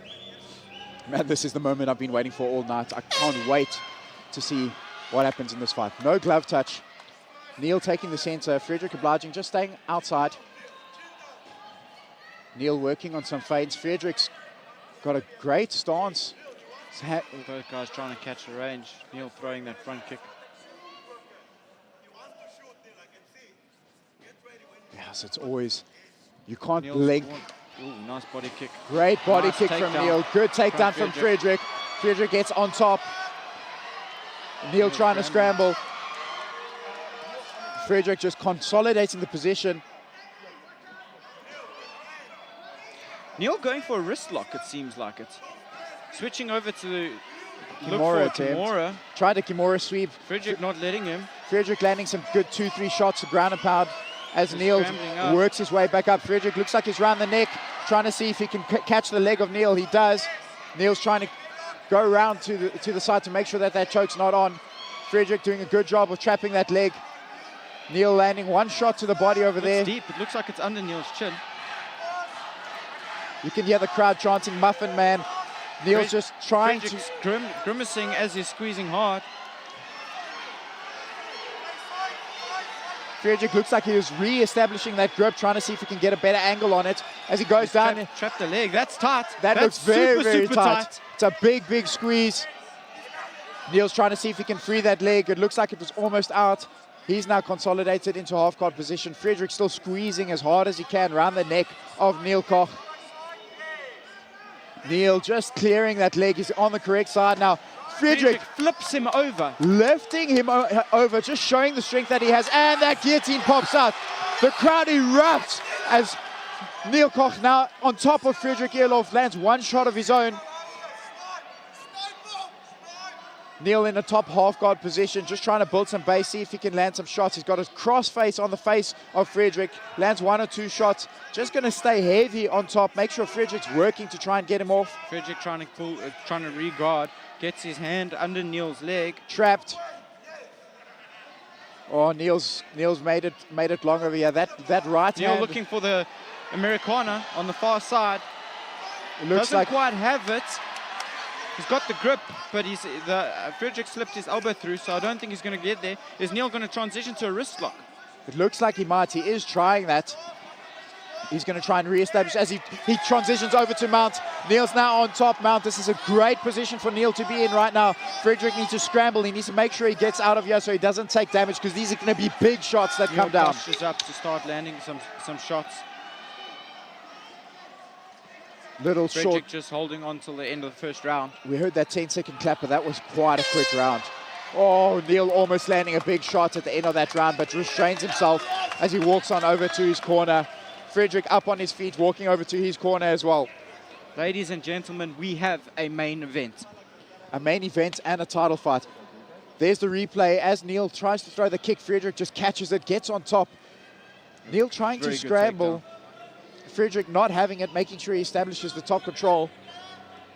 That was a great first round. Super tight. Super tight. Yeah, that guillotine was tight. Neil doing a good job to eventually fight out of it. Question is, how much did that squeeze take out of Frederick?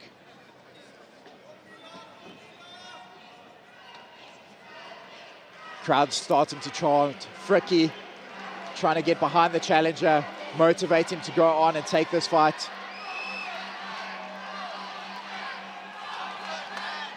Now the crowd returning with the chants of Muffin Man. Everyone is invested in this. You can't blink. The heavyweights, it could be over in a second, and the second round's about to begin.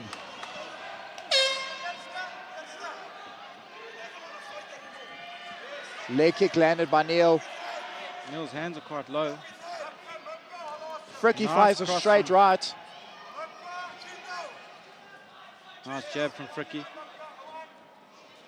Big left hook, just missed by Muffin Man. Muffin Man gets on top. He's putting all of his weight on top of Frederick. Landed 1 or 2 ground and pound shots there. Frederick just muscles him back up, pushes himself off the cage. As Muffin Man lands a massive knee in the clinch. Muffin Man trying to see if he can take the back from this position. He walks around, gets the back. Oh, we're going to see a massive slam over here. Frederick trying to just get his hands 2-on-1. He's got good wrist control, preventing Neil from keeping the back. But Neil's happy to press him against the fence. He's going to look for possibly a single leg or snap down. Frederick got really good wrist control here. He's got to turn in towards Neil and get an underhook. Cheeky little knee thrown by Neil onto the leg of Frederick. Frederick trying to set up a Kimura. Neil wise to it, lands 2 big shots of his own. Frederick turns in, trying to wrestle himself off the cage again. Massive knee landed by Neil. Neil slips, Frederick slips. They both slip. Big shot landed, big right hand landed. Looked like a clash of heads there. Big right hand landed by Frederick. Neil gets a takedown. Fricky's in on that guillotine again. He's trapped the leg. He's got an arm in guillotine over here. He's going to try to see if he can tighten this out. Will Neil be able to get himself free from this position again?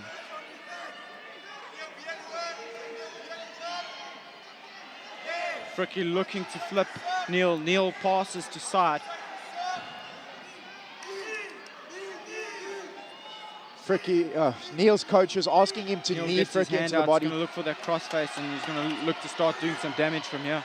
He lands 1 shot of ground and pound. It looks like he's going to try to set up that Americano again as he lands 2 big shots with his right hand. He's going to muscle that arm down, trying to set up the Americano. Doesn't look like Frederick's caught on just yet that is what Neil's after. Neil traps the other arm down, lands a big right hand. Fricky bucks him off, turns in. Gives his back. Neil lands to build the base and stand up from here. Neil lands 2 big shots, lands a left shot. Fricky grabbing those arms, making sure he can't use it. Some big shots landed by Neil again.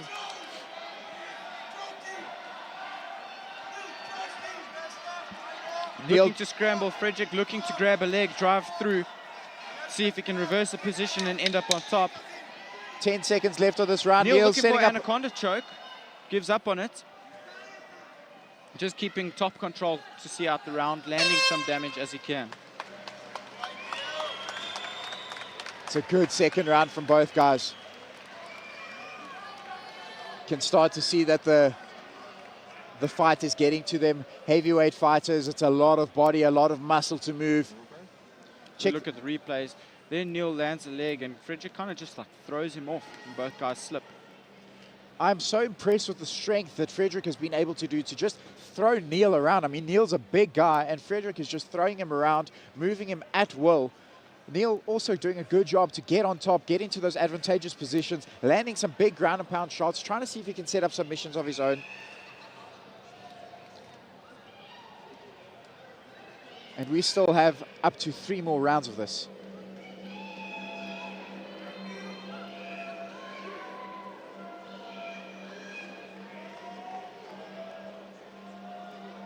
Both fighters just receiving some instructions from their corners.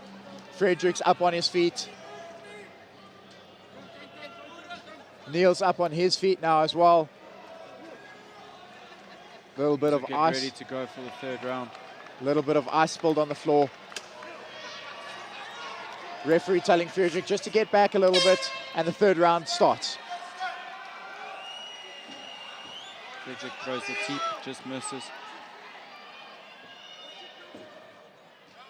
Neil using a bit of feints. That's Cross straight. just misses. It was very quick from Frederick. That straight right from Frederick is a massive improvement. He's landing it really straight. It looks like a piston, and you don't want to get hit by that, especially with the weight that's going to be coming around it. Leg kick jab from Neil.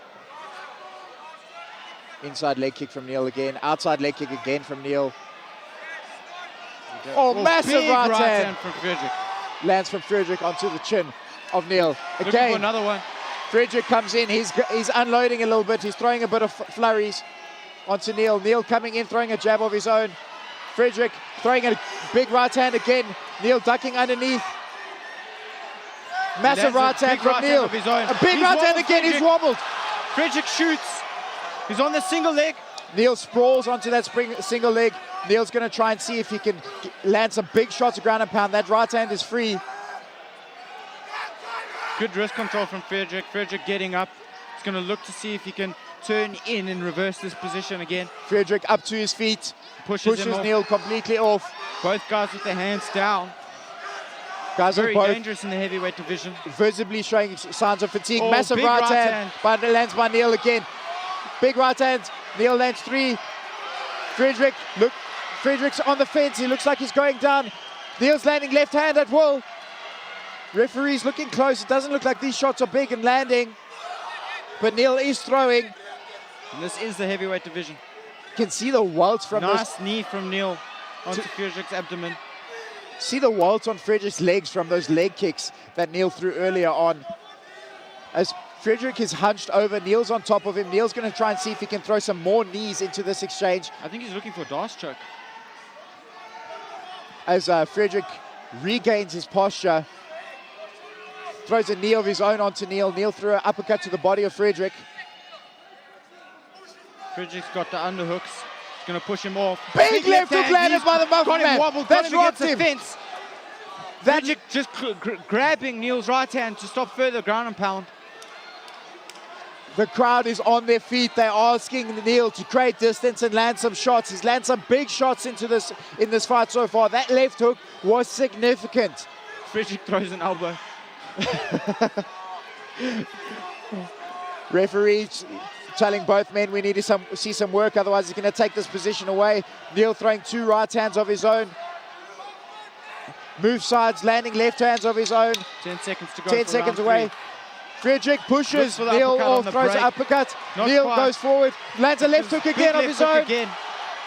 Massive left hook. Massive big left hook. Frederick landed one in that exchange as well. These boys are here to fight. On Frederick. These boys are throwing big shots.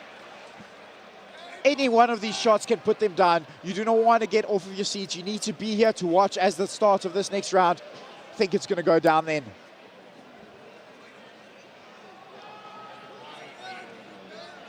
As we have a look at the replays, there's a big right hand from Frederick. Frederick coming in with a 1, 2, 3. Combo. Neil just getting under that right hand there. Good hands from Frederick. Very good hands from Frederick in that exchange. Neil lands the right hand. With the right hand. Followed by the left, into a right. Another big right hand, which rocks Frederick. Frederick shooting onto the legs of Neil. There's a big left hook. That right hand that Fricky has been able to throw has been... there's another big left hook. Followed by a right hand. Oh, he lands a nice right hand in that exchange as well. What a fight. The title fight has definitely delivered. And we've still got a possible 2 rounds to go.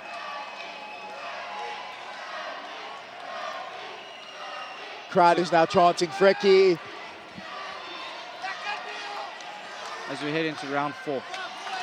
We have entered the championship rounds. Let's see who's got more left in the tank as Neil steps in with the jab. Switches stance, eats a big right, eats 2 big rights, gets out of the way of the uppercut. That right hand that Fricky is throwing is so straight, it's so There's powerful. another one. As he lands it 2 again. big shots from Neil in reply. These boys are slugging it out. One of them is going to fall. These are massive shots. Neil landing a jab. Fricky with that straight right again. These boys are tied. Right hand lands from Fricky. Right hand lands from Neil. See a 5th. They're looking to finish it right here. There they're slugging it out. Oh, Neil throws a kick. Decides not to. It. Nice big right hand from... Oh, wow. Both guys are exchanging Fricky big shots. walking Neil down to the back of the cage. Neil throws a right hand of his own. Snaps Fricky's head back with a jab as Fricky comes in for a takedown. Neil on top of Fricky now. Circling around, landing some big shots. Landing some hammer fists. Can't take too many shots from here. Neil looking for some wrist control. There's a bit of blood dropping from Neil's nose. Neil looking to control Frederick's right hand with his legs and land ground and pound. At will, there he's trapped Frederick's right hand. He's going to look to land some big shots now. Some nice hammer fists coming through as well. Neil doing a good job of not hitting the back of the head. Frederick hiding nicely in that little pocket that he created so that Neil can't throw those big shots. Neil circling to the back, still got decent wrist control. He's going to look to land some big shots here. Frederick needs to get up. Neil frees that right hand up. It looks like he's trying to load on it. Lands a nice hammer first, followed by a nice left hand. Neil's corner asking him to just put your weight on him, make him carry that weight. Passing over to almost like a side mount kind of position. As he lands some massive left hands. He's landing some big shots over there. Big hammer first again. Nice left hand, right hand, left hand, right hand. Frederick getting warned by the referee. Referee's looking closely. That's going to encourage Neil to throw more. Gets another warning. That's it. a TKO strikes round Fight's 4. over. Your champion, The Neil, Muffin Man. The Muffin Man Koch. The Muffin Man. What a fight. What a fight.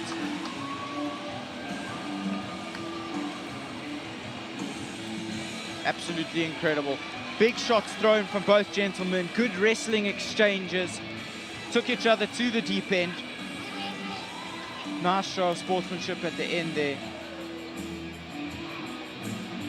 But ladies and gentlemen, that is what you want for a heavyweight title fight.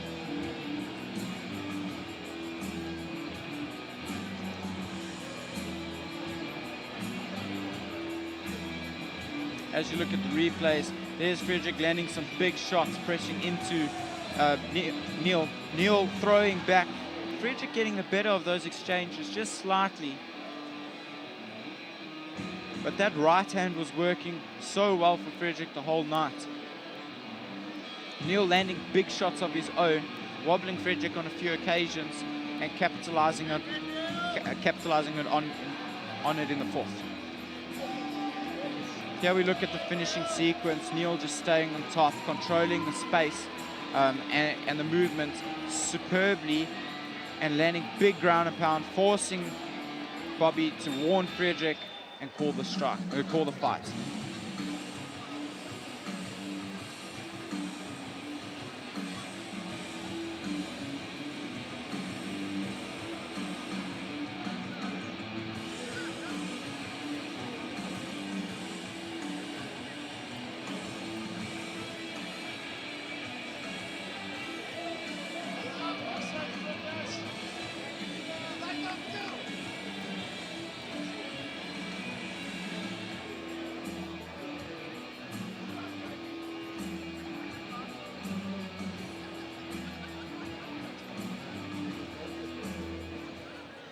Ladies and gentlemen, your referee has called a stop to this bout. 2 minutes and 10 seconds into round number 4, declaring your winner, and still